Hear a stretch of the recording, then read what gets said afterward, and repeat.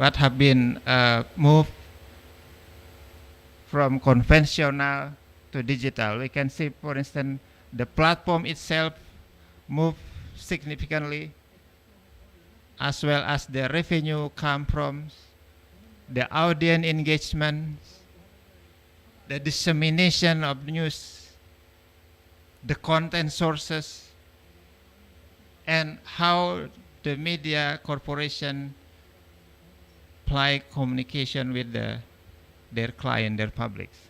There are many significant changes, as I'm sure also happen here in Sri Lankan media ecosystem.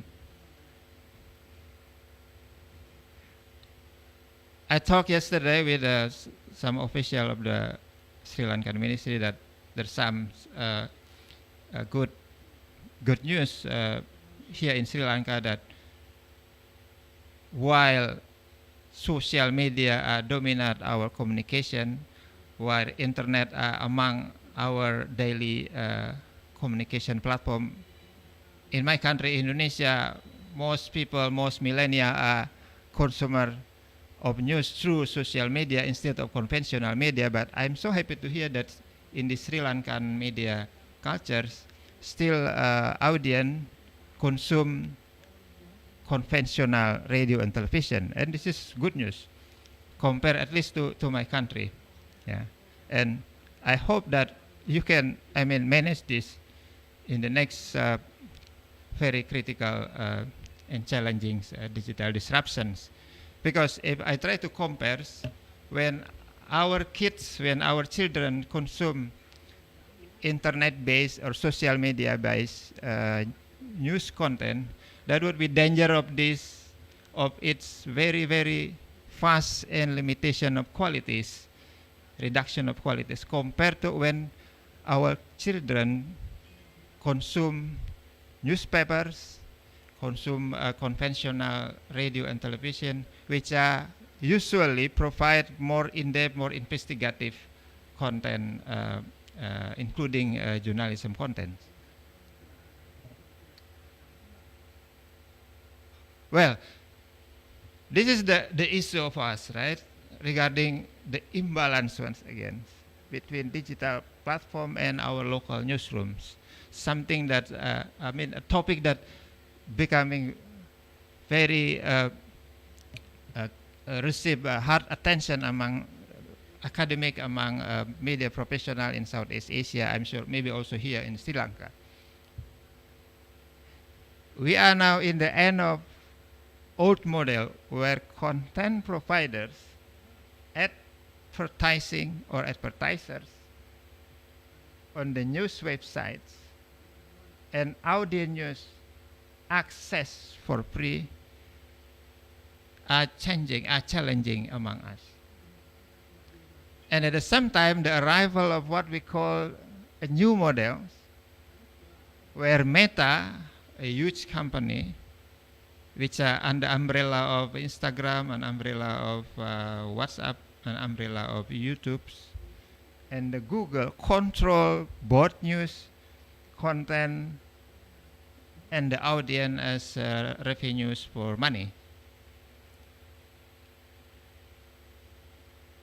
If we see in general, there is no problem, at least in this very competitive environment, right? The competition usually happen among the business. However, there are problems of unfair competitions, the imbalance bargaining powers between local and international technology companies.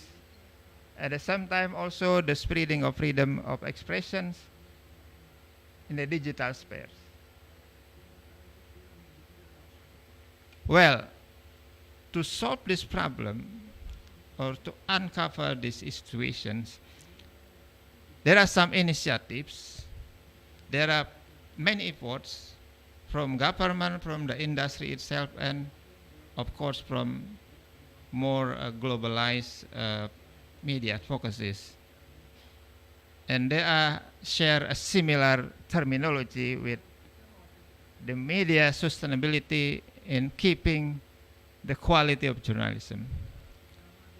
The question is how to do this, how to implement this idea in the very quick time and at least as soon as possible to solve the gradual low trust of people, and also including the decreased level of media industry health. In the next couple of slides, I will take my focus into the policy initiative, the policy reform done by at least some countries, to give you an examples. What I mean by regulatory approach in between voluntary and the mandatory. Let's check the next slide. As once again. This is what I mean by the global initiatives. Promoted by UNESCO and 𝗙𝗴𝗹𝗂𝗪 Academy based on Germany.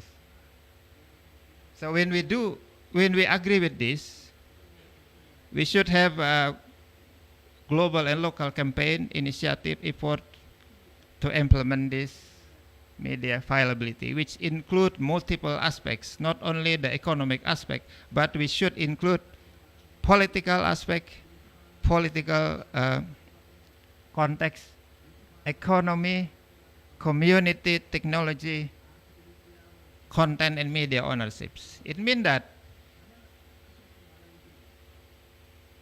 perhaps in this Sri Lankan's current media ecosystem, we need to further intensive collaboration between media industry, media professionals within the Sri Lankan government, including Ministry of Media and Health, to implement this issues and to try campaign. I'm sure this already going on, but we need more inclusive partnership, intensive collaboration between all parties,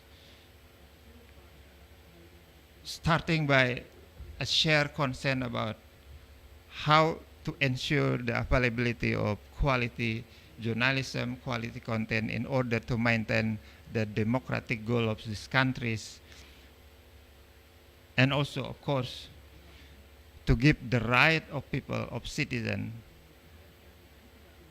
as a recipient of the quality information to better life of them. Well, there are some complex description of this, but let me skip because of the limitation of time. This is the example of what I mean by structural approach done by some country level or also the international advocacy level. If I start by the European model, we can see that how government take strong initiative compared to the US model, right? And the European model, they have public service media that indicate state interventions to the media, but with good intention. It means that, for instance, the Ministry of Health and Media own the public service radio and television, but give them independent editorial activities, give them enough time, enough activities, freedom to create critical news in order to serve public interest. At the same time, the European model also includes the enactment of Digital Services Act at the regional levels and Digital Market Act at the regional level, which apply to all the member countries of the European Union. In particular, the EU model also allocate what they call the annual fundings and also the license fee collect from the citizen to strongly support their own public media. This is the picture of the European model. However, if we move to the US model, it's totally different, where the government stay in between, right? In between the business and the public media, without any strong intervention and support to public media, for instance, national public radio and the public broadcasting of the US. This is two different paradigm, two different approach, but still in the same effort to solve their own media problem regarding digital disruption, regarding keeping the public interest media alive. From the two model, we can see the alternative, the another model, maybe apply here, maybe apply in Southeast Asia. We can see later, but there is a global trend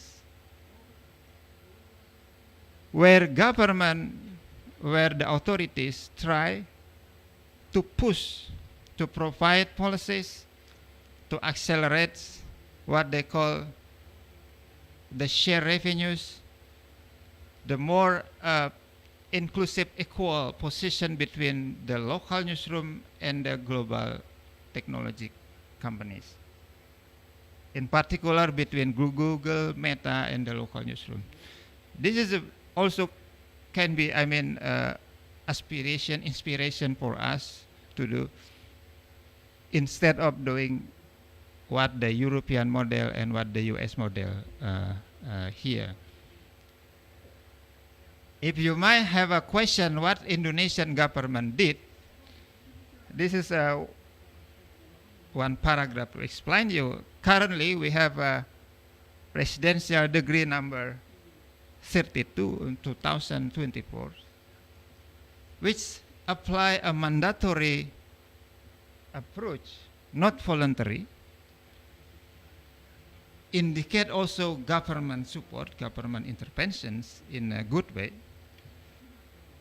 and establish the external supervisory body, namely Committee for Public Interest Journalism as a responsible way of the global platform. However, there are some issues still on the presidential decree. Yeah, I can discuss you later on, but at some point, Indonesian government try to do a support to manage this imbalance.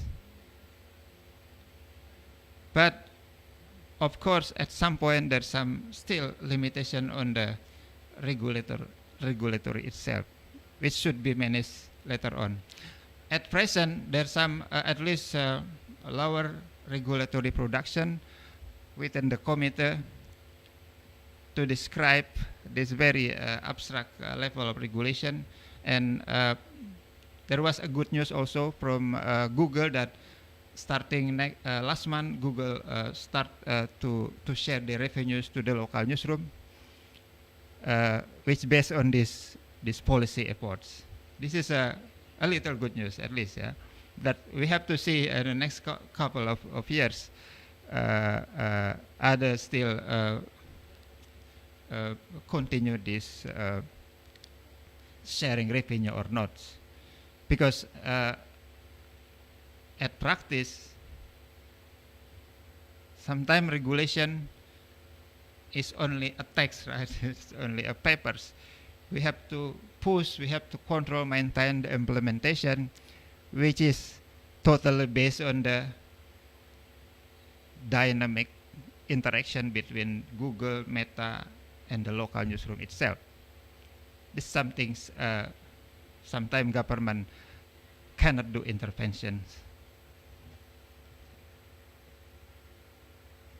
Well, this is to detail a little bit about what we can do, what Indonesia did, what the Southeast Asian country approach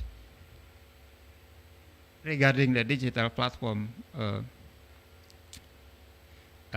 interaction to local newsroom. One is about the sharing revenues. My apologies, this is in Bahasa Indonesia. So maybe next slide. This is the Australian way as a comparative to Indonesia, which also in advance has similar policies, similar approach, which was raised controversy. Yeah. Namely, news media in 𝗙𝗏𝗪𝗏, which was initiated by the competition committee of the countries. And next slide. This is a more comparative study between the Australian model and the Canadian model, yeah, which show us about a good news, at least, on the implementation between the Google, the Meta, sharing revenues to the local, both public and commercial media. Yeah. Let's see. This is a good starting point and examples. I took this from one paper published by my friend who are scholars from the Australian country.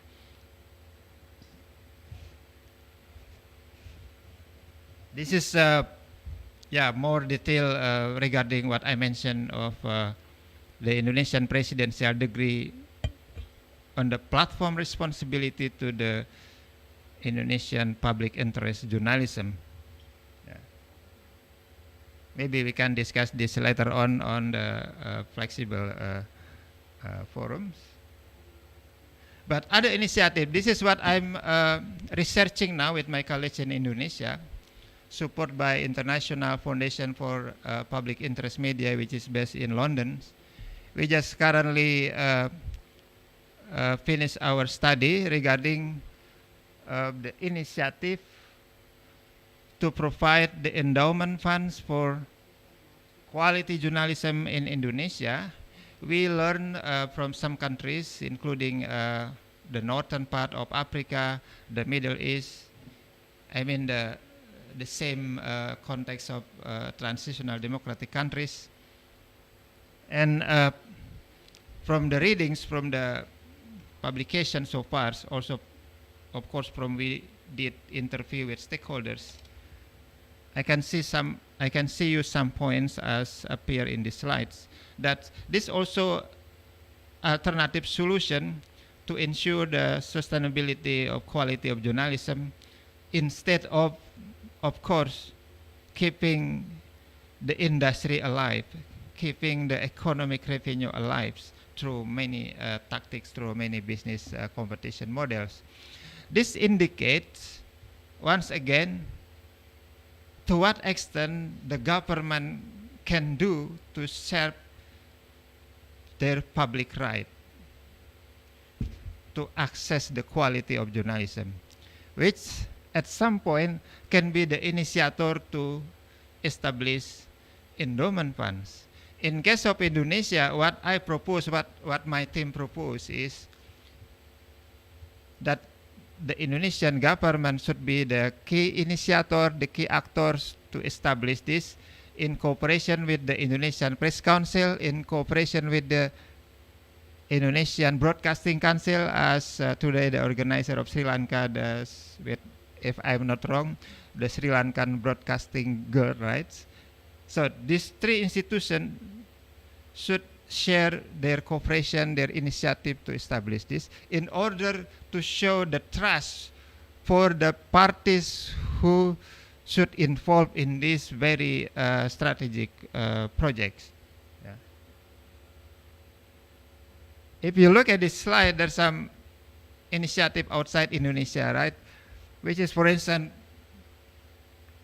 coming from a platform-based, as did by Google News Initiative, which supply a huge amount of money to organize training for journalists, for fact-checkers, for media professional in general. At the same time, if we look at the American model, of course, as I mentioned, there's some budgets delivered from government to donor to the local public media in that countries. And in the European model, there is, for instance, Media Democracy Fund, where this non-profit organization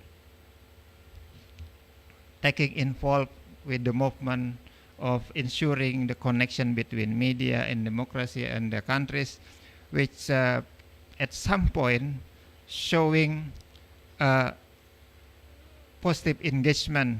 I mean, can show the positive engagement of many parties, individuals, philanthropists, local governments, and many, many others to donate their monies to this institution, and then the institution, by some criteria, deliver the money again to the newsroom to help them alive, at least to help them produce in a regular way in-depth news, in-depth content to the publics.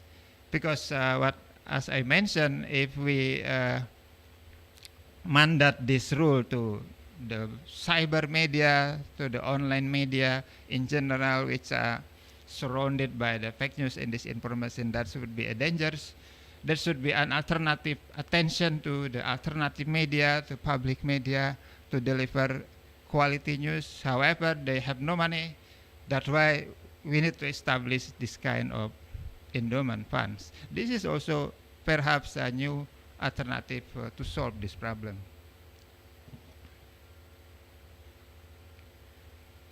The issue is that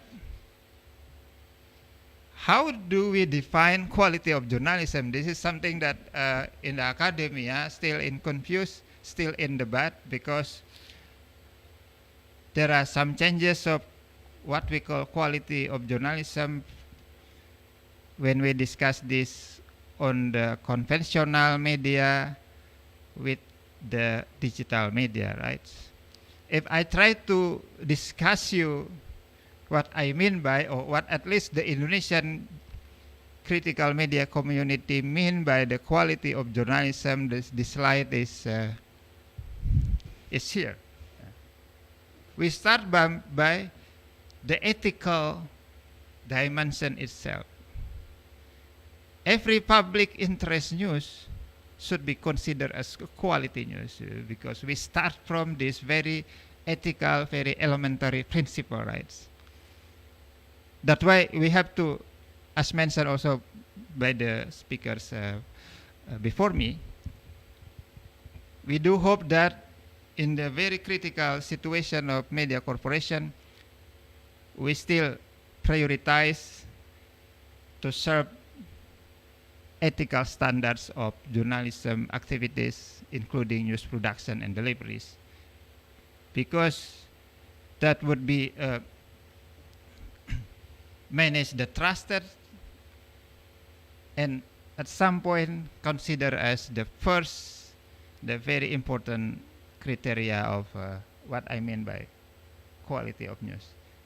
And then the second point is, when we do production and news, when we do journalism activities, right now in the digital ecosystem, we have to do a collaborative model of news production instead of newsroom exclusively produce a news, right? That's why audience engagement is important.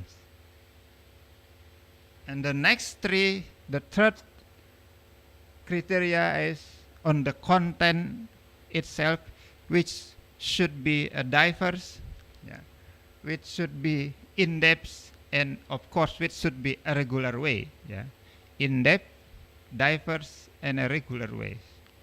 At least perhaps once a week, so once a day is better. Right? And to the newsroom structures, there should be a condition of autonomy. There should be a condition of diversity, leadership inside the newsroom. Next, on the geographical issues, there should be accessibility of minority to be covered, to be published, instead of minority in terms of ethnics, in terms of gender, etc. Also, there are another criteria, at least the 10 criteria here, which show you a complex picture of what we mean by quality journalism. But this is a challenging point, right? To still should be implemented by our newsroom. Once again, to keep the relevance of media industry, to keep the relevance of public media to the democratic societies. Now I come to the last slide of my presentation, I guess. In this very critical situation, critical moments, whenever technological aspect from the global platform control us, whenever the media corporation, media industry are freaking down regarding the shift of audience cultures.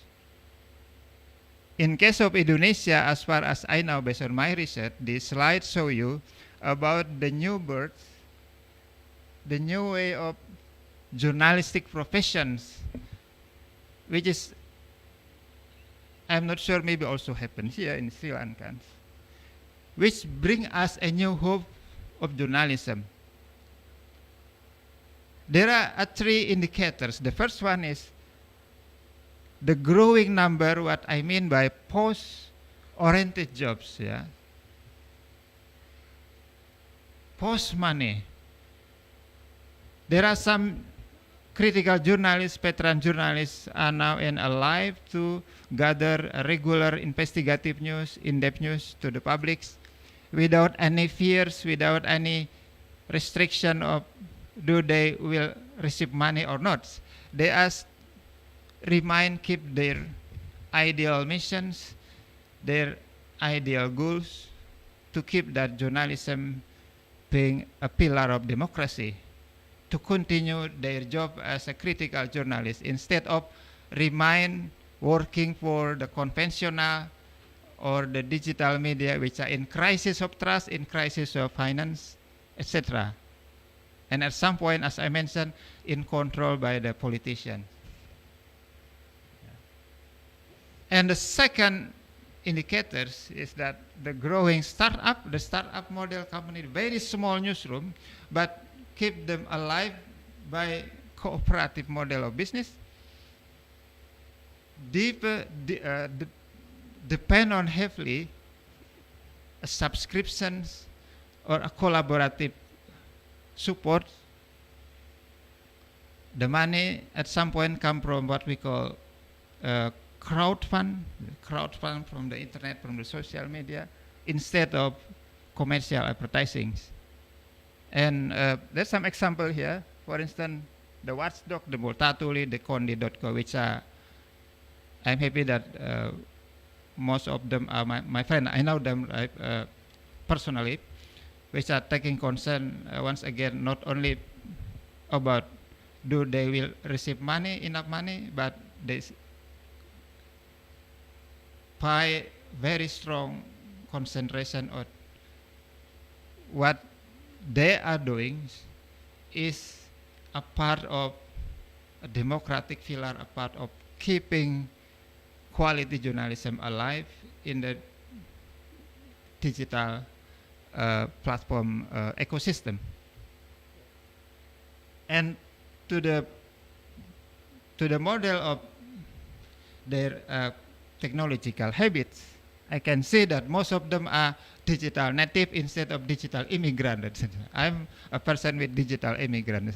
I have two different experience with using conventional, analog, and then now digital. But most of them are digital native. It's totally focused and using social media, internet streaming model to produce and deliver their quality journalism. And they operate what I call the mobile newsroom instead of fixed newsroom in one house, in one office, but they are everywhere.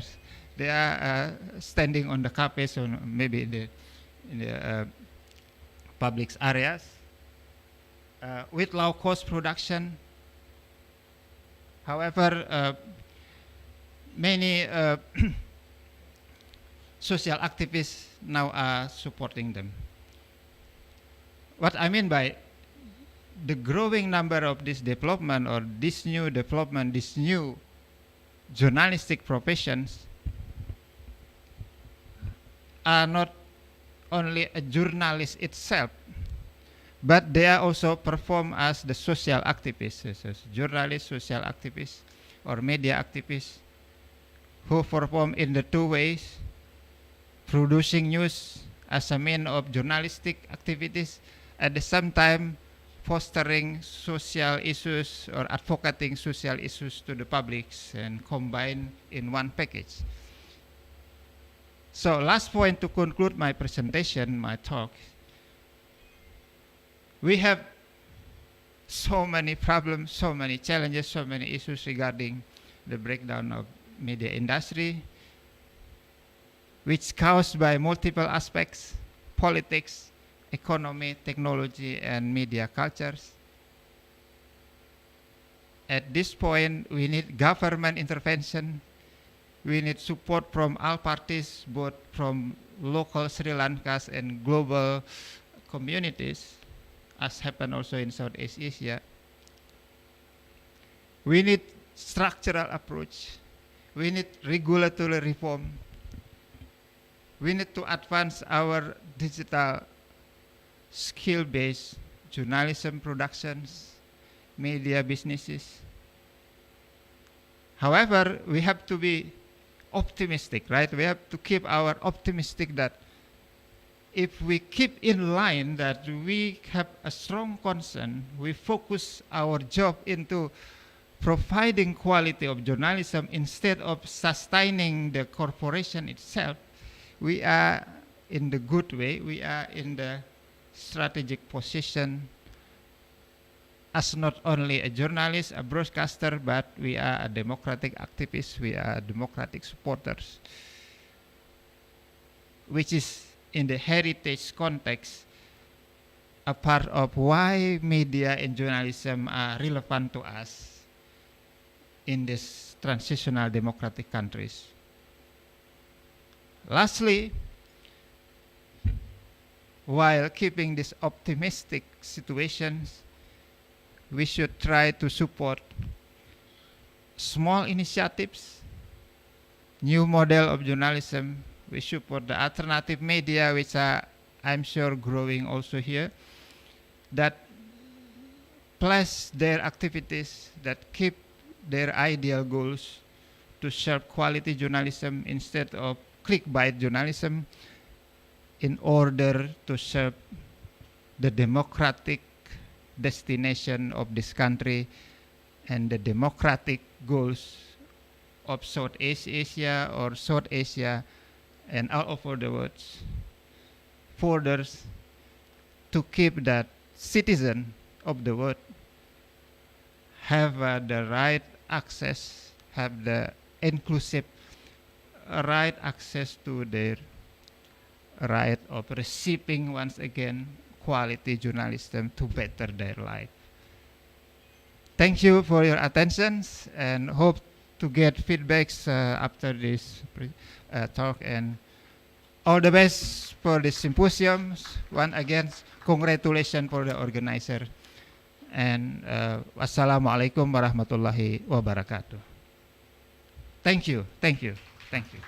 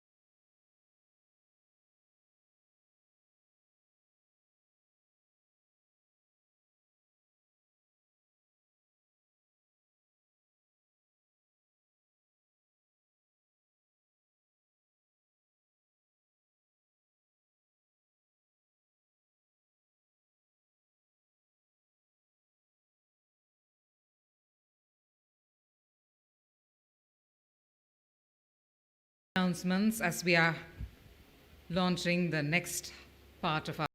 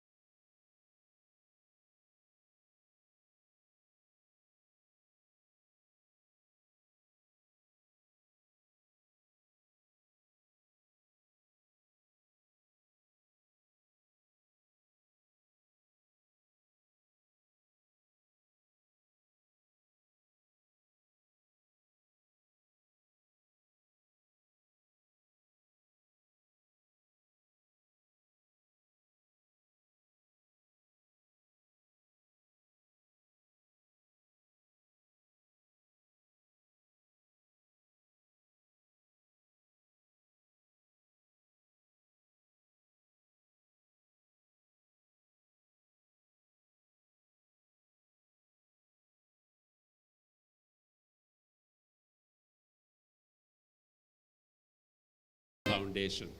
And if this was a news presentation, the headline would be journalism, news industry is in deep crisis, but there is a ray of hope, says Indonesian media scholar. Now, we are going to explore that ray of hope with this panel. And it's happening everywhere, as we heard from Professor Masduki, and it's happening in Sri Lanka. News as we knew it is undergoing rapid transformation. News consumption is changing, audiences are changing, news production techniques and processes are changing, but some things like news values and ethics remain the same. So in this changing environment, how can news producers better engage news consumers, stay viable, stay relevant, and stay ahead of competition? When we say competition, it's not just the 75 radio and TV channels we have in this country today. The actual real competition is now with foreign news channels and much more news, analysis, opinion available online. And so that competition, and mediated by the global tech platforms, how can our industry, our broadcast industry, survive in these turbulent times? So that's a question we want to explore. And I have, I think, a superb panel to take us through this, even if briefly. My panel begins with 𝗙𝗲𝗄𝗪𝗂, journalist and country lead, Beyond News India, a global news initiative with its roots in India. And she's the youngest member of the panel, so I thought I'll start with her. And then we move on to 𝗙𝗲𝗄𝗪𝗂. He's the news director, Supreme TV, and followed by Madhushan De Silva, senior manager, Hiru News. Professor Raghuram, former journalist and documentary filmmaker, now a media academic and head of media studies at Jaffna University. I've known all these professionals in their professional capacities over the years, so let's turn this into a conversation. We'll have, this is what we are going to do. So I'm going to ask an opening question to each one of them, and they'll respond taking a couple of minutes. After that, we'll discuss among ourselves. I think there is plenty to talk about arising from the keynote speech itself. And then we'll take a couple of audience questions. Let's not allow language to be a barrier. So we'll discuss, we'll use both English and Sinhala. Api Sinhala English in දෙකෙන්ම කතා කරමු. And there is translator service available. We may also use it here. So let me begin with 𝗙𝗲𝗄𝗪𝗂. I think you are the digital native on this panel, a term that was used by Professor Masduki. How different are the young news consumers in how they find news, how they consume it, but also how they interact with news content? What is your perspective and experience? Well, thank you for that question, Nalaka. When I joined media, that was 10 years ago, and I was just 17. And looking back, it's nearly a decade now, and the news space has changed drastically. I mean, I would be right to say that my audience grew up with me. So to see the younger audience perceive news as something on demand as versus for something that is scheduled is a difference I think a lot of media institutions are trying to understand, are trying to gauge in terms of their understanding their audience. But something that I notice about a lot of these younger viewers, this might be a little controversial as well, is that they doom scroll. It's more of a dopamine release, news, information, because it has been found one of the two most silent addictions in this present century is sugar and screen time. I mean, if we all look at our phones right now, I mean, how many notifications do we get? Just per second from each news outlet, the same story over and over and over again. So the younger audiences kind of see this, and because of algorithms also now playing a huge role in this entire thing, they've gotten the opportunity to sort of customize their own news feeds, which is why if they don't like something that they see, they can just scroll over. So understanding these diverse needs in these younger panels or like younger people is something I think that a lot of people, a lot of traditional media is struggling with. But a lot of younger, let's say, news reporters are getting the hang of. So it's an interesting time. And just as we are trying to understand that, we now have artificial intelligence playing a role. The game is changing again. So it's interesting. It's a very nuanced take. And it's an interesting time, to be honest. Right. උපේන්ද්‍ර දැන් මේ සිනාරියෝ එකේ මේ ක්‍රියාදාමේ සමාජ මාධ්‍යවල නැගීම ඔබ අවුරුදු 20කට වැඩි කාලයක් තිස්සේ දැක්කා අත්විඳා එතකොට 2015 විතර වෙනකන් මේ රටේ මහජනමතයට ප්‍රබලම බලපෑම කළේ ප්‍රධාන ධාරාවේ මාධ්‍ය විශේෂයෙන්ම රේඩියෝ සහ ටෙලිවිෂන්. හැබැයි ඒ ගෙවි ගිය අවුරුදු 10 ඇතුළත 2015 2025 අතර මේක උඩුකුරු යටිකුරු වෙනවා. සමාජ මාධ්‍ය තමයි අද ජනමතයට වැඩිපුරම බලපෑම් කරන්න කියලා කියන්න පුළුවන්ද? ඒ වගේම මේ අලුත් යථාර්ථයට මූණ දෙන්න මහා මාධ්‍ය වලට මොකද්ද කරන්න පුළුවන්? නන්නතර වෙලාද? සුදිනාලක ඇත්තටම මේ අවුරුද්දට මම අවුරුදු 30ක් 95 පටන් ගන්නකොට අපි රේඩියෝ ටීවී ඒ වගේම අද වෙනකොට රේඩියෝ ටීවී තියෙන තැනත් එක බලනකොට ඒක ලොකු චැලෙන්ජ් එකක්. ඒ කියන්නේ සෝෂල් මීඩියා කියන එක ලොකුම චැලෙන්ජ් එකක්. හැබැයි ඒකම අමතක කරන්න බෑ අපිට අද මේන් ස්ට්‍රීම් එකේ තියෙන හැම රේඩියෝ එකක්ම හැම ටීවී එකක්ම සෝෂල් මීඩියා එකේ තියෙනවා. ඒ කියන්නේ හැම ප්ලැට්ෆෝම් එකක්ම පාවිච්චි කරනවා. ඒ කියන්නේ අපි ගත්තොත් එහෙම TikTok වගේ social media platforms ඉස්සල්ලාම තිබ්බේ දසුන කිව්ව විදිහටම ගොඩක් young generation එක ඇතුලේ ඒගොල්ලන්ගේ expressions එළියට දාන්න. ඒගොල්ලෝ නටන ඒවා ඒගොල්ලන්ගේ පොඩි activities ඒ වගේ දේවල්. but now ඒක සම්පූර්ණයෙන්ම මේක change වෙලා තියෙන්නේ. අද TikTok Instagram කියන්නේ news distribute කරන news source එකක් විදිහට පාවිච්චි කරන්න පුළුවන් ස්පෙෂලි LinkedIn වගේ එකක් එහෙම නැත්නම් Twitter ගත්තොත් එහෙම ඒවා දැන් අපි official social sources විදිහට ගන්නවා. දැන් X එක කවුරු හරි එක්කෙනෙක් verified account එක යාගේ message එකක් දානවා නම් අපි ඒක ගන්නවා official source එකක් විදිහට. හැබැයි අපි way back 1995 දිහා ගත්තොත් එහෙම නැත්නම් 95 to 2000 වගේ ගත්තොත් එහෙම මිනිස්සු conventional media එකත් එක්ක තමයි traditional media එකත් තමයි ගොඩක්ම trust කරේ. මට හොඳ example එකක් මතක් වෙනවා. මම මුලින්ම වැඩ කරපු ආයතනයේ පොඩි වචන වෙනසක් වෙලා news එකේ ලොකු ප්‍රශ්නයක් වුණා. හදිසි නීතිය ඇඳිරි නීතිය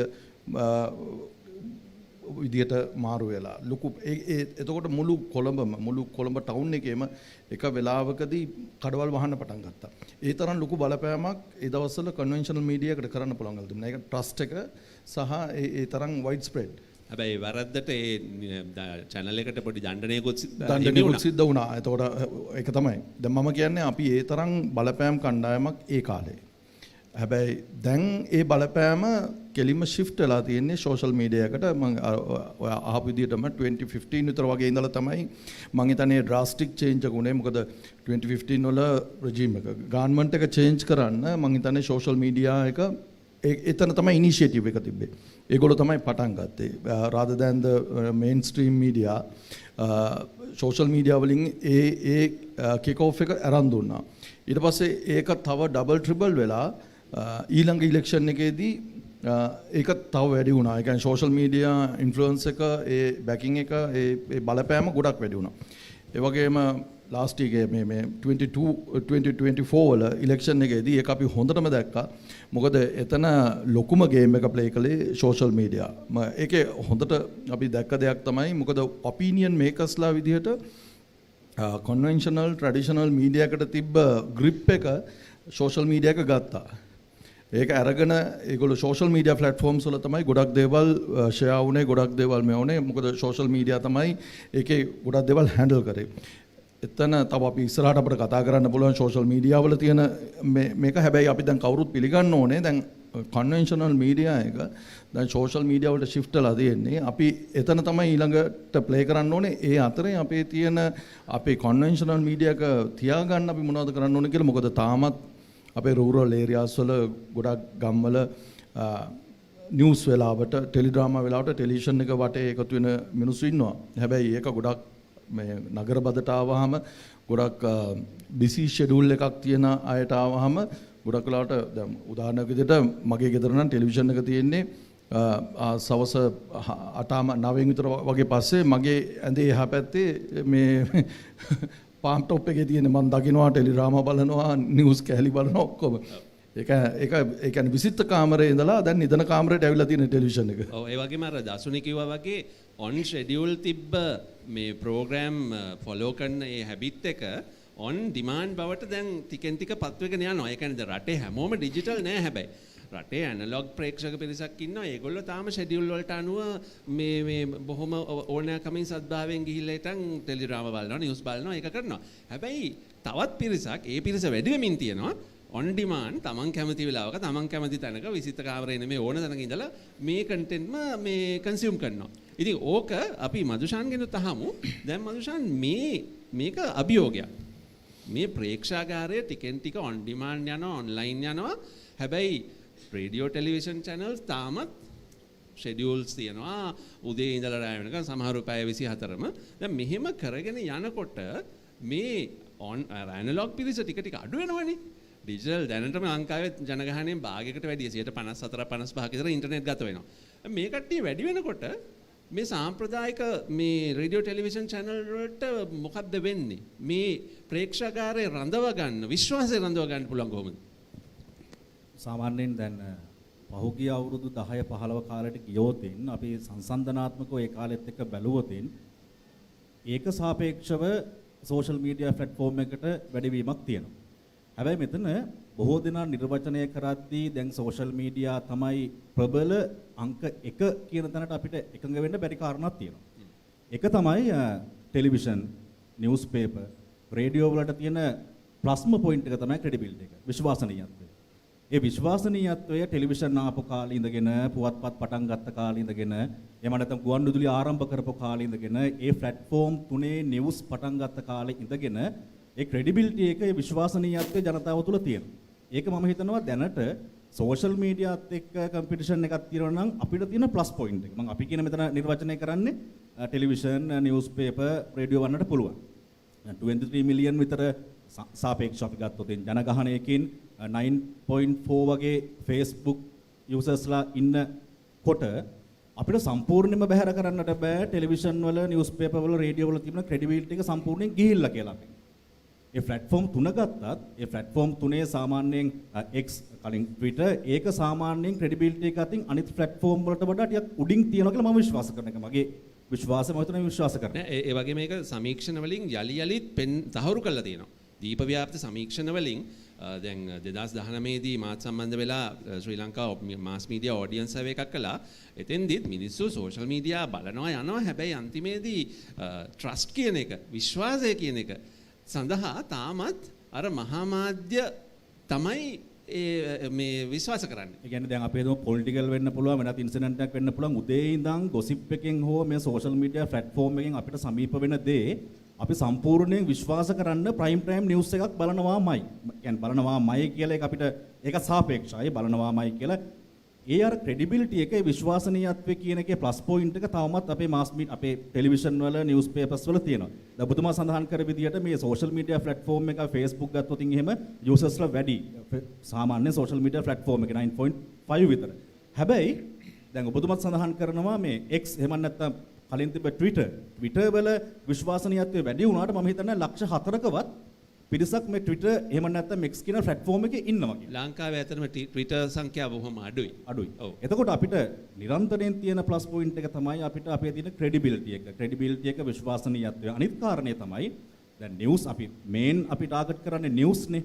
ඒතර නිවුස් එකක් සමහර නිවුස් තියෙනවා ඒක ජාතික මට්ටමේ නිවුස් එකක් වෙන්න පුළුවන්. ඒක උතුරුවද, දකුණද, නැගෙනහිරද, බටහිරද ඔක්කොටම එක හා සමාන නිවුස් එකක් වෙන්න පුළුවන්. හැබැයි අපේ ප්‍රයිම් ටයිම් නිවුස් බුලටින් වල අපි වෙනම ටාගට් කරන ඔඩියන්ස් එකක් කියන වෙනම. වෙනම කඩලා ගත්තොත් අපි හිතමු අපි ෆාමර්ස්ලා ගත්තොත් ඒක ඕන්ලයින් බලපාන ප්‍රශ්නයක් නොවෙන්නත් පුළුවන්. හැබැයි අපිට ඒ වගේ තැනකට අපි දක්වන ආමන්ත්‍රණය සහ ඔවුන්ගේ ප්‍රශ්න අපි ප්ලැට්ෆෝම් එකකට ගේන එක අනිත් එක අපේ ටීවී වලට තියෙන ප්ලස් පොයින්ට් එක. ඒ නිසා මම හිතනවා අපිට අභියෝගයක් නැත්තේ නැහැ. හැබැයි සෝෂල් මීඩියා වලත් දැන් මේ කියන හැම ටෙලිවිෂන් එකක්ම නිවුස් පේපර් එකක්ම රේඩියෝ එකක්ම Tamanගේ යම්කිසි කොටසක් නියෝජනය කරනවා. Facebook වල, Twitter වල, YouTube එකේ ප්ලැට්ෆෝම් එකේ ඉන්නවා. ඒ නිසා අභියෝග තියෙනවා. ඒ අභියෝගය අපි පිළිගන්නට ඕනේ සහ හැබැයි අභියෝගය මැනේජ් කරගන්නට පුළුවන් ප්‍රධාන කාරණා විදිහට මම දකින්නේ අපිට තියෙන ක්‍රෙඩිබිලිටි. මම ඩොක්ටර් රඝුට යොමු වෙන්න කලින් ඔබ දෙපළම වෙත ඊටාම කෙටි ප්‍රශ්නයක් යොමු කරන්න කැමතියි. මේ ප්‍රයිම් ටයිම් වගේ සංකල්ප තවදුරටත් වළංගුද? මේ අද වෙනස් වෙලා තියෙන මේ මාධ්‍ය අන්තර්ගත පරිභෝජනය චේන්ජ් මීඩියා කන්සම්ප්ෂන් එක ප්‍රයිම් ටයිම් කියන එක තවදුරටත් වළංගුද? කෙටි උත්තරයක් දෙන්න. මගේ අදහස නම් දැන් ප්‍රයිම් ටයිම් කියන එක වළංගු නැහැ. That's what I thought. මටත් හිතුනේ එහෙම තමයි. මොකද ඔබ එකඟ වෙනවද? ප්‍රයිම් ටයිම් කියන එක වළංගු නැහැ. දැන් මොකද තප්පර 30ක් දෙන කලින් ගත්තොත් ප්‍රයිම් ටයිම් කිව්වොත් ඕනෑම නිවුස් channel එක 8 කිව්වොත් ප්‍රයිම් ටයිම් නිවුස් බුලටින් එක. හැබැයි දැන් මේ තියෙන ලයිෆ් ටයිම් එකත් එක්ක ඒ ලයිෆ් ස්ටයිල් එකත් එක්ක මම හිතන්නේ මමත් උපේන්ද්‍ර මහත්මයාත් එක්ක එකතු වෙනවා එකඟ වෙනවා. ඒ ප්‍රයිම් ටයිම් කියන එක යම් තාතුරට ඈත් වෙලා තියෙනවා ඒක. ඕගොල්ලන්ගේ ටෙලිඩ්‍රාමාස් නිවුස් උනත් ඇත්තටම වැඩි පිරිසක් බලනවා ඇත්තේ දැන් YouTube එකේ. එන්න මේ පිරිස වැඩි වෙනවා. ඒක එක සැරේ පහවදා නැත්නම් එදා බලන්නේ නැහැ. නමුත් ඒක දවස් ගාණක් තිස්සේ බලපුවාම මේ කියුමුලේටිව් එකහුවෙච්ච සම්මුච්චිත සංඛ්‍යාව මම හිතන්නේ සමහරවිට අන්‍යා බලනට වැඩි වැඩි. අපි ඩොක්ටර් රඝුට යමු වෙමු. Raghu, now we heard the industry perspectives. I am looking for a more analytical or more critical kind of perspective from you, because industry colleagues claim that they still have credibility. Do they? Because in news, what we see, especially on television, is mostly voice cuts strung together with a little bit of anchoring. Is this news? Yeah, when we consider the social media, the news consumption through the social media, now that the consumers become producers. So in that way, they are the people not only the receiving the news, there's a space created by them for the analyzing the news, collecting different opinions, and even they are ready to send their feedback, share their the comments regard to whatever is going on. So that this is the platform now that we can't say that just only that consumption of news or receiving news, but they are ready to become as a very critical about that news consumption. So this is a little bit change. So when we see the mainstream media always tend to pass the news in a single channel, that linear way. But that when we put up the things in the social media provide a platform to go for the discussions, observation sharing and all. So this is actually make the platform more democratic.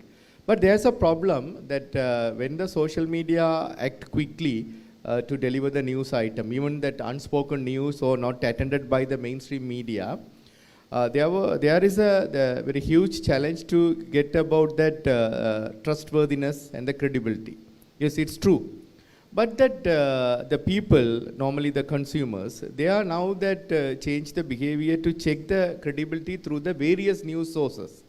So even for that, if they receive a news item from one person through the social media, now they have the tendency to look at that others what they say about these things. So that I think that that people, they are become very critical about that news consumption nowadays.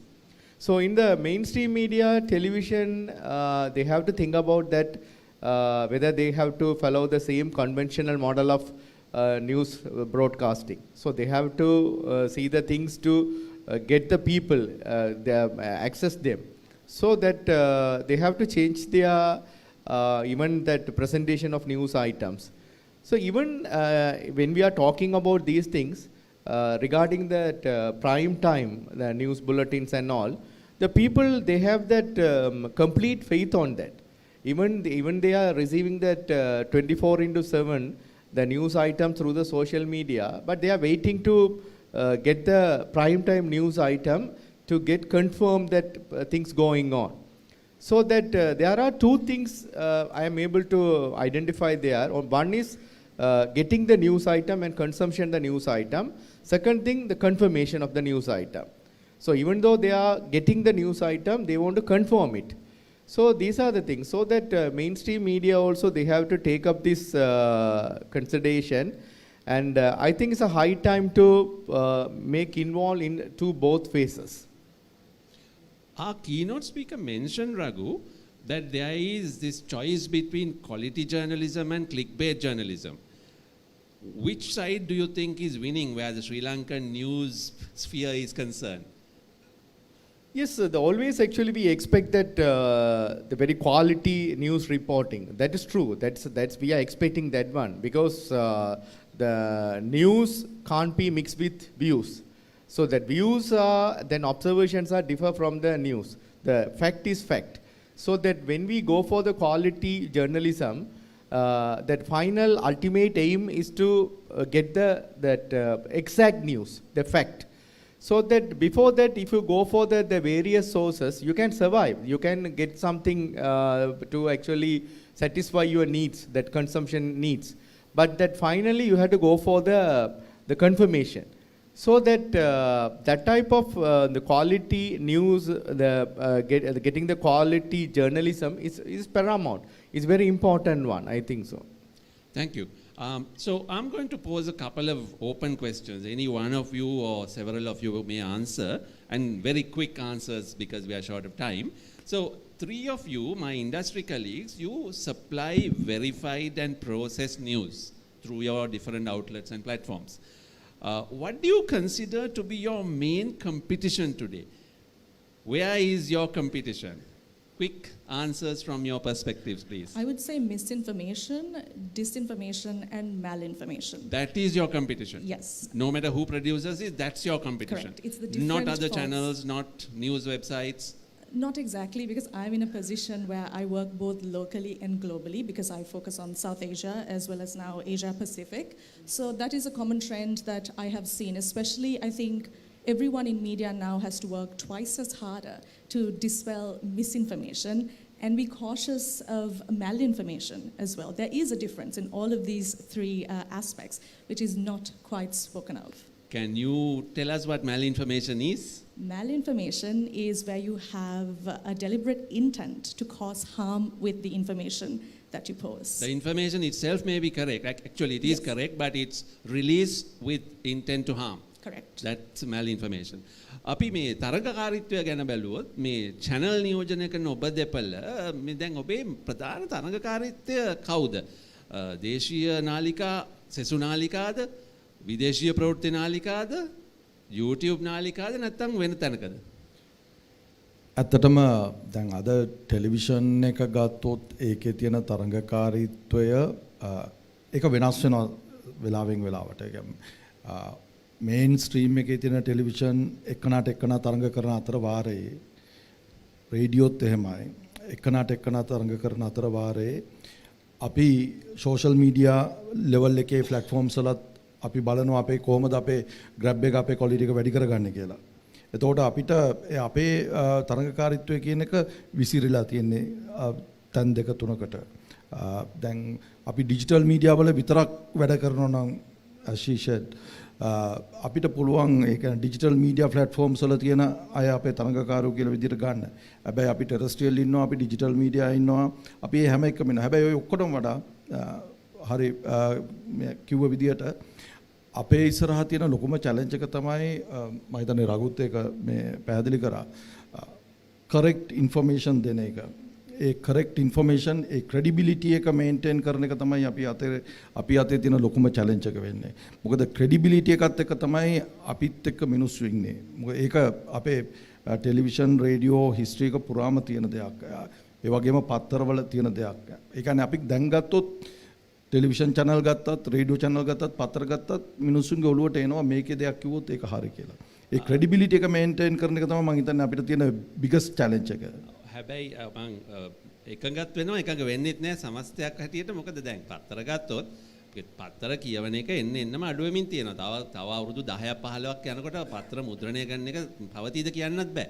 ඔබේ ප්‍රේක්ෂාගාරයේ ටිකෙන් ටික නැගිටලා නික්ම යනවා කියලා මම කිව්වොත් මදුෂාන් ඒ යන්නේ තරඟකාරීත්වය විසින් ඔවුන්ව ආකර්ෂණය කර ගැනීම නිසාද? එහෙමත් නැත්නම් ඔබ ඉදිරිපත් කරන අන්තර්ගතය ගැන ඔවුන් මේ ප්‍රේක්ෂකාරය කලකිරිලාද මොකද? ඒක අර සඳහන් කරපු විදිහට ওই තරඟකාරීත්වය සහ අපිට අභියෝග විවිධ තලවලදී අපිට විග්‍රහ කරන්න පුළුවන්. එක්ක channel එකකට තවත් channel එකක් එක්ක අභියෝගයක් තියෙනවා කියන කාරණේ. දැන් අපි කතා කරන්න ඕනේ එතන නෙවෙයි. channel newspapers radio channels ගත්තට පස්සේ අපිට එතනින් එහාට social mediaත් එක්ක අපිට යම් කිසි අභියෝගයක් තියෙනවද කියන කාරණේ කතා කරද්දී මම දසුනිත් එකඟයි මේ misinformation සමාජගත වීම අසත්‍ය සමාජගත වීම කියන කාරණය බරපතල විදිහට මේන් channel වලින් ඔබට ගිහිල්ලා සමාජ මාධ්‍ය හරහා සිද්ධ වුණොතින් මේ දවස්වල වැඩිපුරම කතා කරන වචන දෙකක් තියෙනවා ස්වාධීනත්වයේ නියාමනය මේ කියන කාරණය. එතකොට සමස්තයක් විදිහට මේ නියාමනය හෝ ස්වාධීනත්වයේ ওই දේවල් සම්බන්ධයෙන් කතා කරනකොට කවුරුත් ඒක වෙන් කරන්නේ නැහැ මේක සමාජ මාධ්‍යයට මේ නියාමනය ටෙලිවිෂන් වලට මේ නියාමනය කියන කවුරුත් වෙන් කරන්නේ නැහැ.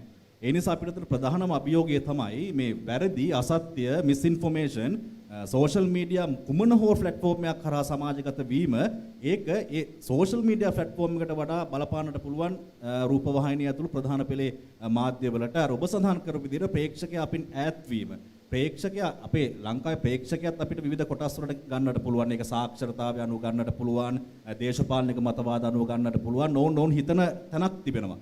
ඒ තැනත් එක ගත්තට පස්සේ ඔවුන් සෝෂල් මීඩියා වල ඔවුන්ට ඕන කෑල්ල විතරක් ඔවුන්ට අරගෙන නික්ම යන්නට පුළුවන්. ඔබ කියව කාටද මම එකගයි. ඔවුන්ට අවශ්‍ය ඔවුන්ට කැමති ඔවුන් දරන දේශපාලන මතය සමාජ මතයත් එක්ක ඔවුන්ට අවශ්‍ය කෑල්ල ඔවුන් ගත්තා එතනින් බහැලා ගියා. හැබැයි එතනින් එහාට ගියපු දෙයක් ඒ වාර්තාකරණය තුල ඒ විශ්වාසනීයත්වය තුල තියෙනවා කියන එක තහවුරු කරන්නට අපිට අභියෝගයක් තියෙනව නැත්තේ නෑ. ප්‍රධාන දේ තමයි අර දසුනිත් කියව කාරණේ උපේන මහත්මයා කියව කාරණේත් එක්ක එකඟයි මේ මිස්ඉන්ෆෝමේෂන් සමාජගත වීමත් එක්ක අපිට ආපස්සට එන ප්‍රතිවිපාකය ඒක නියාමනයේද ස්වාධීනත්වයේ පිළිබඳ ප්‍රශ්නයක්ද ඒ සියල්ල එන්නේ අපි ඔක්කොටම එකට. ඒක ලෝක මාතෘකාවක් වෙනම කතා කරන්න ඕනේ. ඇත්තටම ජූලි මාසේ 3 වෙනිදා දවස පුරාම ඩිස්ඉන්ෆර්මේෂන් ගැන අලුත්ම සමීක්ෂණයක ප්‍රතිඵල බෙදා ගැනීමේ සම්මන්ත්‍රණයක් තියෙනවා. එතෙන්දිත් මේ මාධ්‍යවල කාර්යභාරය ගැන මම පැනල් එකක් මෙහෙවනා. Raghu, coming to you, we heard the industry colleagues describe what their competition is, broadly speaking. There is another dimension I want to ask you about. Now, we have the resident audience, which is whoever is following media among the 22 million living here. But there is also around 3 million Sri Lankans living and working overseas. Some have migrated, others are working overseas. Is that an audience our media factors in? Is the diaspora audience significant, and does any media that you know of engage this audience? Yeah, that regard to the Tamil community, you know that there are considerable that number of people they are living abroad. So they are getting news items from the through the social media first initially. So that when they receive the social media, now you know that in Jaffna there are 2 daily newspapers. They are publishing their e-papers morning and evening. So that reach that diaspora audiences. So even though they want to go for the print version, but they want to simultaneously manage the situation by publishing e-newspapers also.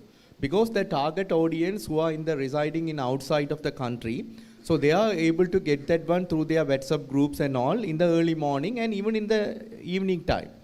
So that mainstream media, the publication of mainstream media or presentation of the mainstream media or distribution of the mainstream media is now become little bit changed according to the situation.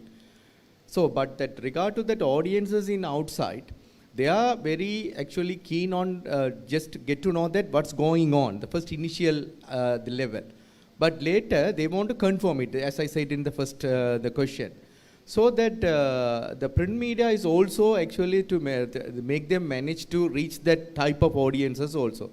Even not only the diaspora audiences, even in the local audiences also, they want to go for this type of getting the new e-newspapers. So that this type of scenario has been changed from the very conventional model to the digital model. So and it's all converged. The consumer doesn't really care whether it's originating from print or radio, television or a website, they consume in a converged manner, right? Yes, because they are getting, given that nowadays you know that there are 2 television channels functioning from Jaffna, they are also actually targeting the diaspora audiences. Okay. The one example, the IBC Tamil, they are even that producing the local contents, but not for the local audiences, because they don't have a space in the local spectrum, the broadcasting spectrum. So now that they are targeting the diaspora audiences, but marketing the local contents, local productions. So these type of things are making changes in the pattern of conventional media also. Thank you. We have a few minutes left and we'd like to give a chance to 1 or 2 questions from the audience. Please don't make speeches. Please ask a short, pointed question. Can mics come to you with a show of hands? Anyone who wants to ask a question, Sinhala, Englishයෙන් භාෂා තුනෙන්ම ඇත්තටම ඕන එකකින් අහන්නට පුළුවනි. අපිට පොඩි indication එකක් දුන්නොත් මයික් එකක් එවන්න පුළුවනි. එවීමට සූදානමක් තියනවද?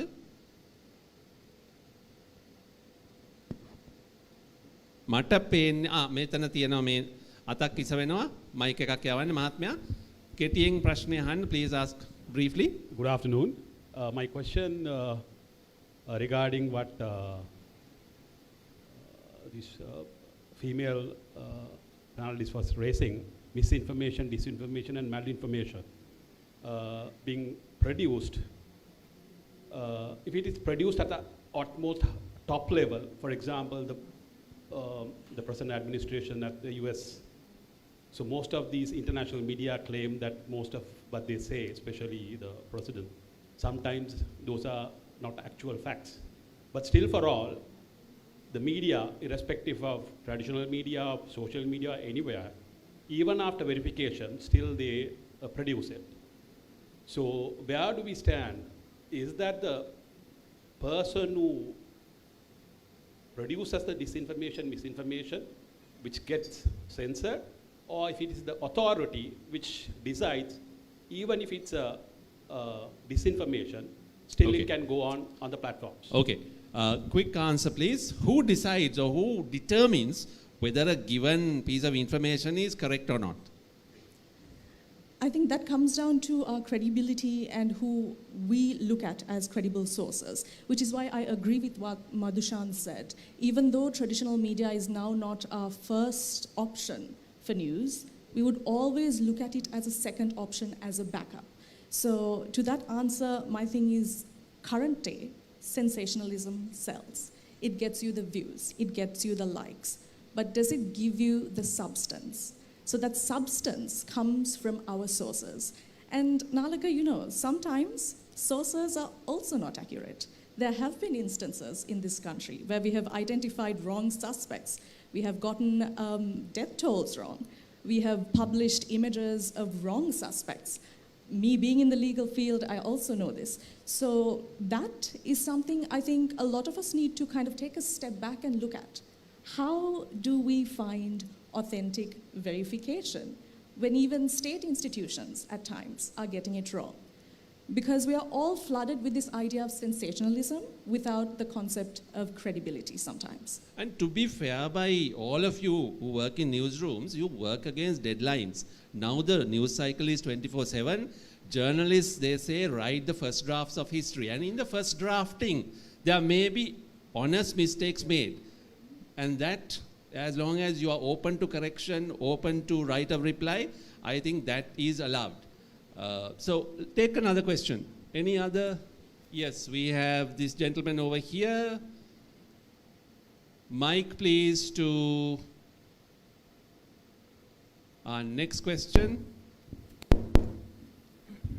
මම ප්‍රසාද් රූපවාහිනියෙන් දැන් කියපු කාර මිස්ඉන්ෆර්මේෂන් සහ ඩිස්ඉන්ෆර්මේෂන් කාරණා ප්‍රැක්ටිකලි මේ දවස්වල අපිට මුහුණ දෙන්න වෙච්ච එක දෙයක් මම කියන්න ප්‍රශ්නයක් විදිහට එකක් තමයි මේ ඉරාන් ඊශ්‍රායල් යුද්ධෙදී අපි හරියට මැටීරියල් පාවිච්චි කරනවා ඉස්සෙල්ලාම අපි බලනවා සෝෂල් මීඩියා වල ෂෙයා වෙන කන්ටෙන්ට් මොකද සාමාන්‍ය ඉන්සිඩන්ට් එකකදී සෝෂල් මීඩියා හරි ක්වික් හැබැයි මේකෙදී අපි දැක්කා එකක්ම උදාහරණ දෙකක් කියනම් පළවෙනි එක ඔය ඉරානෙට බෝම්බ දාපු වෙලාවේ විෂුවල් එකක් ෂෙයා වෙනවා බලනකොට ඒක 2020 ලෙබනන් වරාය බ්ලාස්ට් එක. ඒක හරියටම මොකද මම අඳුනගත්තේ අපි අර විෂුවල් එක හැන්ඩල් කරපු හින්දා දන්නවා මේක අර මෂ්රූම් ක්ලවුඩ් එකත් එක්ක එනකොට අපි මේක ඉන්සිඩන්ට් එක නෙවෙයි. ඒක අනිත් එක තමයි අර B2 බොම්බර්ස් පාවිච්චි කරලා ඇමරිකාව මේ බෝම්බ දාපු වෙලාවේ ඒක එනවා මේ බෝම්බ ප්‍රහාරයට පසුව මේ සිංහලෙන් කියනවා බෝම්බ ප්‍රහාරයට පසුව මේ යානා නිමිට්ස් නෞකාවට ගොඩ බාමින්ට.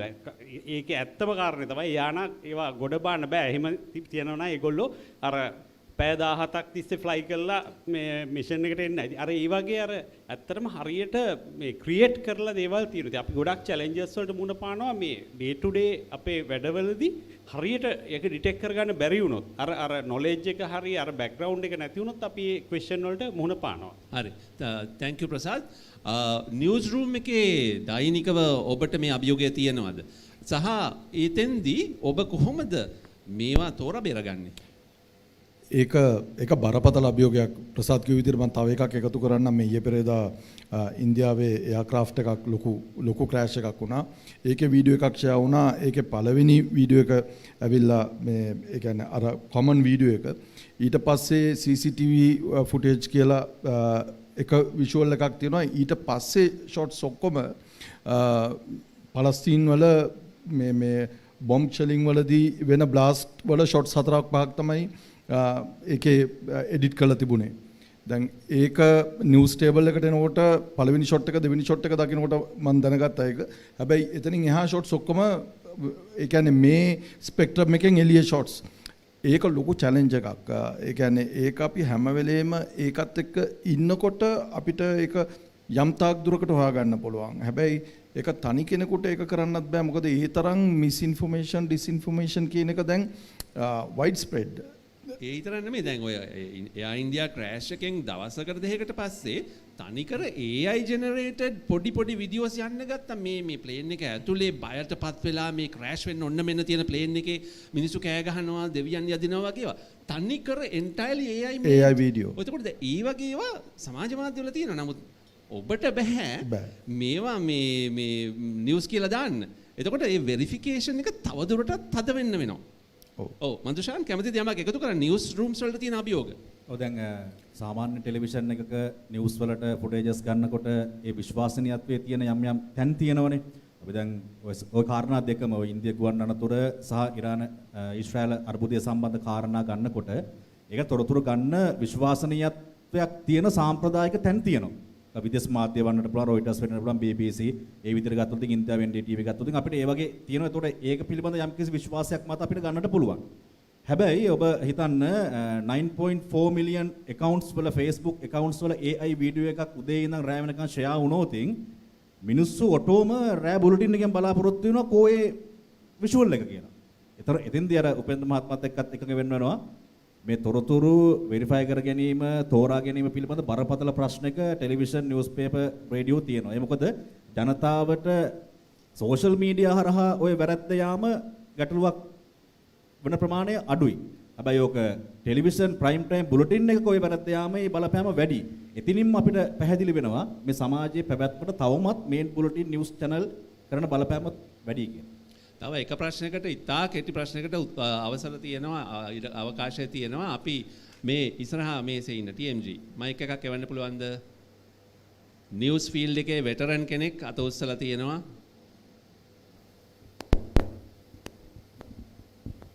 ඔව් මට කෙටි ප්‍රශ්නයක්. මම TM චන්සේකර මම හිටපු කෙනෙක්. මම අහන්නේ මේ සාම්ප්‍රදායික කියන්නේ අපේ රූපවාහිනී මාධ්‍යයේ මගේ මිත්‍රයෝ දෙන්නෙක් ඉන්නවා දැනට ප්‍රමුඛත්වයේ කියන එක වැදගත් ප්‍රවෘත්තියක. ඒ ප්‍රමුඛත්වය තෝරාගන්නේ කොහොමද කියන මේ කෙටි ප්‍රශ්නේ.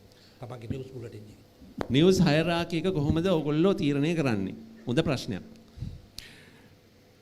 ඇත්තටම ඊටාම හොඳ ප්‍රශ්නයක්. මේ ප්‍රමුඛත්වයේ කියන එක අපිට ගන්න පුළුවන් කාරණා කීපයක් දෙනවා. ජාතික වශයෙන් වැදගත්කමක් තියෙන එක, ඊළඟට ඒක සිද්ධිමය වශයෙන් වැදගත්කමක් තියෙන එක, විශේෂයෙන්ම අපි සිද්ධිමය වශයෙන් වැදගත්කමක් තියෙන එක තමයි බොහෝ දුරට ගන්න. ඒ කියන්නේ දැන් ඉස්සර මම හිතන්නේ TMGත් මාත් එක්ක එකඟ වෙනවා අපි කොයිතරම් ලොකු කතාවක් ජාත්‍යන්තරේ සිද්ධ වුණත් අපි ඉස්සර අපි පුරුදුලා තිබුණේ අපේ දේශීය ප්‍රවෘත්ති ටික ඉවර කරලා විදේශීය ප්‍රවෘත්ති වලට ගියාම ඒ විදේශීය ප්‍රවෘත්ති වල තමයි අපි ඒක highlight කරලා ගන්නෙ.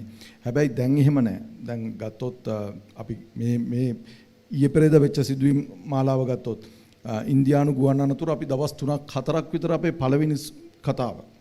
ඒ වගේම ඊශ්‍රායලයේ ඉරාකයට එල්ල කරපු ප්‍රහාර, ඉරානයට එල්ල කරපු ප්‍රහාර දවස් 3ක් 4ක් අපේ ප්‍රධාන කතාව. ඒ වගේ අපි ප්‍රමුඛත්වයේ තීරණය කරන්නේ ඇත්තටම සිද්ධිමය සහ ඒකේ තියෙන වැදගත්කම. ඒක ඊළඟට අපි ඒකේ පේලිය පහළට එනකොට අපිට ඒක ජාතික වශයෙන් කොහොමද කියන මේක දැන් අපේ වෙලාව ඉවරයි. දේශපාලනික වශයෙන් තියෙන දේවල් සම්බන්ධයෙන් නම් පැහැදිලිව වගකීමෙන් කියනවා දේශපාලනිකව අපි ප්‍රමුඛත්වයක් එහෙම ලබා දෙන්නෙම නැහැ. අපි සිද්ධිමය වශයෙන් ඒකේ තියෙන වටිනාකමට තමයි අපේ ප්‍රමුඛත්වය දෙන්නේ අපේ ලයින් අප් එකේ. අනිත් එක නිවුස් රූම් එකක් තව නිවුස් රූම් එකකින් වෙනස්ව ඒක තීරණය කරන්න පුළුවන්. ඒක මේ පුළුවන්. එහෙම අවකාශය තියෙනවා. අපේ වෙලාව ඉවරයි. අවසන් වශයෙන් පැනල් එක ක්ලෝස් කරන්න let me ask you a very quick answer. Do you consider the future of the news industry hopeful, bleak or uncertain? We'll begin with Raghu as a media studies professional. Yeah, I think that the scenario of the news industry or news, the traditional news channels, they have to change their things because now you know that in all over the world now that 24/7 news channels are becoming very popular. So in Sri Lanka also, if we have these type of channels, it will be a competitor to the social media. So whatever that, because the social media strength is actually they quickly depart the news items to the audiences. So you are hopeful? Yes. Okay. Madhushan, අනාගතය පැහැබරද අඳුරුද අවිනිශ්චිතද news කර්මාන්තයට? අවිනිශ්චිතතාවයක් තියෙනවා, ඒක අභියෝගයක් එක පැත්තකින් ගත්තොත්. ඉතින් ඒ අභියෝගය සාර්ථකව මුහුණ දෙන්න නම් අපිට සෝෂල් මීඩියා ප්ලැට්ෆෝම් එක අතාරින්න බෑ. ඒකට මේන් channel, newspaper, radio මේ social media platform එකත් එක්ක බද්ධ වෙලා යන්නට ඕනේ. එතන අත්හැරියොතින් අපිට අපහසුයක් තිබෙනවා. හැබැයි අපි බලාපොරොත්තු වෙන දේ සහ අපිට අවශ්‍ය කරන දේ තමයි ඒ social media platform එක තුල අපිට පවතින්න නම් ඒ තුල තිබෙන credibility එක කොයි ආකාරයෙන් වෙනස් වෙයිද කියන කාරණේ. ඒ නිසා අපි අත්හැරලා නැහැ ජනතාවට. ජනතාව ප්‍රතික්ෂේප කළා නැහැ. යම්කිසි දෝලණය වෙන තැනක තියෙනවා. ඒ නිසා අපිට social media platform එකත් එක්කම මේ ගමන යන්න වෙනවා. අවිනිශ්චිතයි. උපේන්ද්‍ර. ඒක මේ විදිහට කියන්න පුළුවන් මට. ඒ කියන්නේ conventional news rooms වල ආයු කාලය උපරිමනොත් තව දශක දෙකක් විතර වගේ ලංකාවේ තියෙයි කියලා හිතනවා conventional style එකෙන්ම. එතනින් එහාට මේක dominate කරනවා social media එක. අර කියනවාගේ හැමෝම ඒක දැන් මං හිතන්නේ අපි හැම නිවුස් රූම් එකක්ම අයිඩෙන්ටිෆයි කරලා තියෙන්නේ. ඒකින්ද තමයි අපි වැඩි වේට් එක දෙන්නේ සෝෂල් මීඩියා එකට. සෝෂල් මීඩියා ඒ කියන්නේ කන්වෙන්ෂනල් නිවුස් රූම් එක වැඩ කරන ගමන් සෝෂල් මීඩියා එකට ඉන්පුට්ස් දෙන්න අපි හැම වෙලේම ප්ලෑන් කරන්නේ ඒකයි. එතකොට අඳුරුද පැහැබරද අවිනිශ්චිතද? අතරම අවිනිශ්චිතයි. කන්වෙන්ෂනල් නිවුස් රූම් එක කියන එක අවිනිශ්චිතයි. ඒක ෆේඩ් වෙනවා. හරි. Dasuni, you have the future of news industry and you are the youngest professional here. What do you think? I think it's interestingly uncertain because... Interestingly uncertain? Yes, because it is... Tell us why. We're living in a time where there is artificial intelligence, there is democracy of fame, democracy of information. You have the democracy to pick who you want to get information from. At the same time, we are now bringing non-human entities to feed you that information. But then we also still rely on our traditional modes of information to verify all of that. Isn't that interesting? So we have all three working together. And I think one of the most recent examples is when AI became the new cool buzzword, everyone tried to put in AI news anchors. And I think even local channels did resort to that. But it wasn't prolonged. Because at the end of the day, what we are dealing with is with information relating to people. So it would be, I'm quite curious to see how AI takes the forefront and how that human interaction mixes with all of that. So there you are, 4 different perspectives, and I'm sure you too have different takes on it, but we have to end. So as Dasuni said, may we live in interesting times as we rush ahead to the future of news industry. Thank you panel, thank you audience, and I'm sorry to have taken 4.5 minutes extra. Thank you. Okay. Thank you very much, Nalaka, and all the panelists for that wonderful, interesting discussion. And yes, we are rushing through to the future. And here we are, jumping straight in to the next panel discussion, the second for the day, which is a panel discussion on the topic of balancing social responsibility and commercial viability, moderated by Chief Editor of the Sunday Morning, Mandana 𝗙𝗲𝗏𝗪𝗂.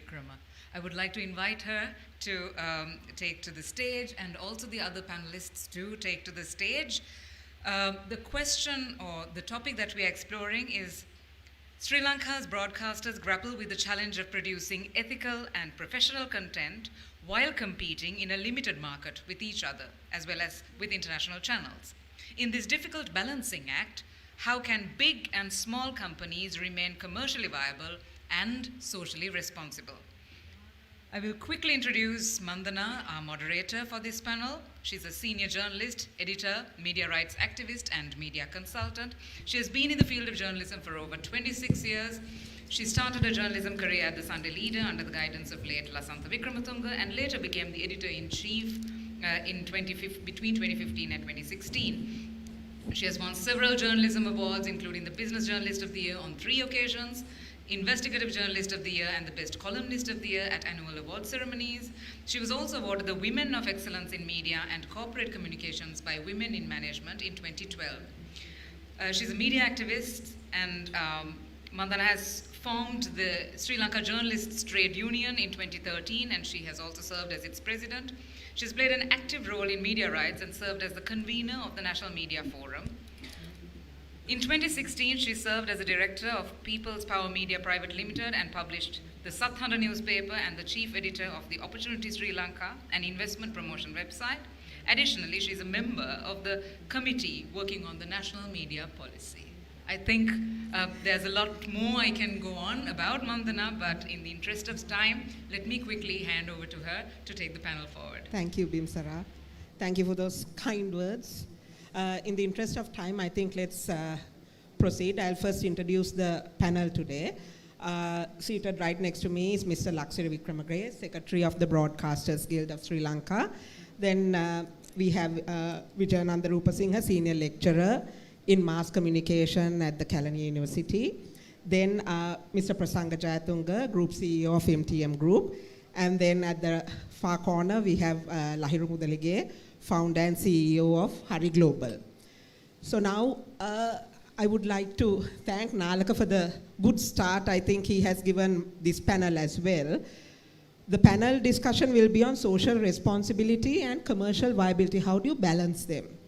It's an interesting topic because given the recent discussions and the intensifying discussion on ethical media reporting and sustainability of Sri Lanka's media culture, between the mainstream media as well as the digital media, we see that that's a growing discussion about how to balance the commercial viability of media institutions, especially the mainstream media institutions, and how do you balance the ethical reporting and the social responsibility factor. So there have been many criticisms, and there have been quite a lot of interesting comments even shared on social media most often on these topics. However, it is also pertinent to note that coming from the print media industry, I can imagine the challenges before the broadcasting industry. Because at the end of the day, as we say, it is an industry. It generates employment, and it is actually a business model. So we also have to keep in mind that the business model has to succeed for the industry also to thrive. But how effectively are we handling it? Are we losing sight of the fact that there's a social responsibility when it comes to ethical media reporting, given the increasing threats formed by misinformation, disinformation, and as Dasuni pointed out, even malinformation? So given all these factors, I would like to start with 𝗙𝗲𝗏𝗪𝗂, I think, who has also been in the marketing field as well as now in the media field. 𝗙𝗲𝗏𝗪𝗂, how do you see this issue? How do you think there can be a balance between social responsibility as well as commercial viability? Can a media institution maintain both? Yeah, First of all, thank you for inviting me here. Yeah, it's a very complex issue because the media landscape and the competitive environment is just not limited to a certain geographical area. So it's in the air now. So it's not like the good old days, you know, you're competing with another channel or something like that. It's just a competition that you have to face, you know, worldwide. So what are we competing for? We are competing for eyeballs. So, and on the other side, we are looking at, when you say commercial viability, we are looking at the revenue models. So there are few revenue models, but if you take the main revenue models, one is a subscription model where the people who are watching are paying for, it's called pay TV, right? And the other model is free to air, where you depend on advertising revenue. So that's the complex issue. So I mean, we can discuss this further. Eyeballs and advertising. So they are not looking at the advertisers themselves, coming from the other side of the table. As you said, I was on the other side of the table. So advertisers don't just look at eyeballs alone. There are three variables that work. It's called frequency, reach, and impact. So eyeballs might give you reach, and it might even give you frequency, but does it give you impact? Depends. The impact depends on the credibility and so on and so forth. So, okay, going forward, we can discuss it further. I think that's my opening remark. Okay, so since you spoke about advertising, I think I'll go to Prasanga. Would you agree with what Laksiri just said, like in the sense, as someone who's involved directly in the advertising and dealing with the broadcast media heavily, how would you go about, because it's a very competitive field now, and the advertising budgets are limited. So as a company, I think you all I mean, it would be right to say in a way that sometimes you all decide the fate of all these channels as well, looking at the advertising budgets. How would you see this scenario? Yes, I agree with Laksiri. Basically, in our terms, it's reach, frequency, and impact. The question is there a demand? Like, is there a demand for, like, I'm asking the question back. Why we are having this discussion? Basically, is there a demand, or like, are we in a perception that we can't sell ethical or like socially responsible content? Because the way advertisers think, like compared to previous time, has changed. Now the basic concept of advertising has shifted to this more of like purpose-driven, purpose-led advertising, where actually they always want to connect with some kind of a social cause, or like it can be even an environmental cause, which have a kind of a connection to their values they are trying to put in. So in that case, I don't see a big issue here to create a demand for this socially responsible content on be it like traditional media or even digital media, right?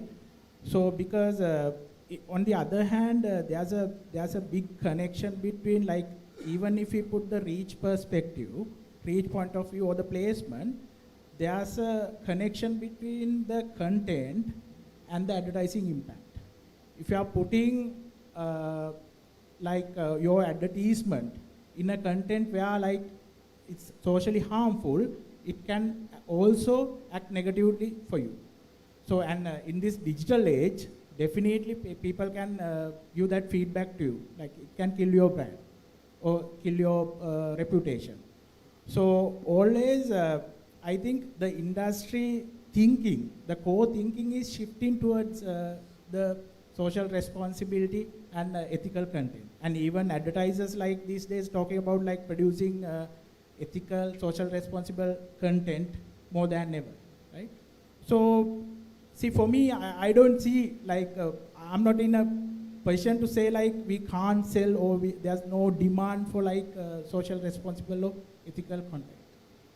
Yeah, just a follow-up to that. Now, there has also been discussion about sometimes certain advertisements, like, products that are advertised and like whether, the kind of advertisement, right, it gives out a wrong message to the public. Because, I mean, another thing that also comes to mind is the fact that even the viewers have rights. We always speak about freedom of expression and the rights of journalists and media, but even the viewers, spectators, the readers have their rights as well.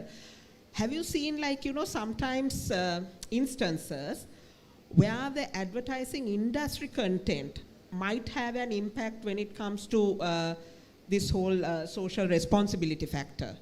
Yes, I agree with you, like there can be very few outliers, but if you take in the case, for example, recently Ministry of Health came up with this child act where like especially regarding the food brands, they can't directly use the children's under 12.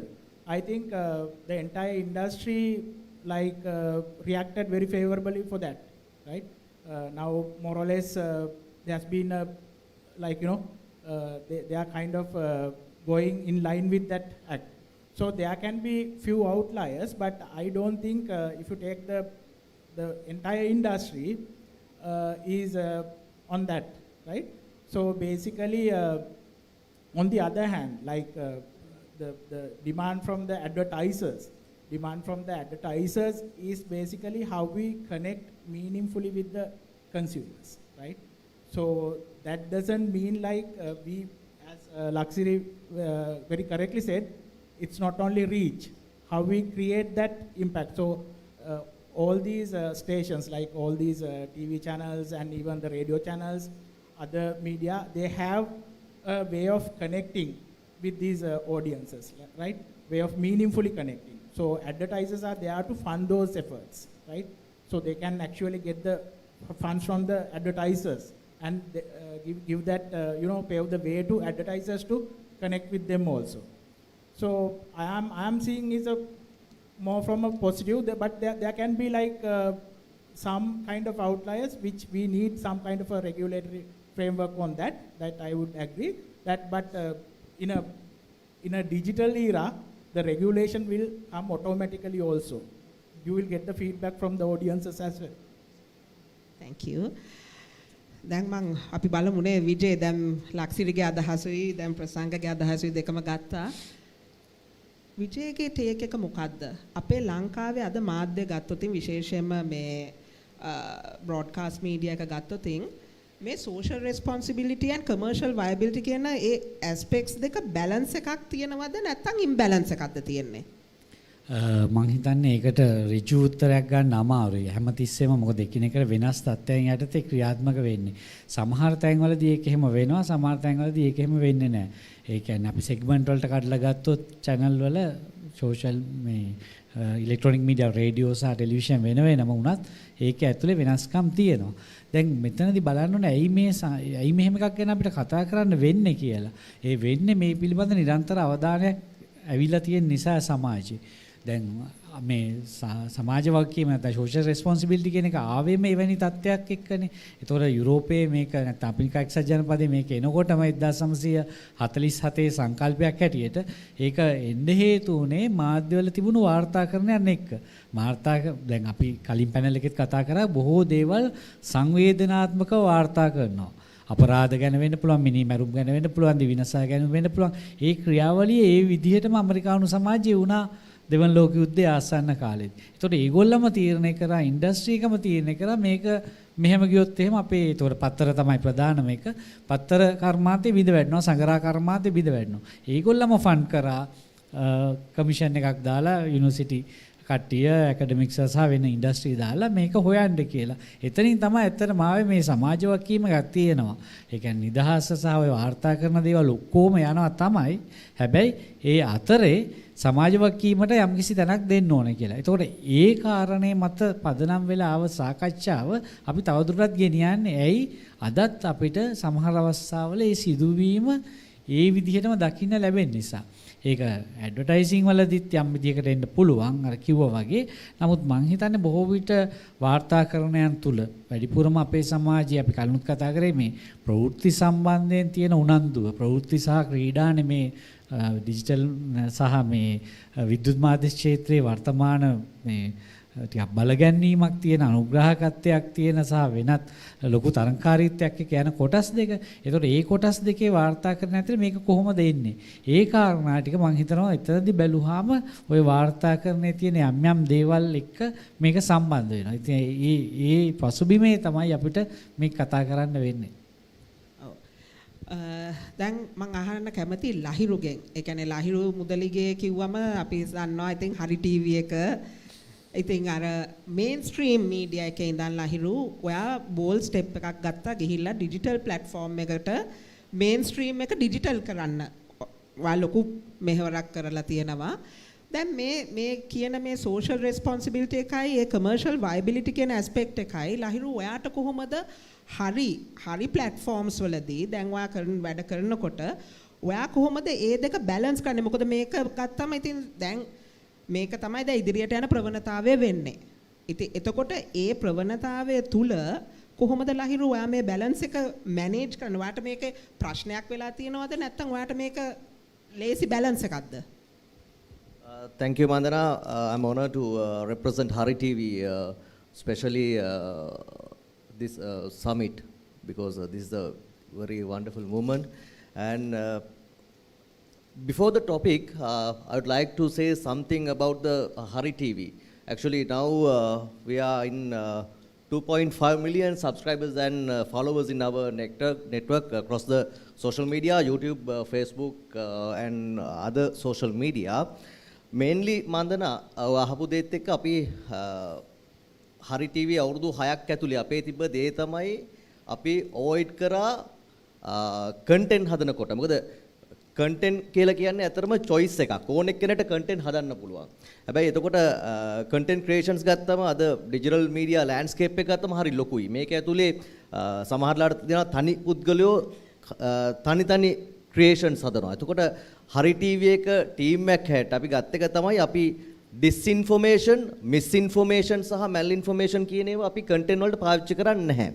ඒ නිසා තමයි මම හිතන්නේ අද මෙතනත් Hari TV අපිට වාඩි වෙන්න පුළුවන් වෙන්නේ. මේක විතරක් නෙවෙයි විශේෂම ලංකාවේ සහ ජාත්‍යන්තරයේ තියෙන ගොඩක් සමිට්ස් වලදී අපි නියෝජනය කරන්නේ ලංකාව වෙනුවෙන් ඒ ගත්ත අපේ content side එක create කරපු දේ. මේකදී හොඳම එක තමයි මොකද අපිට අර දැන් සාමාන්‍යයෙන් දැන් මෙතන ගත්තොත් 99%ක්ම ඉන්නේ ප්‍රධාන මාධ්‍ය. ඒතර මමත් ප්‍රධාන මාධ්‍ය අවුරුදු 15ක් නියෝජනය කරා. එතකොට එහෙම ප්‍රධාන මාධ්‍යයේ ඉන්නකොට විශේෂයෙන්ම මේකෙදි ලොකු ටීම් එකක් ඉන්නවා. හැබැයි දැන් ඩිජිටල් නෙට්වර්ක් එකට එනකොට හරිම සීමිත පිරිසකගෙන් තමයි මේක කරන්න වෙන්නේ. එතකොට මේකෙදි දැන් අපි වගේ කණ්ඩායමකට විශේෂයෙන්ම ඩිජිටල් නෙට්වර්ක් එකේ ඉන්න බොහෝ දෙනෙක්ට නිවුස් කියන කන්ටෙන්ට් එකට අත තියන්න හරි අමාරුයි. මොකද ඒක ඇවිල්ලා ලොකු ටීම් වර්ක් එකක්. හැබැයි මේකට එහා පැත්තේ තියෙන කන්ටෙන්ට් පැත්ත ගත්තොත් උදාහරණයකට දැන් අපි 2019 පස්සේ තමයි අපි මේන්ලි එන්නේ මේ කවුන්ටර් නැරටිව් කියන එකට. එතකොට අපිට කොරෝනා කාල සීමාවේ තමයි අපි පළවෙනි කවුන්ටර් නැරටිව් concept එක පටන් ගත්තේ. මම මතක ඇති විශේෂයෙන්ම මම මෙතන ඉන්නවා නාලක මහත්මයා ඉන්නවා විශේෂයෙන්ම එතුමා අපිත් එක්ක එකතු වුණා අපිත් එක්ක එහෙම හොදේදී COVID-19 counter narrative content එක හදන්න, ඒක create කරන්න සහ ඒක present කරන්න. ඉතින් මතන ඒ වෙලාවෙදී අපි බැලුවේ පුළුවන් තරම් expertise ලා එකතු කරගන්න. ඊට පස්සේ නාරද තනෝජා අපි මතන වසර 17කට විතර පස්සේ ගෙනාව platform එකට හරියකට ගෙනල්ලා අපි හෙලිදරව්ව ඊළඟ concept එක යනකොට අපි ඔවුන්ව සහභාගී කරගත්තා. මොකද අපි හැම වෙලාවෙම බලපු දෙයක් තමයි හරි අපිට කොහොමද අපි විශේෂ වෙන්නේ සහ කොහොමද අපිට අලුත් දෙයක් කරන්න පුළුවන්, කොහොමද අපිට හොඳ දෙයක් කරන්න පුළුවන්. digital space එක ඇතුළේම කරනවා නම් content creation එක ඇතුලේ අපිට හදන්න පුළුවන් යම් තරමකින් මිනිස්සු බලාපොරොත්තු වෙන පොඩි වෙන good journalism පැත්තේ දෙන content එකක්. ඒකෙදි ડોક્ટર අංග කලන්සූරිය මතක් කරන්න ඕනේ. මම දන්නේ ඒ අය එහෙම අපිට ගොඩක් වෙලාට අපි කතා කරද්දි සහ සම්බන්ධකම් පවත්වද්දී ඒ ලබා දුන්න දේවල් එක තමයි මම දන්නේ මේ දේවල් අපි වෙනස් කරගත්තේ. ඊට පස්සේ දැන් ඕකෙදි අනිත් පැත්ත තමයි එන දැන් මේ counter narrative content එකක් එක්ක එද්දි කොහොමද මාකට් එක තියාගන්නේ? මොකද මාකට් එක තියාගන්න ලේසි පහසු නෑ. ඕන කෙනෙක් දන්නවා ඇල්ගොරිතම් එකක් තියෙනවා. ඇල්ගොරිතම් එකේදී එකම විදිහේ ආකාරයේ කන්ටෙන්ට් එකක් යනවා නම් සමහරවිට තියාගන්න පුළුවන් ඩිජිටල් ස්පේස් එක ඇතුලේ. මේකෙදී මන්දනා ප්‍රධාන මාධ්‍යයි ඩිජිටල් මීඩියා එකයි වෙනස් වෙන්නේ එතනද? මොකද ප්‍රධාන මාධ්‍යෙට ඒගොල්ලෝ ඩිජිටල් මීඩියා එකට එනකොටත් ඒගොල්ලන්ගේ ටෙලිග්‍රාම් ටිකක් එනවා. නිවුස් එකක් එනවා. හැබැයි දැන් ඩිජිටල් ලෑන්ඩ්ස්කේප් එක ඇතුලේ අපිට ඒ වගේ හයි බජට් වල කන්ටෙන්ට් කරගෙන ඉන්න බෑ ඒකට අපිට. අන්න ඒ වෙලාවේ තමයි අපි ඇත්තටම බැලුවේ කොහොමද හරි මේ ස්පේස් එක වැඩ කරන්න නම් අපි ක්වොලිටි කන්ටෙන්ට් හදන්න ඕනේ මේවට රිලේටඩ්. අන්නේ ක්වොලිටි කන්ටෙන්ට් හදනකොට තමයි ඔටෝමැටිකලි අපිත් එක්ක මල්ටිනේෂනල් කම්පැනි වෙන්න පුළුවන්, ලංකාවේ ඉන්න ප්‍රධාන ආයතන වෙන්න පුළුවන්, නැත්නම් අනිත් පැත්තට ගත්තට පස්සේ ඩිජිටල් සෙක්ටර් එක අපිත් එක්ක වැඩ කරන්න පටන් ගත්තා. ඒක තමයි ඇත්තටම හරි ටීවී එකතෝ සක්සස් පොයින්ට් එක. මම කෙටියෙන් කියනනම් ඊට පස්සේ මේකෙදි කමර්ෂල් වයබිලිටි එක කොහොමද එන්නේ කියන එක. ඇත්තටම මේ තියෙන දෙයක් තමයි මේකෙදි ක්‍රියේටිව් තින්කින් එක සහ මේකේ අලුත් ඇන්ගල්ස් හිතන්න පුළුවන්. මොකද දැන් අවුරුදු 2-3කට කලින් සාමාන්‍යයෙන් ලංකාවේ දැන් ICC ක්‍රිකට් මැචස් ගත්තොත් ගොඩක් වෙලාවට ප්‍රධාන මාධ්‍ය තමයි පෙන්වන්නේ. හැබැයි අපි ඒ වෙලාවේ ඉනිෂියේෂන් කරනවා ඉඳගෙන අපි බලනවා කොහොමද ඩිජිටල් සෙටප් එකට මේක ගේන්න පුළුවන්. අපි ඒ වෙලාවේ YouTube එකට හරි එක අපි ගන්නවා ඩිජිටල් රයිට් එක. පළවෙනි පාර ලංකාවේ ඩිජිටල් ස්පේස් එකක් ගන්නවා ඩිජිටල් රයිට් එක YouTube එකට. හොඳ කමර්ෂල් වයබිලිටි එකක්. ඒ වෙලාවේ අපිත් එක්ක අපි තරඟ කිහිපයක් මේ විදිහට හරි ටීවී එක ගත්තා YouTube රයිට් එක ICC හරහා ඉන්දියාවෙන් පවා කමර්ෂල්ස් එන්න පටන් ගත්තා. එතකොට එතනත් මම කියන්නේ මට පැහැදිලි කරන්න ඕන දේ තමයි එකක් අර එකම කන්ටෙන්ට් එකට හිර වෙන්නේ නැතුව දැන් අද වෙනකොට අපි ළඟ ෂෝට් ඩ්‍රාමා තියෙනවා. අපි මේ වෙනකොට ඩ්‍රාමා සෙක්ෂන් එකක් බිල්ඩ් අප් කරලා තියෙනවා. අද ඉංග්‍රීසි සෙග්මන්ට් එකක් අපේ ප්‍රසන්ටර්ස්ලා ඉන්නවා, ප්‍රොඩියුසර්ස්ලා ඉන්නවා. අපේ ඕන්ම වෙබ්සයිට්ස් රන් වෙනවා. ලබන අවුරුදු වෙනකොට අපි තමිල් මාධ්‍යෙන්, දෙමළ මාධ්‍යෙන් අපේ කන්ටෙන්ට් ක්‍රියේට් කරන මේ වෙනකොට අපි ඒ කට්ටිය වරන් ට්‍රේනින් කරමින් යනවා. ඒතකොට මේ වගේ ඒරියාස් අපි හිතන්න ගත්තොත් කමර්ෂල් වයබිලිටි එක තියාගන්න පුළුවන් අපිට අනිවාර්යයෙන්ම මේ තියෙන මේ සමාජයේ තියෙන වගකීමක් තියාගෙන. ඔව් හොඳ තැනකට ලහිරු කතාව ගෙන ආවා. දැන් අර කියපු මේක ඩිජිටල් ප්ලැට්ෆෝම්ස් උයි කොහොමද මේ big tech companies එක කොහොමද ඒ ඇඩ්වර්ටයිසින් කොහොමද ඒ ස්පොන්සර්ෂිප්ස් ඒ ගැන කතා කරාම එතකොට දැන් අපි ගත්තොත් ප්‍රධාන ඉලෙක්ට්‍රොනික මීඩියා එක හැටියට ගත්තොත් දැන් ගොඩක් වෙලාවට ඇඩ්වර්ටයිසින් බජට්ස් දැනට ගත්තොත් කමර්ෂල් වයබිලිටි ගන්නකොට ඇඩ්වර්ටයිසින් බජට්ස් වලින් දැන් වැඩිම කම්පෝනන්ට් එක යන්නේ ඉස්සෙල්ලා යන්නේ ඩිජිටල් මීඩියා පැත්තට. එතකොට big tech companies වලට තමයි ඒකෙන් උත් සමහරලාට වාසිය යන්නේ. එතකොට ඒකෙන් ඉතුරු වෙන එකෙන් තමයි ප්‍රධාන කොටස ඉලෙක්ට්‍රොනික මීඩියා එකටයි ඊට පස්සේ ඉතුරු වෙන මොනවා හරි තිබ්බොත් ඔන්න print media එකටත් කොහෙන් හරි චුට්ටක් වැටෙයි. දැන් එතකොට දැන් අපි කතා කරන මේ commercial viability කියන aspect එකේදී ලක්සිරි කොහොමද මෙන්න ඒ ඉවෝල්ව් වෙන මේක දැන් ෆාස්ට් ඉවෝල්ව් වෙන මේ සිනාරියෝ එකක් තියෙන්නේ ලෑන්ඩ්ස්කේප් එකක් තමයි මීඩියා කියන්නේ. එතකොට අර විදිහට බජට්ස් ඇඩ්වර්ටයිසින් බජට්ස් වැඩි ඩිජිටල් මීඩියා එකට යන වෙලාවකදී කොහොමද බ්‍රෝඩ්කාස්ට් මීඩියා එකේ ඒ සස්ටේනබිලිටි එක ඉන්ෂුවර් කරගෙන කමර්ෂල් වයබිලිටි එක එතකොට ඉන්ෂුවර් කරන්නේ? මන්දන මං හිතන්නේ මේ අපි මේ ප්‍රශ්න ටිකක් උඩින් බැලුවොත් පළවෙනි කාරණාව තමයි ට්‍රැඩිෂනල් මීඩියා ඔක්කොම දැන් ඩිජිටල් එකෙත් ඉන්නවා. දැන් සබ්ස්ක්‍රයිබර්ස්ලා ගත්තත් දැන් මම දන්නවා අපේ සබ්ස්ක්‍රයිබර්ස්ලා over almost 6 million. එතකොට ඒක එකක්. අනිත් එක තමයි මම හිතන්නේ මේ ප්‍රසංග මේ ළඟදී අපිට ප්‍රසන්ට් කරා එංගලන්තේ කරපු රිසර්ච් එකක් truth in advertising කියලා. ඒ රිසර්ච් එකේදී තියෙන්නේ මිනිස්සු බිලීව් කරන එක මිනිස්සු කන්සියුම් කරන එක වෙනයි බිලීව් කරන එකෙන් ඇඩ්වර්ටයිසින් වලට දෙන ඒක මම හිතන්නේ මට වැඩි ප්‍රසන්න ඒක මේව කරා ඒක තාමත් ට්‍රැඩිෂනල් මීඩියා එකතේ තියෙන්නේ අනිත් එක තමයි අර ඔයා කිව්ව කතාව චුට්ටක් වැරදි තාම බජට් එකකින් වැඩි හරියක් මම හිතන්නේ ප්‍රසංගයෙන් වැඩි හරියක් තාම යන්නේ ට්‍රැඩිෂනල් මීඩියා එකට අනිත් කාරණාව මේ ටාගට් ඔඩියන්ස් දෙකක් බව අපි පිළිගන්න ඕනේ. ටාගට් ඔඩියන්ස් දෙකක් ට්‍රැඩිෂනල් මීඩියා එක විශේෂයෙන්ම VOD platforms ගැන නෙවෙයි මම කියන්නේ free to air and network television තාම ටාගට් ඔඩියන්ස් එක family. Whereas digital media the target audience is individuals. So what is taboo for the family can be open to the individuals. So it's the product that we present. It doesn't have to be one product for all. So you produce products for different target audiences. So if you are, now you're talking about commercial viability, if you are basically, traditional media are also content creators. So if you produce content for different target audiences aiming at different platforms. Traditional platform, one target audience, the other platform is a different target audience. But there's a dilemma. From the advertiser point of view also, there is a thing called brand values, brand positioning, that side, right? So, because you can remember there's a good old saying, the media is the message. Otherwise you can, any brand with a brand value also can, for example, advertise on Pornhub or something like that, because there's so much of audience there, but they don't. It's a completely different target audience. So yes, the family value for one, the others are individuals, but still the advertiser will also look at their brand positioning and the suitable, not only the numbers, again, frequency, reach and impact, for their target audience. So how to be commercially viable is how you define your audience and then cater to their needs. First of all, identify their needs, also anticipating their needs for the future. And if you do that, I think industry will be fully viable. විජය මොකද හිතන්නේ සාමාන්‍යයෙන් දැන් මාස් communication කරනකොට university level එකේ මේ වගේ දේවල් සම්බන්ධයෙන් ස්ටඩීස් එහෙම කරනවා. එතකොට ඒ වගේ කොහොමද මොන වගේ ප්‍රතිඵලද ලැබිලා තියෙන්නේ? නෑ ඇත්තටම දැන් මේකේ ඒ මේ කිව්ව කතාවත් එක්ක ලැක්සිටි කිව්ව කතාවත් එක්ක දැන් අපේ රටේ සාම්ප්‍රදායිකව ගොඩනැගිලා තියෙන අදහස තමයි මේ වාණිජ්‍ය කියන එක නරකයි කියලා. ටිකක් ඒක වැරදි දෙයක් වගේ නිකන් සල්ලි හම්බ කරනවා හරි මොකක් හරි එහෙම ලාභයක් ලබනවා වගේ දෙයක් කියන එක.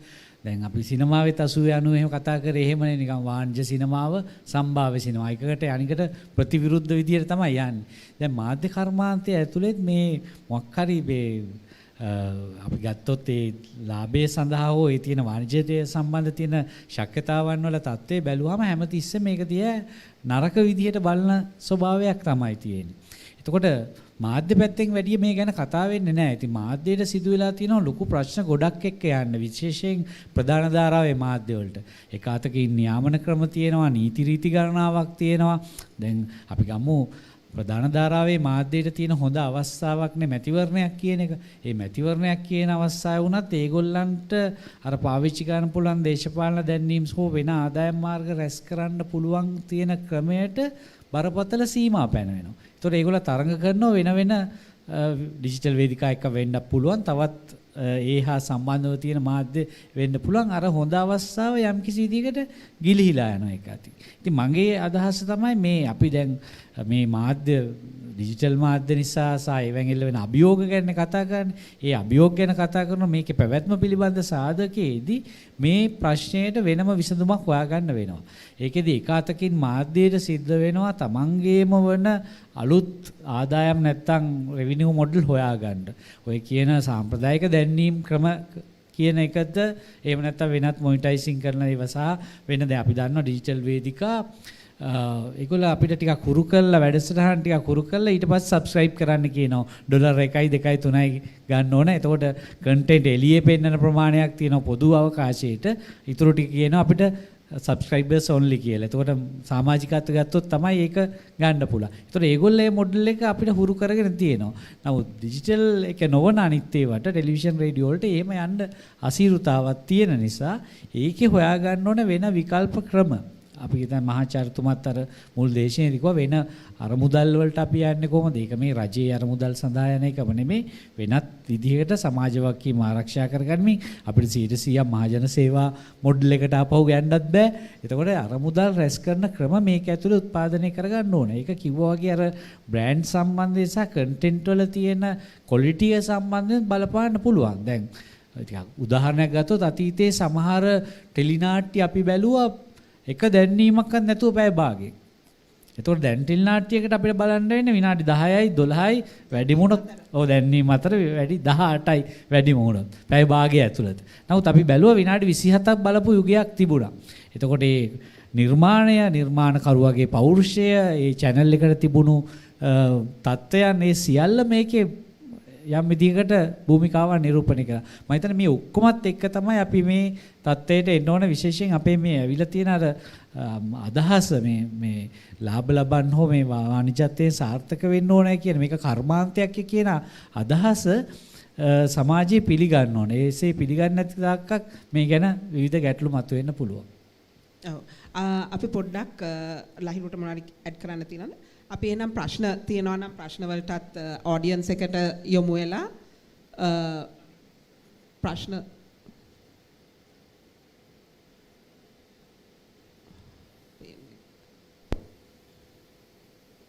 කවුරුත් ප්‍රශ්න තියෙනවද? මොකද කාලය සීමිතයි. ඒකින්ද ඉක්මනින් අහන්න තියෙන ප්‍රශ්න හරි. එහෙමනම් අපි මේ අපේ ප්‍රශ්න ටික කරගෙන යමු. ඔඩියන්ස් එකෙන් ප්‍රශ්නයක් තිබ්බොත් අපි යමුවෙමු. දැන් විජේ දැන් කියපු මේ ඒ ටික බැලුවා මේ පොඩි බ්‍රීෆ් ඇනලිසිස් එක දිහා බැලුවම ඒක කොහොමද ප්‍රසංග දකින්නේ?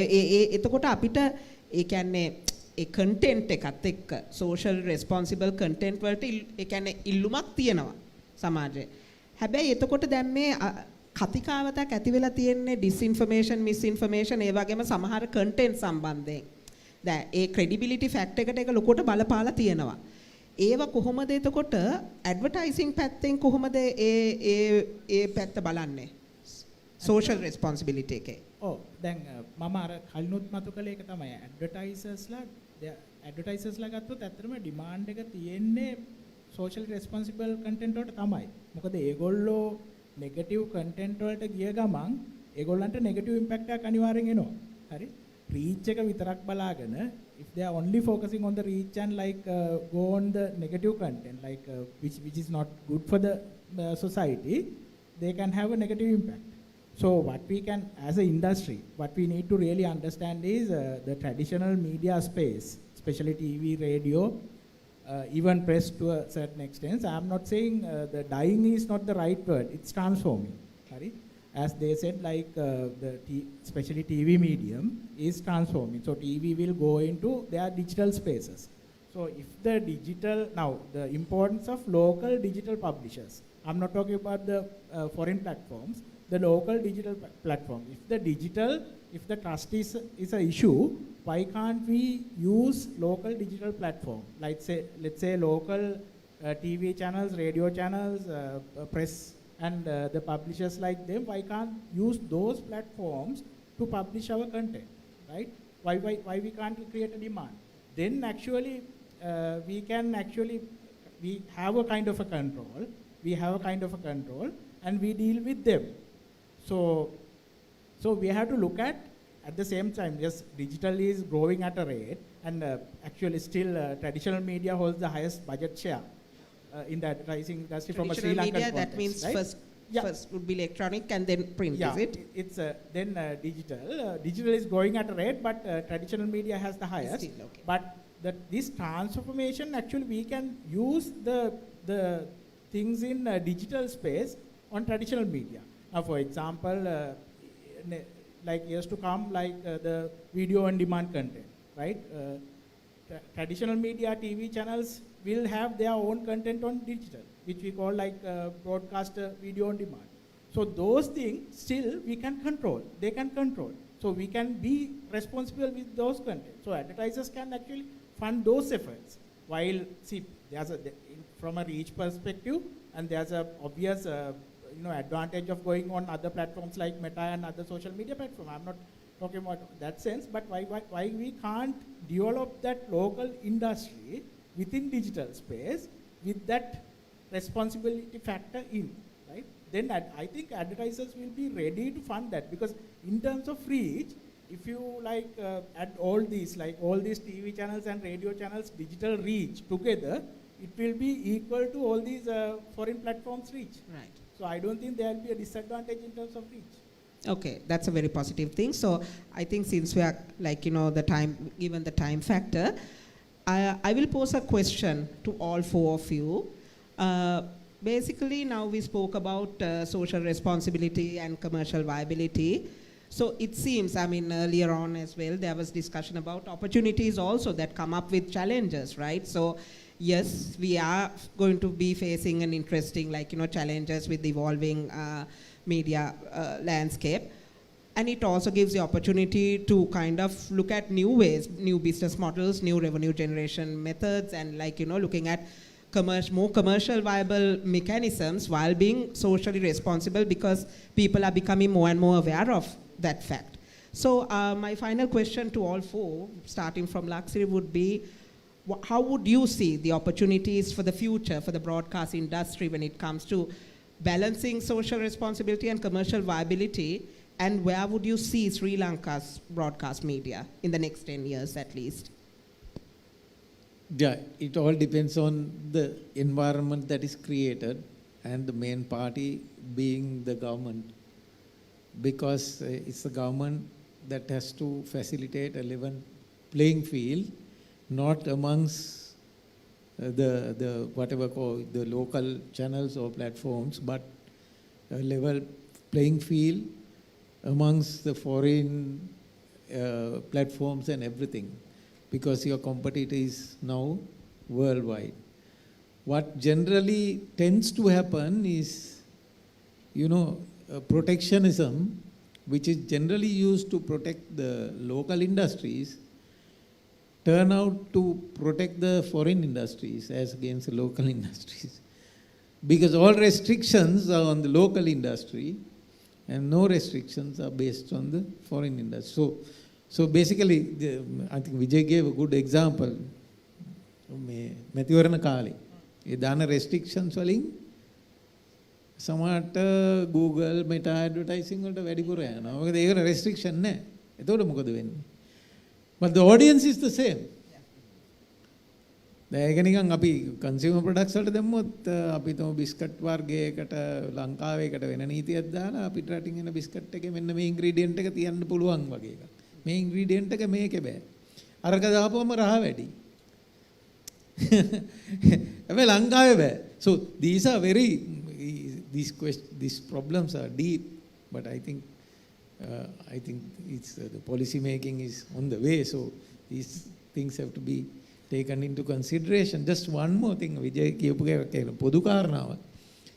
අර ව්‍යාපාර කරේ තියෙන attitude එකම ඒකත් එක හේතුවක් අපේරට දුප්පත් වෙන්නත් එක හේතුවක්. ඒ කියන්නේ කවුරු හරි ව්‍යාපාරයක් කළා ගියක් හරි අම්බ කරගත්තම වැඩිකාරයෙක් වගේ අන්න ඒ වගේ කියන්නේ මේවා ව්‍යාපාර නෙවෙයි වගේ. Good example is making නෙවෙයි. You take example of the music industry. Worldwide it's called the music industry. ලංකාවේ සංගීත කලාව කර්මාන්තේ කිව්වොත් එහෙම නේ තානං වචනයක් වගේ. So this is the problem. Everything is an industry, otherwise money doesn't grow on trees. So everything you have to find your own money. Otherwise, of course, if it's public service television, then you have to charge from the public. Yeah, in a direct or indirect manner. So these are the problems. I think these will be addressed in the future. Yes. They have to be looked at. Vijay?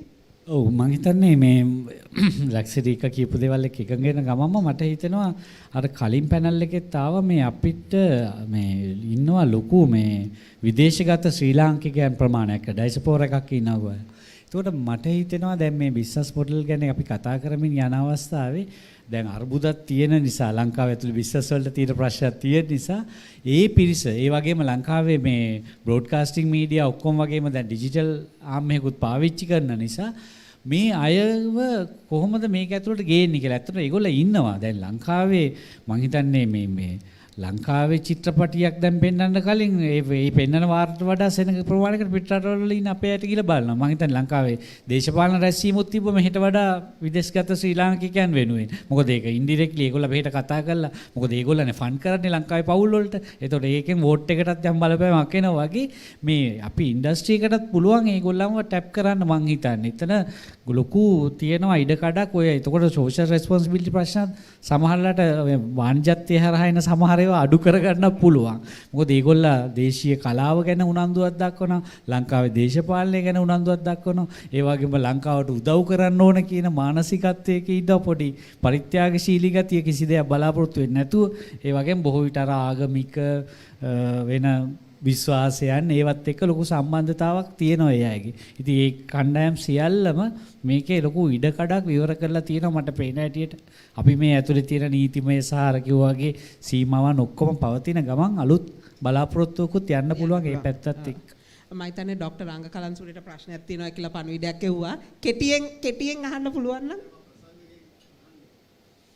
Mic එකක්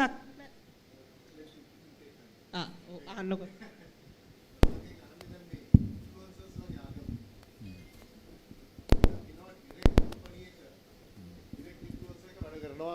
direct company එකට influence එක වැඩ කරන advertising වලදී ඒගොල්ලෝ TikTok එක තමන්ගේ platform එක පාවිච්චි කරලා ඒක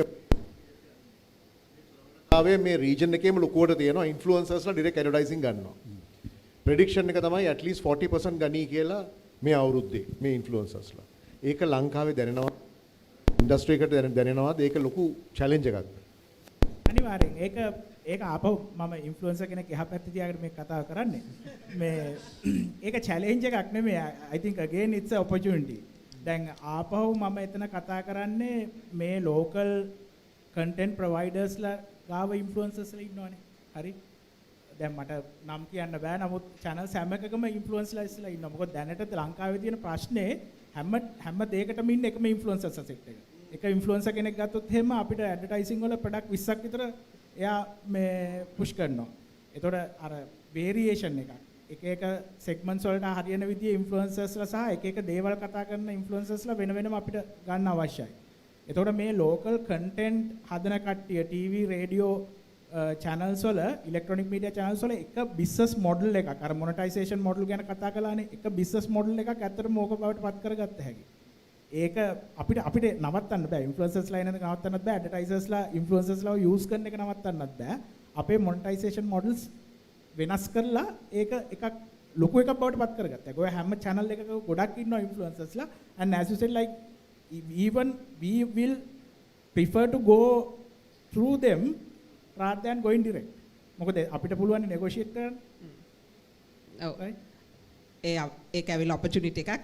එහෙනම් මේ ඉවර කරන්න මම හිතන්නේ ලහිරුගෙට එක ගමු මේ දැන් කතා කරපු ඒවා මේ අවසානයෙන් ආපු මම හිතන්නේ ප්‍රශ්නෙත් අදාළ වෙනවා ඉන්ෆ්ලුවෙන්සර්ස්ලා ගැන කතා කරපු හින්දා ලහිරු. ඔව් මම මට විනාඩියක් විතර මම ගන්නවා දැන් ඔය කියපු කාරණේත් එක්කම ඇත්තටම I'm not an influencer. The thing is දැන් මොකක් හරි ප්‍රශ්නයක් වුණොත් මොකද ගොඩක් වෙලාවට ලෝකේ වෙන දේ තමයි ඉන්ෆ්ලුවෙන්සර් කෙනෙක්ට ලොකු මාකට් එකක් හදන්න පුළුවන්. මම අර කියපු ඇල්ගොරිතම් එකත් එක්ක.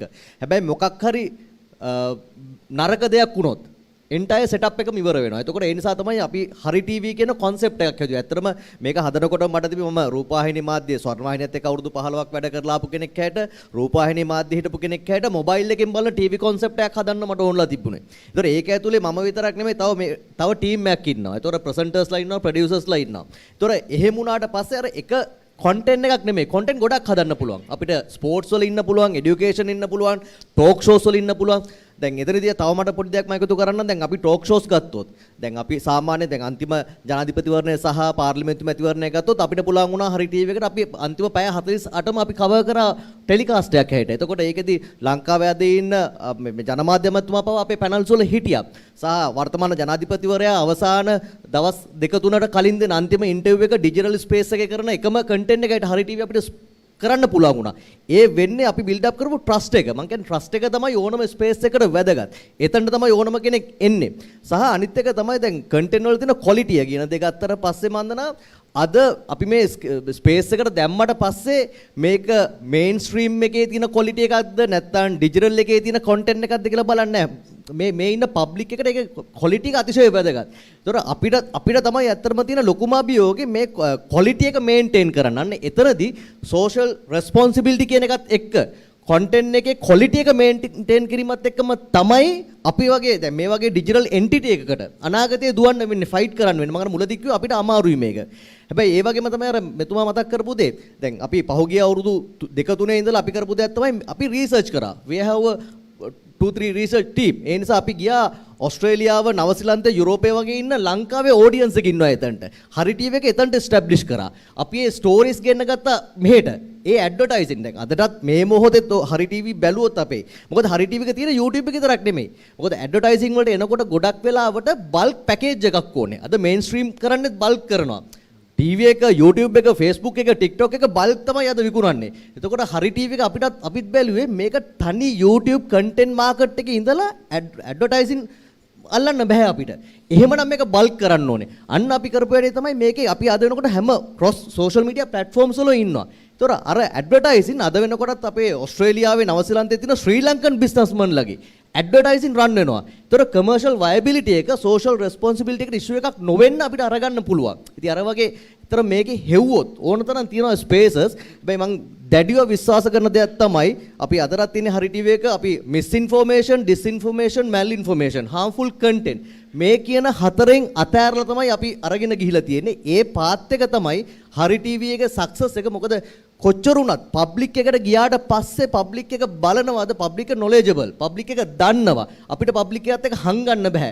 මේක හංගලා සෙල්ලම් කරන්න පුළුවන් වෙලාවක් නෙමෙයි මේක. ලොකුද පොඩිද කියන එක නෙමෙයි. හැබැයි හරියට මේ කරන්න යනවා කන්ටෙන්ට් එකක්. මදනේ ඒ නිසා තමයි අපි කන්ටෙන්ට් වල අදටත් ඉන්නේ මේ කියන ඩිස්ඉන්ෆෝමේෂන්, මිස්ඉන්ෆෝමේෂන්, මැල් ඉන්ෆෝමේෂන්, harmful content. මේවට අත තියන්නේ නැතුව හැබැයි අපේ කමර්ෂල් වැලියු එක අපි තියාගන්නවා. ඔව්. thank you Lahiru. මං හිතන්නේ දැන් අපේ කාලය ගිහිල්ලා මං මේ නාලක ගත්ත විනාඩි 4ක් මං හිතන්නේ මං කවර් කරලා තියෙන්නේ. හැබැයි concluding ඒ කියන්නේ මේ සාකච්ඡාවෙන් අරගෙන යන්න තියෙන දේ තමයි ඒ කියන්නේ challenges තියෙනවා ඉදිරියට fast evolving landscape එකක් තියෙනවා. හැබැයි ඒ හා සමානව opportunities පිරিলা තියෙනවා. opportunities ගොඩක් තියෙනවා, business models ගොඩක් තියෙනවා. දක්ෂයාට සුදුසු තැන ලැබෙන කාලයක් ඉදිරියට එන්න පුළුවන් කියලා ඒ පොසිටිව් නෝට් එකෙන් අපේ සාකච්ඡාව අවසන් කරමු. ස්තුතියි පැනලිස්ට්ලා සියලු දෙනාටම, ඔඩියන්ස් එකටත් thank you.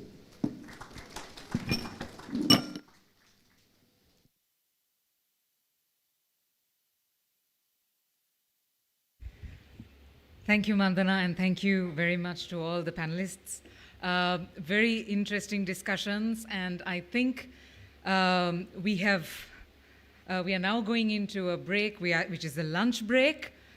But after the lunch, we have two more panel discussions, again on very interesting topics. We have participation from panelists who are visiting Sri Lanka, who have traveled to be participants at these panels. So a quick reminder, the third panel will be on future-proofing media, and the fourth panel will be on media regulations and the national media policy. So very interesting content coming up. The lunch break is going to be 45 minutes, so we would expect everybody to be back in the room to commence the third panel at 1:25. 1:25 p.m. We expect everyone back in the room. Thank you very much.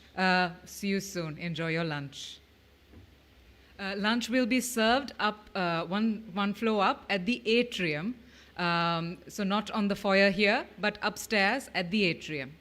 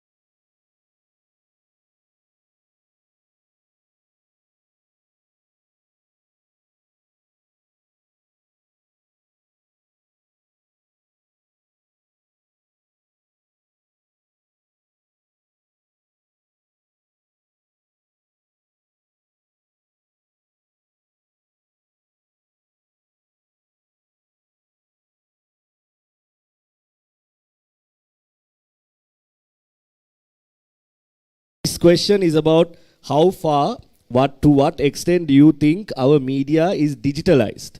The digitization aspect of the local media, traditional. If I am to ask you to raise your hands, is it 25% digitalized? What do you think? 25ක ප්‍රමාණයට ශ්‍රී ලංකාවේ මාධ්‍ය digitise වෙලා ඇති කියලා හිතනවා නම් ඔබට අත උස්සන්නට පුළුවන්ද? 25ක් කියලා හිතන කට්ටිය? 50ක්? 25ට වඩා අඩුයිද? අඩුයි. 10ක්? 10%? Sri Lankan media is digitized to 10%. Okay, we have 2-3 hands here. 5%? Digitized වෙලාම නැද්ද ඒ කියන්නේ? 0%? 0%. Okay, we have one for 0%. So we are all in agreement that it's below 10%. Anyone who thinks it's above 10%? 1, 2, 3, above 10%. But below 20%? Agreed? Okay. So with that's the context in which we approach this conversation. We have so many experts. My first question is going to be to Dr. 𝗙𝗲𝗃. As someone deeply involved in Sri Lanka's transition to digital broadcasting, now we agree that it's less than 20%. Most say it's less than 10% also. What have we seen as the key challenges in implementation? Why are we at 10%? Why are we at 20%? And how do you see engineering standards evolving to support future-proof infrastructure? Thank you, Chaturanga. For the digital broadcasting, if it is on the transmission side, yes, it will be 10%. But when it's come to the broadcasting, there are 3 aspects. One is the content production and archiving and the transmission. But most of the television channels, the broadcasters, are in the content production and partly archiving also in digital. But not on the transmission, because the transmission side is a country call. The individual broadcasters can't go on it. So when it's come to the challenges, there are 3 areas. One is economic challenge, and the technical challenge, and the political challenge. The technical challenge we managed, and we decide on some technological standards. Then it came to the political influences, sometimes maybe internationally and all. Then third, the economic state of the country, because for the project, what the biggest challenge we faced was we don't have money by our own to move to the digital platform.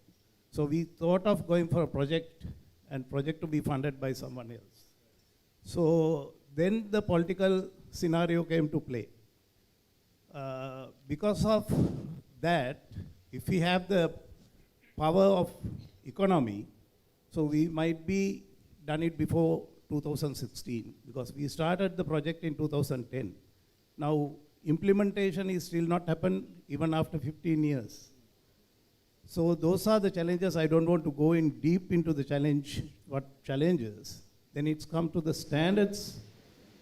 Yes, because the future proofing means what you spend today will be proof for the future as well. So because each and every organization with ROI, so what you spend and you have to get the return. So so you can see there is a era, the thought of 3D TV, but it's not a future proofing. It was not, and it didn't come to the standard books as well. So all the other areas, the technology is developed through the standards. Yes, to evolve the technical things, to evolve and stay for the future, it go by the standards. Standards are made by 2 organizations, basically CCIR, Consultative Committee for International Radio, as well as the organization called ITU. They decide on these things and they standard on it. So we can discuss any further. Yes. I want to move my attention to Dr. Ruan.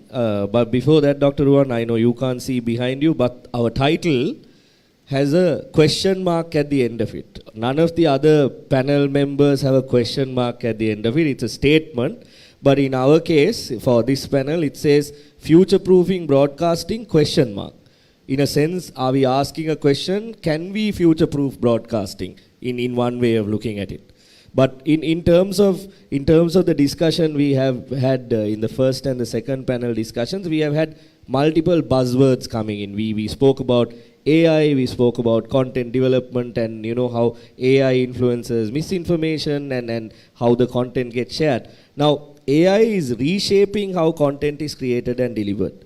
What ethical or technical considerations should Sri Lankan broadcasters be thinking about as they are now moving into more mainstream versions of using AI? Thank you. So I need to first clarify a bit with the audience what we mean by AI, and I think generally what we mean by AI is generative AI. While there is generative AI for images and videos and things like that, I assume like a vast majority is about text, and those are called large language models. I want to just see a show of hands. How many of you in your work use any large language model like Claude or ChatGPT or Perplexity or something in your normal work? Can I see a show of hands? Yes, so a fair number. Yeah, so when you talk about ethical and technical aspects of using this technology, I think the first thing is that when we get into this, we just use it like an oracle, that it magically tells us what is right. Soon we realize that there's a lot of, and you have been discussing that there's a lot of so-called hallucination. It's different from human hallucination, by the way. It's just called hallucination. So we become a bit careful. So we realize we need to give it context. And that whole area is called prompt engineering.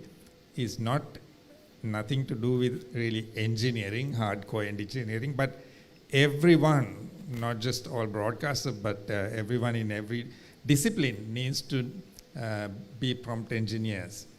But that alone is not enough, so we need to go further, and then we come into things like getting Gen AI to assume different personalities so that we can get views from multiple personalities. And of course, for this, we are now going into this so-called agentic AI world, where we will have at our fingertips expert psychologists and expert computer scientists and expert sociologists, and we can get them these virtual things to talk about things and come up with some ideas before we actually go into either write what we want to write or interview people who we want to interview.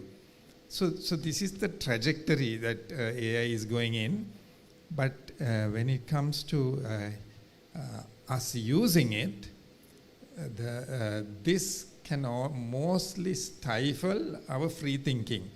And so after that initial hype and that interest in using these things, I think we have to calm down and we have to say, right, I need to first think about it myself, reflect, do everything myself, and then in case I've missed something in the area I'm going to write about or interview about, then I go and consult I do some good prompt engineering to make sure that I haven't missed something really, really important.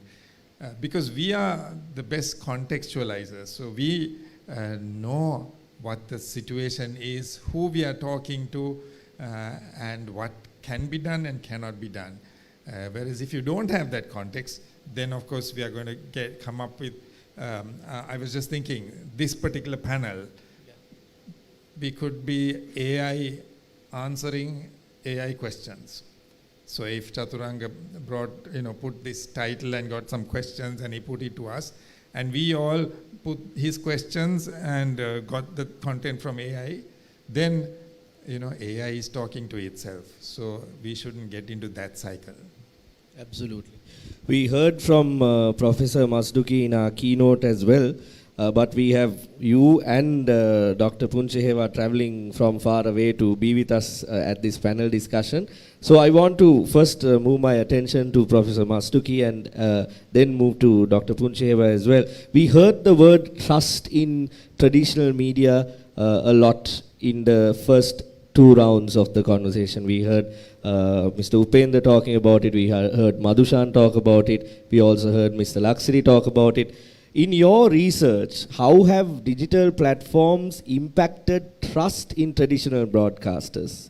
And how can public interest broadcasting survive in an environment where we have this conversation? What to be trusted? Who can we trust? In that context, what does your research show? Especially if you can look at, maybe East Asia, South Asia example, what can you tell us? Well, thank you for this very provocative questions. So let me start by clarifying the terminology first, because in this panel we use still broadcasting, right?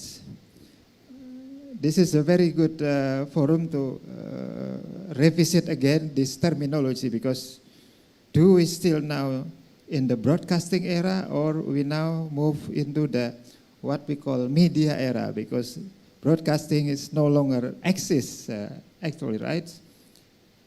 So, or maybe we can still reflect on the relevance of using broadcasting in terms of why public still engage with, or we revert totally with what technology develops regarding this media ecosystem. Yeah. So we need to clarify, right, with this terminology first. In my mind, I mean, according to many scholars in public interest media, public broadcasting, we are now in a very intensive studying on the transition of the terminology, of paradigm, of technology itself, and also, of course, on the content from what we call broadcasting cultures into the media culture. Media is a bit broader, a bit, can be used to contextualize the technology, the content, the cultures, because when we use media, we can approach many variety of platform, right, beyond the broadcasting itself. This is to at least to answer about our today panel topics. And arriving from these new understandings, we can see that if we understand that we are now in the media ecosystem instead of broadcasting, so media can be everything, right? Media can be many things. Can be a person, can be a content itself, can be institutions, can be also the orientation itself. So everyone can be a media, every content can be a medium, is what I mean, yeah. And when we discuss once again about media, we can think about the convergence platform, we can think about the digital platform, which we are discussing since this morning. And if the question is about how to keep public interest broadcasting, public interest media relevant in these very tight digital competitions, to my understandings, and if I try to refer of the Public Media Alliance, is a non-profit institution based in London, the UK, the institution which I agree propose the 3 key indicators, the 3 indicators that keep our public broadcasting or our public media or commercial media as well relevant in this media ecosystem in order to push the rule as once again as a democratic pillars. The first thing is that it is very, very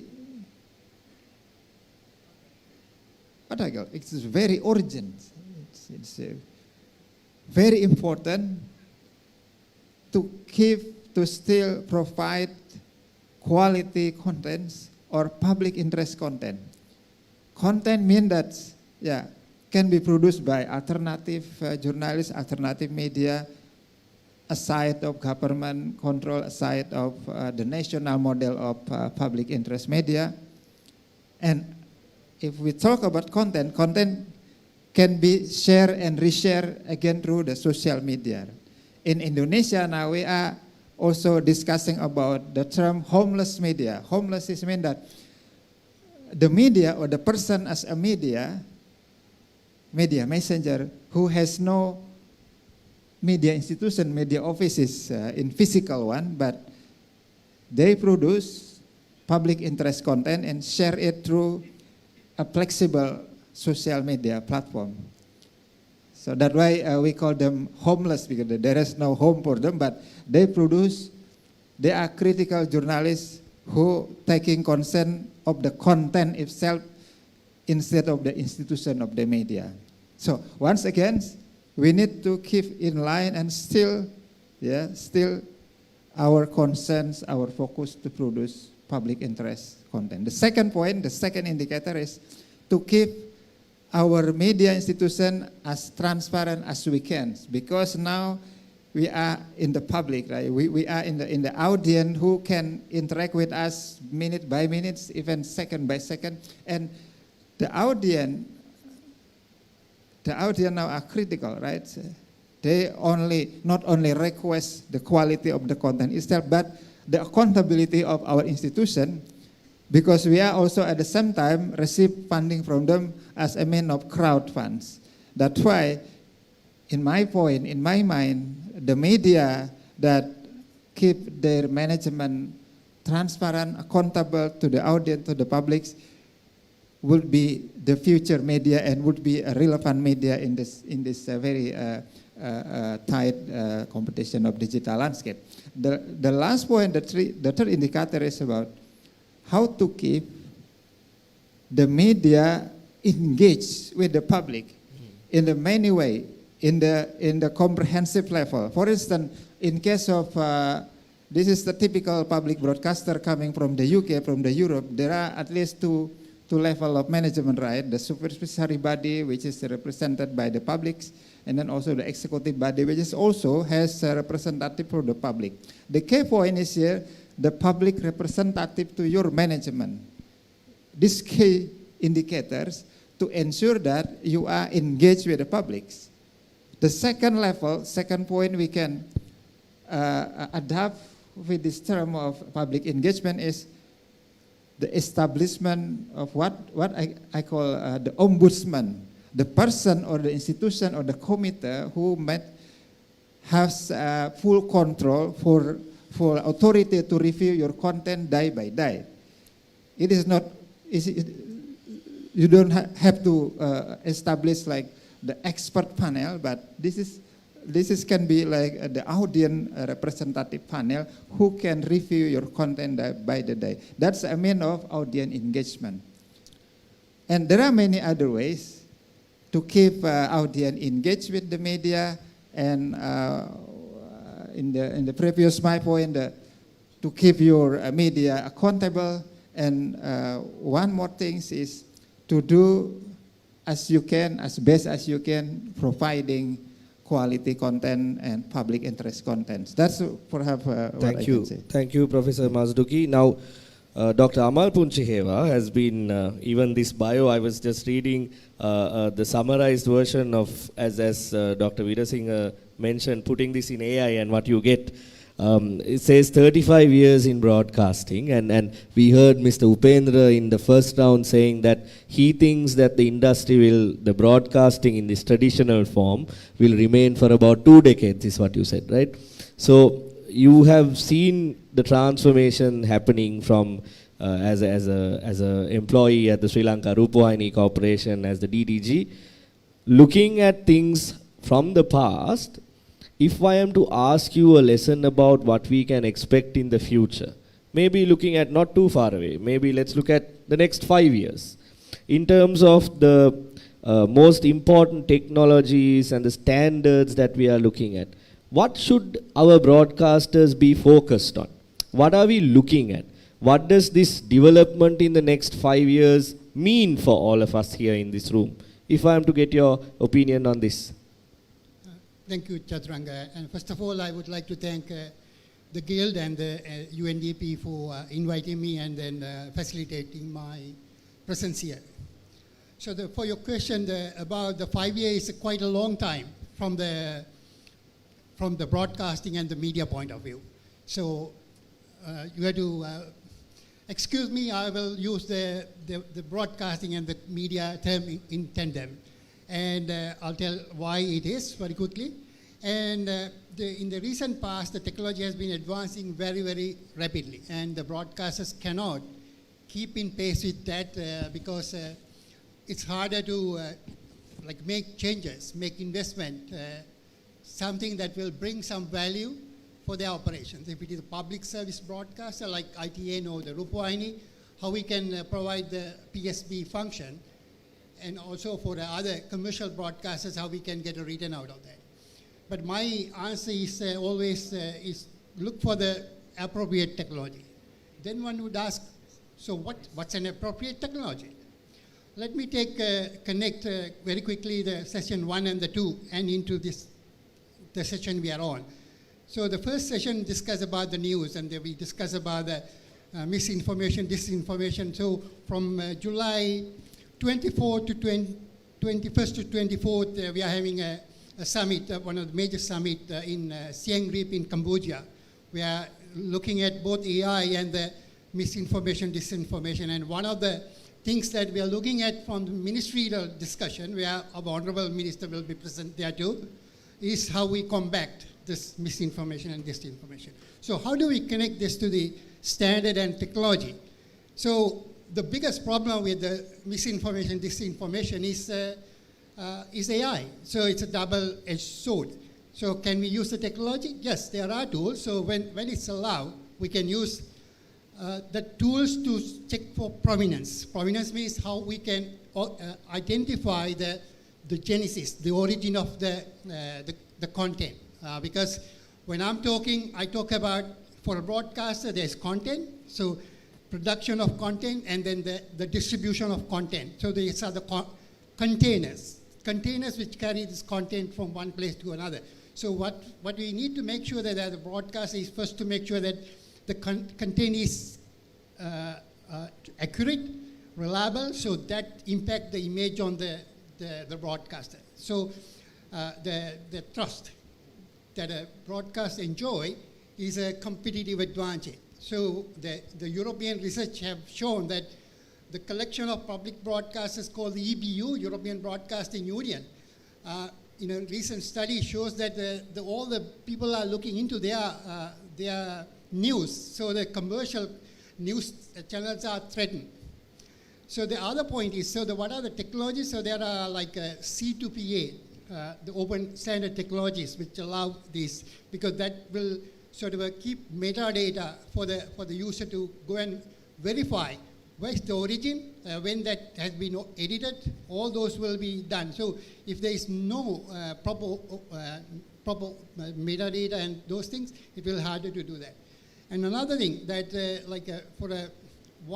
you asked a question about one of the challenges that Sri Lankan broadcasters are facing today is turned into a kind of a suffering, because we are really missing the DTT, digital terrestrial television, which should have happened many years ago. And with not having that, we lost the opportunity of marrying that with the online delivery called the OTT. So I have presented in 2004 down until today in many fora here in Sri Lanka about this possibility. And so we lost all of that. So that allows standards like SBB TV, hybrid TV. So we lost all of those. So those are the challenges. But looking at the question of future, this is the hot topic today for all the discussion all over the world. So even in September, the largest broadcast convention happening in Amsterdam will be discussing about the future of broadcasting. So we are not going to die. So because I challenge many times, I'm not directly working with any broadcaster. So let's say I'm the CEO, I would ask if my staff coming and saying they are going to die, so what's going to happen to you? You're going to die with that too. So we want to make it survive. So the whole industry is working towards that to happening. So this is all the challenges that are shown to us are sort of tricks, the tactics used by the big tech giants, right? So Professor mentioned about the news bargain that was happening in Australia. So we did that too, but they all pulled out now. And then about the disinformation, misinformation, when the Christchurch assassination happened, so we called for the Christchurch call, and we call all the big players like Mark Zuckerberg and ask them to check before the content go into online. Because when they uploaded the online this assassination content, so the algorithms generate a lot of clicks, and that generate a lot of money for them. So this is very unethical. So these need to be addressed. So we need to take bold actions against that. So I think sometimes the people see regulation as kind of a scary, dirty word. No, that's required. So it was so good to hear that this morning about the mention about autonomous regulation happening here, but we I think need to have autonomous and collaborative regulation here, but which will also bring a level playing field, like mentioned in the discussion many times, so that the big players from outside will not enjoy undue advantage, the regulation being quite delayed with respect to the technological advancement. Thank you, Doctor. I want to come back to you very quickly, but I want to also ask an open question from Dr. 𝗙𝗪𝗪𝗂. Maybe all of you can also provide a short answer to this. We have a very diverse audience. We have students who are studying the subject. We have media owners. We have seniors in the profession. We have actors and creators also among us. And we also want to look at a question that maybe is for lay people who do not understand this area. I'll ask this first from you, and then I will come to all of you as well. When and why can't we see anything Sri Lankan on places like Netflix and Amazon Prime? Yeah, that is one of the key thoughts even I had, because that's one area I feel the training of our own staff and about the industry and how it's moved. You know, Netflix started as a content delivery platform, not a content creator, but they have seen the potential of the content rather than the content creation. So that's what we are limited now. Most of the broadcasters actually, even previous panels, they discuss about the market and their income. So there are a lot of areas so that we can go out of Sri Lanka, but there was some thoughts for our own contents and made available on the international platforms, and the content should be not rather than copy some content and doing it in Sinhala language or something, but content creation is the key, so that I think that should be looking into. Dr. 𝗙𝗪𝗪𝗂, in this same context, why don't we see content that are made in Sri Lanka going into these international platforms? Is there a technological aspect to this as well? I want to, because you mentioned the hybrid between the digital transmission, and we also looked at other platforms where content can be seen. Is there a technological challenge, a difficulty in taking what we create here, content that we have in Sri Lanka, to these international platforms? What do you think? What is your answer to that?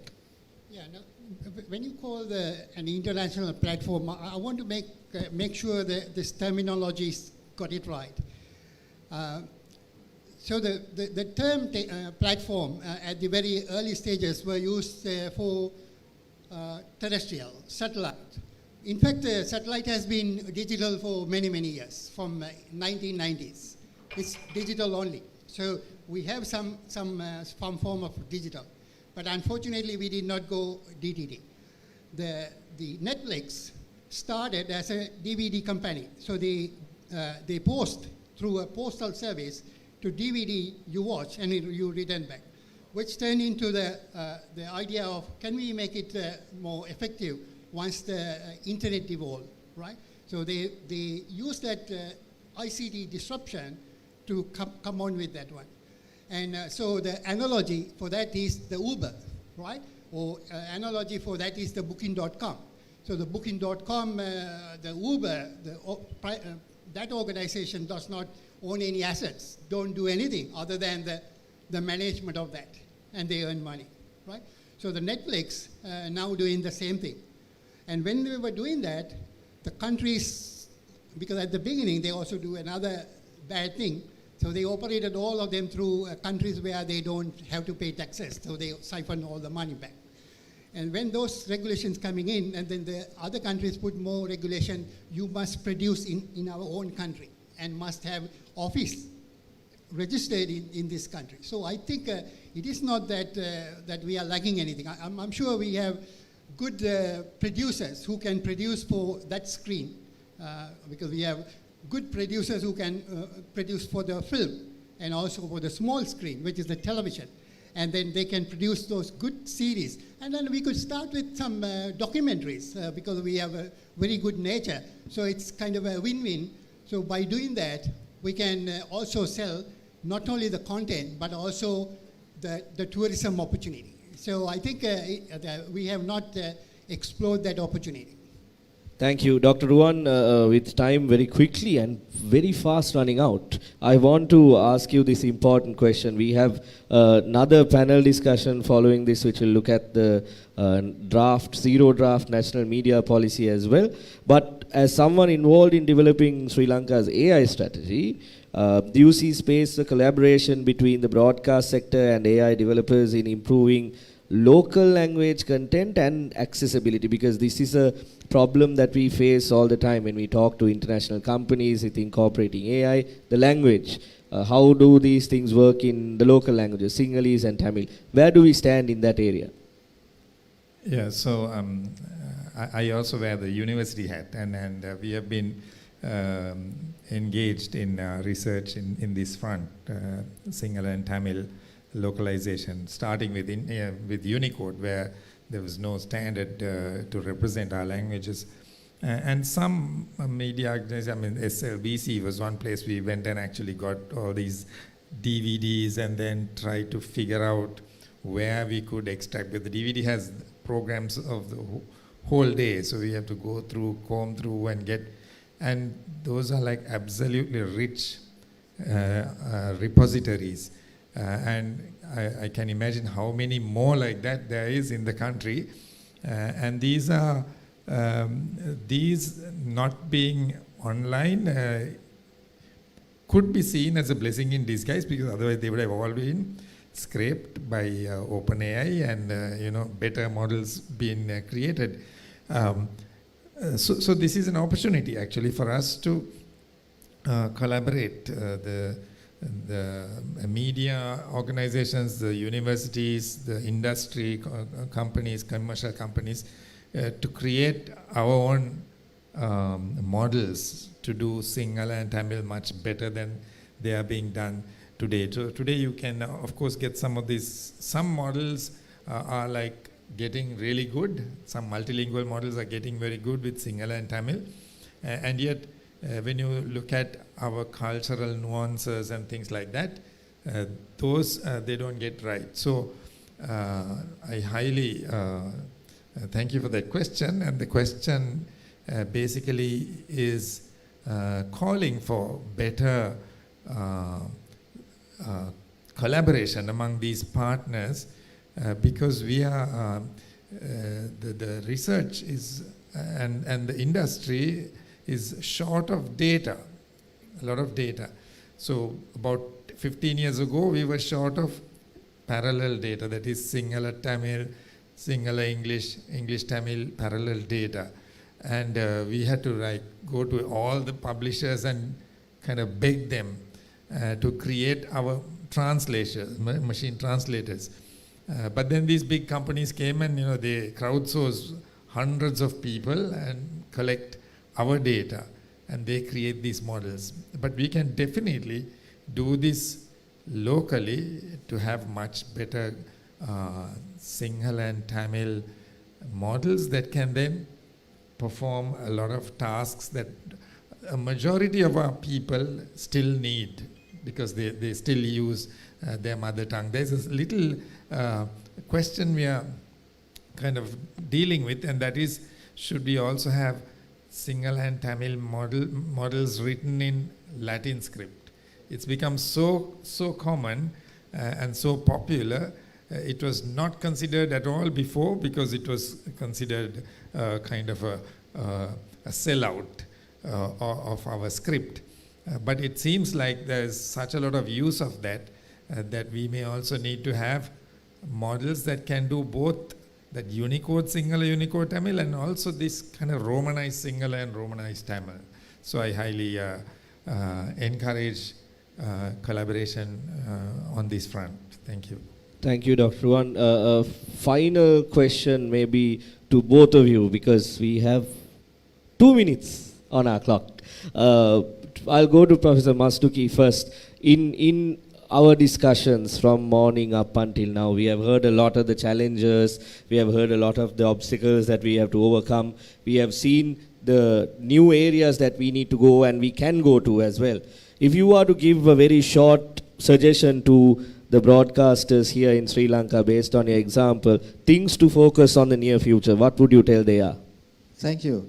I do agree with both the presenters that we have to be a collaborative person instead of exclusive person as a broadcaster, content creators.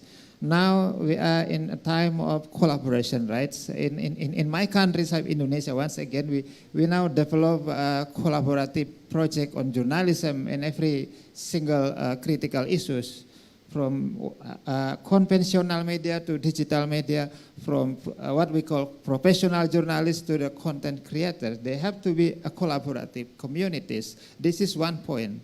The second point is we have to push on the very, very local-based content instead of national or global content, because more local content, more engaged with the audience. In this sense, aside of we push as far as we can Sri Lankan content to be engaged with the audience and to deliver it day by day, we need also to push the global platform to keep their responsible moderation, right? Because whenever we produce local content, we need this local content delivered right from our social media platform here.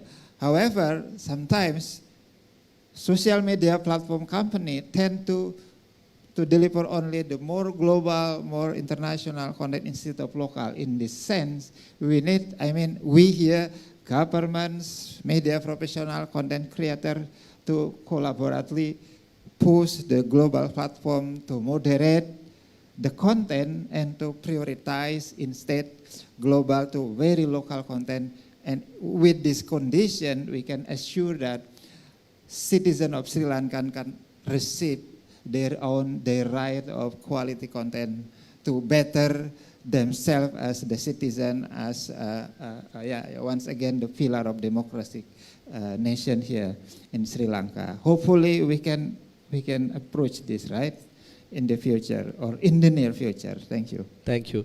Dr. 𝗙𝗲𝗓, I think sometimes technology misleads us, sometimes. And that screen has misled us. We have about 10 minutes and not 2 minutes. So you can give a long answer on what we can focus in the near future. How much time we have? We have a total of 10 minutes, so I want to raise one more question from each panelist, but maybe take a couple of minutes, 2 minutes maybe? Yeah, sure. Let me first start with the accessibility. I think you raised that question. I in fact wanted to make a request to you. Maybe next time when we have the symposium, so you could have on the left-hand side and the right-hand side screen, rather than changing the aspect ratio, keep the bottom black and then overlay on top of that the live translation of this talk, maybe on one side, one language. So if I'm speaking in English to Sinhala and Tamil, and then if I'm Sinhala 𝗙𝗲𝗄𝗪, that will be in English and Tamil. So that will enable the inclusive broadcasting. So that's one of the key topic that we are discussing in that one. So that's one of the key things that, that we will be looking at. And also, once again, coming back to the AI, we want to make sure that the staff has been trained to handle AI very well. And then from the top down, you must have a very clear organization policies when some content has been created using AI, that to be notified appropriately throughout that the video. Because this cropped up recently, and then the Prime Minister Luxon of New Zealand was asked at the interview, why did you do this? What did he do? So he talked Mandarin. He cannot speak Mandarin, but he talked Mandarin, made an appeal to the Chinese community. So it looks very real. So that was in AI, but it was tech only very at the beginning, but that was in English. So that's again, won't go with that one. So therefore, the important thing is you must have the organizational policies for the AI, and then use the right tools. But none of these won't work because these are just tools. So the most important is your ability to handle journalism with ethics. If it is technical things, your ability to handle the signals and the transportation of those wave signals between the generation and the consumption point very precisely. And then the consumer can receive them on any device. So today's talk is about anytime, anywhere, on any device. Yeah. So I think we are nearly there, but there are other technical challenges as well, because something that we cannot as broadcasters control is the connectivity. Yeah. So in the Asia Pacific region, the connectivity is quite poor. So that makes a lot of hindrance to the media or the broadcast distribution. Thank you. Dr. Tarak, anything to add on what the media should focus on in the next few years? As Dr. 𝗙𝗲𝗄𝗀 mentioned, because we are not a rich country, and as future proofing means what we spend today will be long last for at least another 10 years. So when the broadcasters should think about the new technologies, but the technologies what we are going to, even the systems we are going to purchase should be either modular or the scalability. Modular in the sense of you can buy something and the modules, few modules change, you can go for the next generation. That is actually upgradability should be there in the thing. Then the second thing is the scalability. So we should start with small, and we can that equipment or the system should be adapted to the larger scales as well. And another areas I want to tell the broadcasters is because the hardware equipment are becoming very costly. So we have to think about the software-based things as the one area is AI, and the other is actually the virtual equipment like cloud-based as well as virtual switches kind of thing. But also all the broadcasters should upgrade their people, as Dr. 𝗙𝗲𝗄𝗀 mentioned, their knowledge levels. They should send for the training, because even though we got the technologies, they should handle it properly, not only the technical people, even the producers.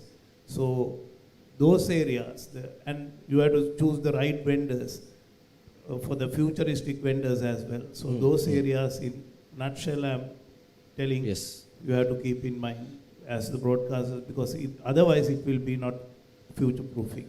Thank you, Dr. Mohoti. With that, I can open up for maybe 2 questions from the audience to any of our panel members. If there are any, we can assist with microphones. Please raise your hand and you may ask a question. Is there a question? I see a hand up, but I don't see yes, there is a.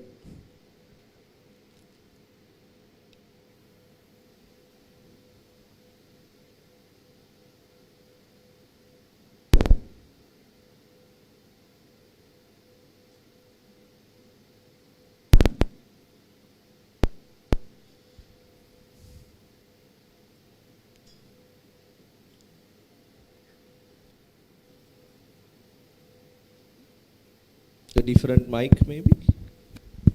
Good afternoon. first of all, I convey my sincere thanks to all of you that we organized this important convention to us. And my question is, what are the initial steps that you take to overcome the reality by fighting off with AI in the future? That means that I want to convince you. So, what is the reality when you are if we can create the by using of AI false news also. So that if it is false, so where is the reality keep on? That is my questions. How we use AI to overcome the reality. So if I'm to get the gist of the question, how do we differentiate between what is real and what is not when it comes to AI? I think what he's asking is actually if there is some fault news is going there, whether AI can correct it that as well. Okay. Is that, yeah, okay. So is there a panelist who can provide an answer to this? I mean, obviously I'll have to go to Dr. Veera Singh. This is a really tricky question because it's a similar to a question that we have in academia also. When we want to fact check something, we ask AI and then we have to believe it, right? So that is a problem unless we can also prompt it to point to the source from which it checked that and made that decision. There are now systems that are doing that, right? So it's a bit like in the education sector, we have a thing called turn it in. So when students hand in their theses, we put it through Turnitin and we can see how many. But now with AI, it's difficult to do that because you can't really point to a document that has that content because it's dynamically generated. So we have to believe this other model that is trying to find out plagiarism. So this is a cyclic thing, and we are getting better at it, but it's not a solved problem. Thank you. Yes. Okay. If I may, let me add. From the ethical perspective, we can see that AI is like two sides in one coin, right? So we have one coin, but it has two sides. AI has a negative side, and AI also the positive side. AI can produce as far as many as journalistic content and also the academic papers, So we can access. I mean, we can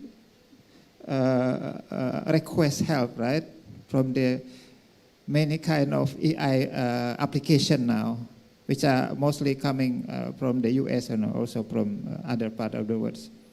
So it means that AI can produce papers, can produce journalistic contents in the positive way. However, AI can also produce fake news, produce fake papers, fake academic works. So there are many fakes, disinformation of academic products regarding students, regarding lecturers. Similarly, we do also find out many not really professional journalists, but growing up to be a journalist, or mostly we refer to the free content creators who are at some point using AI to produce their journalistic works. And this is also interesting that when we has academic paper or journalistic content coming from AI, we can also use AI to detect to what extent this is has plagiarism issues or no, right? So it means that AI, once again, can produce journalistic content, can detect the plagiarism, the facts, to what extent it's facts or no, and to give the solution to solve the plagiarism itself. So now we are alive in our area. However, there is no guarantee that this overall application can assure the objectivity, the creativity, the originality of all of our contents. That's why, to conclude, there is the need to our wisdom, right? There is the need to have our wisdom to be engaged with this critical point. Thank you. Thank you. Very quickly, Dr. Very quickly, if I explain what is AI in 3 aspects. Basically, AI can reasoning, problem solving, and decision making. So those 3 areas other than the super AI. So what we with the AI is doing, the data driven. So when it's given to the AI to the decision making, it's once again it's the misinformation things can happen. So that's all.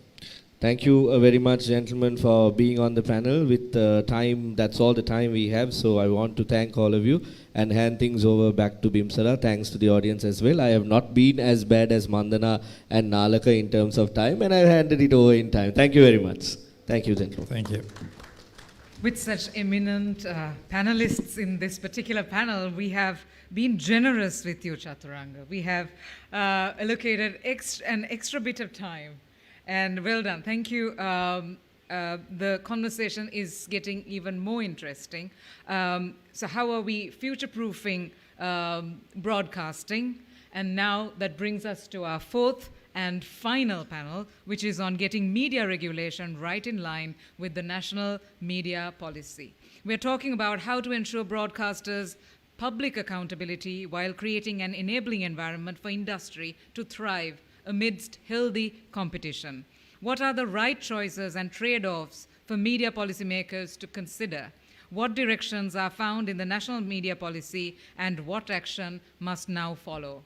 There is no better person, I think, in this amongst us today to moderate this discussion other than Dr. Ranga Kalansurya, who the relatively younger of us in media and so on consider a little bit of a legend, who is a stirrer of the pot. He poses difficult questions and gets us all agitated enough to think a little harder, look out of the box and so on. So Dr. Ranga Kalansurya, I would like to invite you to join us here on stage, and along with him I would like to invite the panelists also to join us on stage as I give a very quick formal introduction to Dr. Ranga Kalansurya.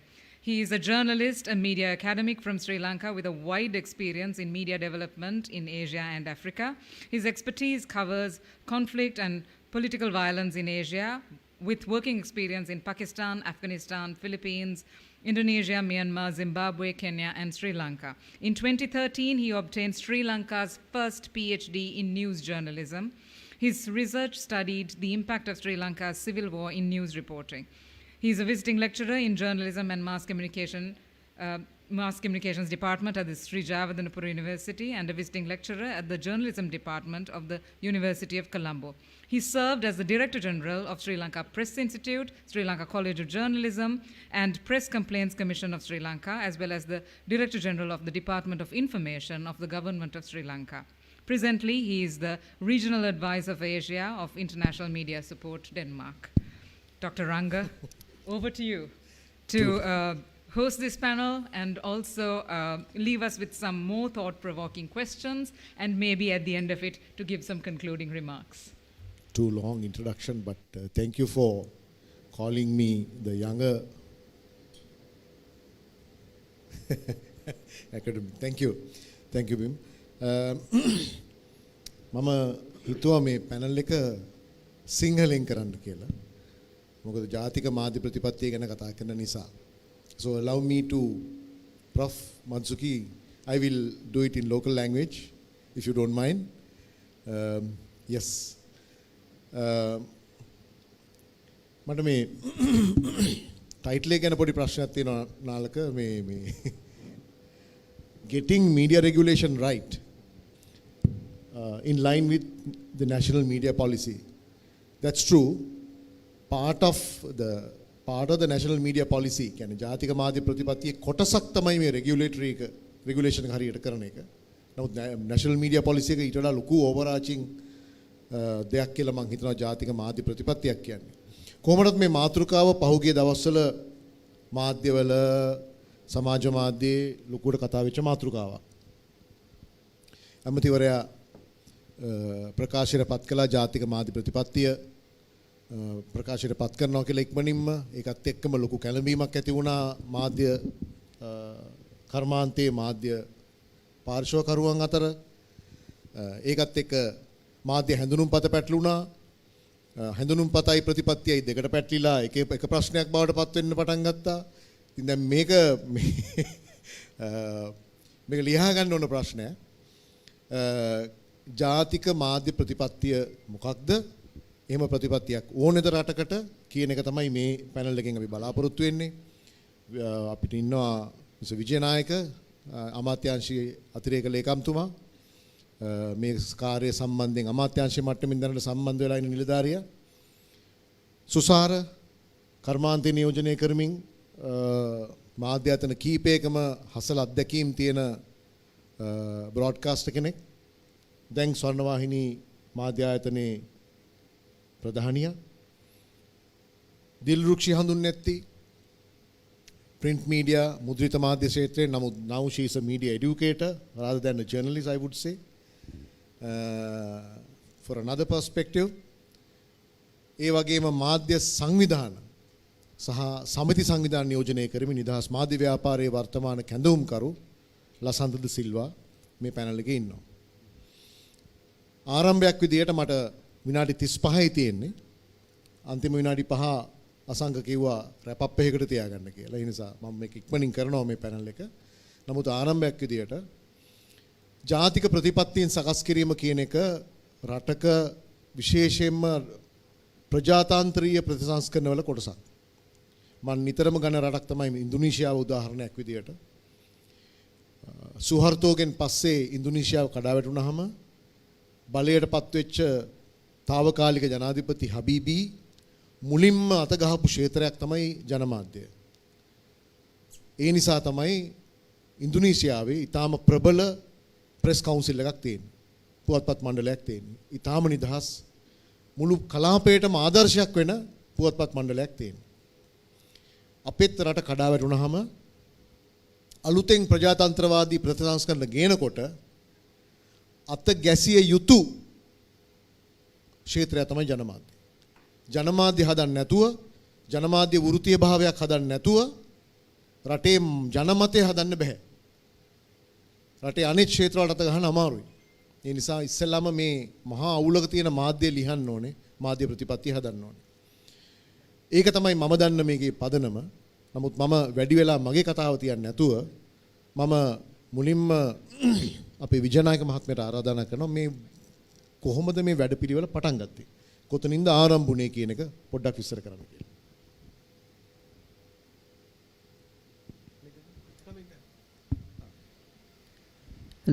සුබ සන්ධ්‍යාවක් සියලු දෙනාටම ස්තුතියි doctor රංග. අතන මේ ක්‍රියාදාමයේ ඔබ කිව්වා වගේ ප්‍රධාන ක්‍රමවේද දෙකක් ඇත්තටම. එක තමයි ජාතික මාධ්‍ය ප්‍රතිපත්තියම නැත්නම් නැෂනල් මීඩියා පොලිසි සෑදීමේ ක්‍රියාදාමය. අනිත් එක තමයි මාධ්‍යයට අදාළ නීතිමය රාමුව legal framework එක එහෙම නැත්නම් laws act and regulations rules ඒ සෑදීමේ ක්‍රියාවලිය. මම හිතන්නේ ඔබ අදහස් කරේ මේක පළවෙනි එක ජාතික මාධ්‍ය ප්‍රතිපත්තිය සකස් කිරීමේ ක්‍රමවේදය. මොකද මේ දෙකම කතා කරන්න වෙලා මදි වෙයි.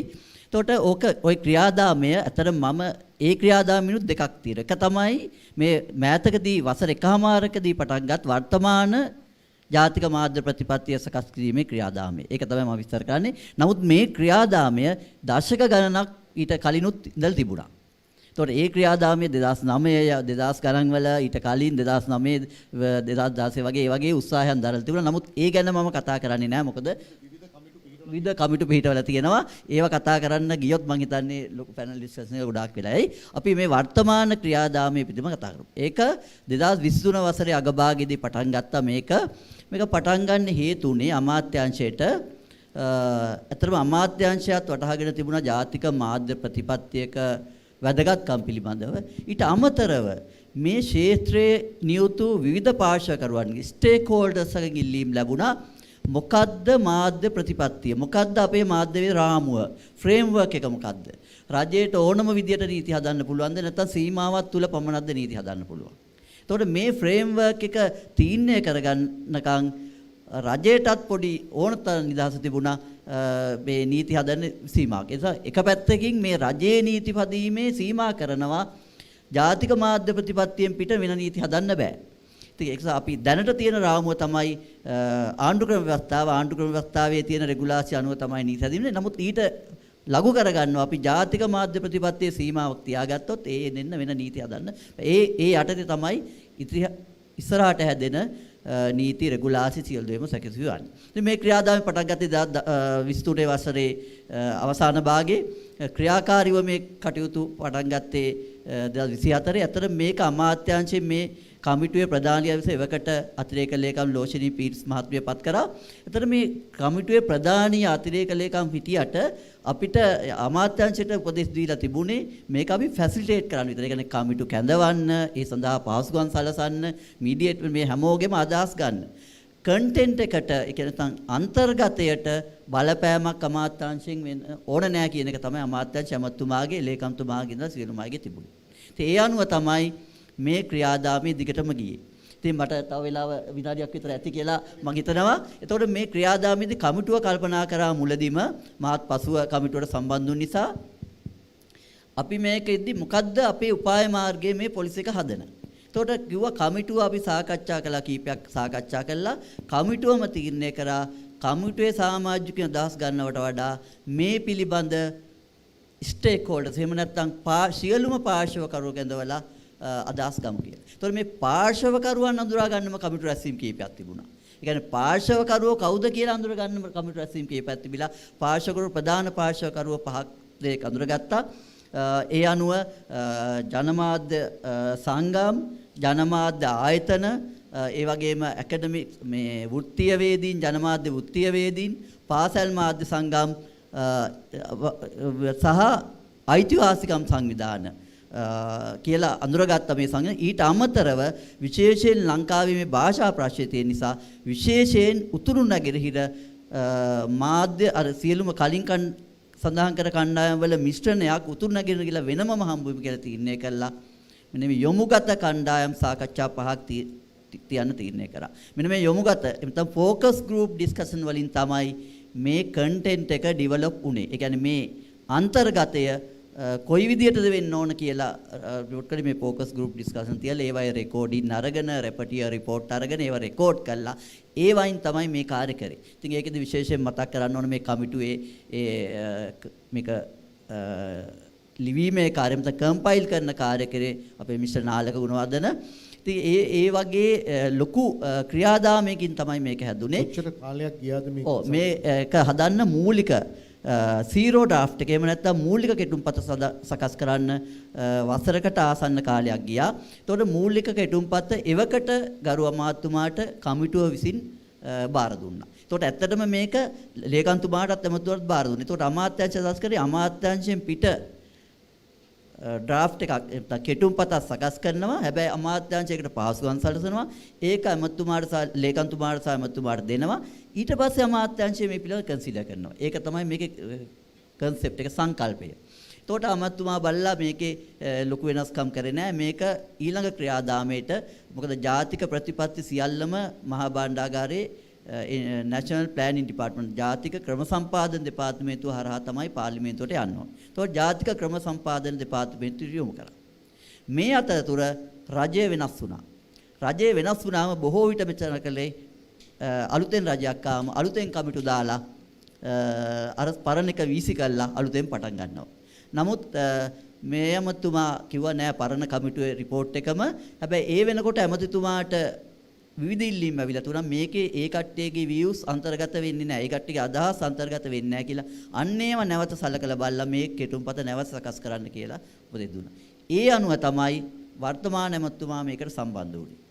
ඒ අනුව තමයි මේ ජාතික මාධ්‍ය ප්‍රතිපත්තිය සකස් කිරීමේ ඒ අධියරේ දෙවන පියවර පටන් ගත්තේ නැවතත් මේ පිළිබඳ සාකච්ඡාවට ලක් වෙලා නැවතත් මේ අදහස් කියන කණ්ඩායම අදහස් සාකච්ඡා කළ යුතුයි කියන මට්ටමේ තියලා අපි සාකච්ඡාවට කීපයක් තියෙනකොට තමයි ජනමාධ්‍යයේ මහ ජනතාවගේ මේ පිළිබඳ උනන්දුවක් ඇති වෙලා විවිධ අදහස් මේ මාධ්‍ය ප්‍රතිපත්ති පිළිබඳව සමාජයට මාධ්‍ය පාලනය කරන්න යනවා. එහෙම නැත්නම් වෙනත් ඒවා මීඩියා කමිෂන් එක සම්බන්ධ කරලා වෙනත් අදහස් මතුවෙන්න පටන් ගත්තේ මෙන්න මේ ක්‍රියාදාමය තුල. සාමාන්‍යයෙන් මාධ්‍ය සම්බන්ධයෙන් ඕනෙම මැදිහත් වීමක් කරනකොට ඒ මතුවෙන විවේචන ස්වභාවිකයි. ඒක මමත් මාත් විඳලා තියෙනවා පුද්ගලිකව. ඊට අමතරව අපි කරන්න ගිය හැම අවස්ථාවකම ප්‍රතිවිරුද්ධ මත පළ වෙනවා. ඒක ස්වභාවිකයි. යේසුස් වහන්සේ කුරුසයන ගහපු සමාජයකනේ අපි ඉන්නේ. බුදුන් වහන්සේට ගල් පෙරලපු සමාජයක් නෙදී. ඕක අපි පනතක් හදන්න හදනකොට අපි ප්‍රතිපත්තියක් හදන්න හදනකොට ඉතින් විරුද්ධ වීම ස්වභාවිකයි. නමුත් මෙතන මට පේන ලොකු ගැටලුවක් තියෙනවා ප්‍රතිපත්තියක් සහ නීතියක් අතර වෙනස. දිල්රුක්ෂි නීතිඥවරියා පොඩ්ඩක් පැහැදිලි කරන්න දිල් ප්‍රතිපත්තියක් කියන්නේ මොකද්ද? නීතියක් කියන්නේ මොකද්ද? මොකද විජයනායක ලේකම්තුමත් පැහැදිලි කළා යම් ප්‍රමාණයකට මේක ප්‍රතිපත්තියක් මේක නීතියක් නෙමෙයි කියන එක. හැබැයි තව පොඩ්ඩක් විස්තර කරනවා නම් ප්‍රතිපත්තිය සහ නීතිය අතර වෙනස. Thank you Nalaka. Thank you Ranga. Sorry. ඒ මොකද ගොඩක් කතා කරන්න නාලකත් එක්ක මේ දවස්වල. ප්‍රතිපත්තියක් කියන්නේ සංකල්පමය දෙයක්. එහි ආකෘතියක් තියෙනවා. ඒකේ තියෙන්නේ සංකල්පමය දේවල්. නමුත් ඒක ෆ්‍රේම්වර්ක් එකක් නිසා ඒකට අවස්ථාවක් තියෙනවා. ඒ ලබා දෙන්නේ අදහස් සමූහයක්. අපි පොදු එකඟතාවයකට පැමිණිලා එකඟතාවයකින් ලියන අදහස් සමූහයක් තියෙනවා. අපේ කර්මාන්තයේ උන්නතිය වෙනුවෙන් සහ ප්‍රවර්ධනය වෙනුවෙන් මොන වගේ දේවල්ද අපි ඉදිරියට කරන්න ඕනි කියලා. ඒක නිසාම මේකට කාලයක් තියෙන්නේ රිවිව් කරන්නත් තියෙන්නේ නිතරම අපේ කාලයත් එක්ක වෙනස් වෙන නිසා. 10ක කාලයක් තියෙනවා සහ අවුරුදු 3කට පාරක් රිවිව් කරන්නත් තියෙනවා. එතකොට නීතියක් හදන ක්‍රමය වෙනස්නේ. එතකොට ප්‍රතිපත්තිමය කාරණා වැදගත් වෙන්නේ ඒ යටතේ තමයි අපිට නීති රීති සහ රෙගුලාසි හදන්නට පුළුවන් වෙන්නේ. නමුත් මේක සංකල්පමය දෙයක් වගේ මේකට කැරි කරන්නේ මොරල් වැලියු එක. මේ තියෙන්නේ අපි සාමූහිකයක් විදියට එකඟ වෙන යම් ෆ්‍රේම්වර්ක් එකක්. නමුත් නීතියක් කියන්නේ ඊට වැඩි වෙනස් ක්‍රමවේදයක් නේ. ඩ්‍රාෆ්ට් එකක් හදන්න ඕනේ. ඒක නීතිගත කරන ක්‍රමවේදයක් වෙනම තියෙනවා. ඊට පස්සේ බිල් එකක් විදියට එනවා. ඊට පස්සේ ඒක මේ බෞද්ධරයකින් පාස් වෙන්න ඕනේ. ඇක්ට් එකක් කරනවා. ඊට පස්සේ නීතියක් බවට පත් වෙනවා. ඒ හරහා අපි රෙගියුලේෂන්ස් ඉදිරිපත් කරනවා. මේ දෙක වෙනස්. නමුත් ෆ්‍රේම්වර්ක් එකක් විදියට මේ හරහා තමයි හොඳම දේ මම දකින්නේ රංග. මේක අවස්ථාවක් දෙනවා. ගොඩක් වෙලාවල් වලට එක්ක නීති හදලා දෙනවා. එහෙම නැත්නම් ප්‍රතිපත්තිය හදලා දෙනවා. නමුත් මෙහෙම සහභාගීත්වයෙන් ප්‍රතිපත්තියක් හදාගන්නට පුළුවන් වුණොත් නීතියක් සම්මත කරගන්න අවස්ථාවේ එහි තියෙන අඩුපාඩු වලට අර පාර්ශවකරුවන්ට පුළුවන් නේ ඒ ගැන මේ ඉන්ටර්වෙන්ෂන්ස් කරන්නත් පුළුවන්. මම හිතන්නේ මේ පැත්තෙන් බැලුවම මේක සාධනීය හොඳ තත්ත්වයක්. දැන් මේක හුඟක්ම බලපාන්නේ කර්මාන්තයට. කර්මාන්තයට කිව්වහම දැන් අද මේ වෙනකොට අපේ විකාශන කර්මාන්තයට අවුරුදු 100ක් මම හිතන්නේ මේ වෙනකොට අපේ ප්‍රයිවට් බ්‍රෝඩ්කාස්ට් ඉන්ඩස්ට්‍රි එකට අවුරුදු 35ක් 1990 ඉඳන්නේ අවුරුදු 35ක්. එතකොට නමුත් මේ අවුරුදු 35ටම මේ බ්‍රෝඩ්කාස්ට් ඉන්ඩස්ට්‍රි එක වැඩ කළේ බොහොම නිදහස් අවකාශයක. එතන පිටියේ නීති තිබුණේ නැහැ. සුසාර ඉන්ඩස්ට්‍රි එකේ කෙනෙක් විදියට. අපි දන්නවා මම සුසාරගෙන් මේ අහන ප්‍රශ්නය ප්‍රැක්ටිෂනර් කෙනෙක් විදියට අදාළයි. ඒ වගේම ලංකාවේ ටෙලිවිෂන් ලයිසන්ස් මම හිතන්නේ ටෙලිවිෂන් රේඩියෝ ලයිසන්ස් 40 ගණනක් දීලා තියෙනවා මේ වෙනකොට. නාලක මං හරිය නේද 40 ගණනක් නේ? 40 ගණනක් දීලා තියෙනවා. ඒ 40 නම් ඒ 40 විදියක්. ඒක ලොකු ප්‍රශ්නයක් තියෙනවා. ලයිසන්ස් වල ඒකමතිකත්වයක් නැහැ. සමහර ඒවාට කන්ඩිෂන්ස් නැහැ, සමහර ඒවාට කන්ඩිෂන්ස් පහයි, සමහර ඒවාට DG ඉන්ෆර්මේෂන් ගේ ඇනුවල් රිනිවල් එක ගන්න ඕනේ, සමහර ඒවා තියෙනවා, සමහර ඒවාට නැහැ. දැන් මෙතන මහා අගුලක් තියෙනවා. දැන් ඔය ඒකමිතියක් නැතිකමේ ප්‍රශ්නේ. ඉන්ඩස්ට්‍රි කෙනෙක් විදිහට සුසාර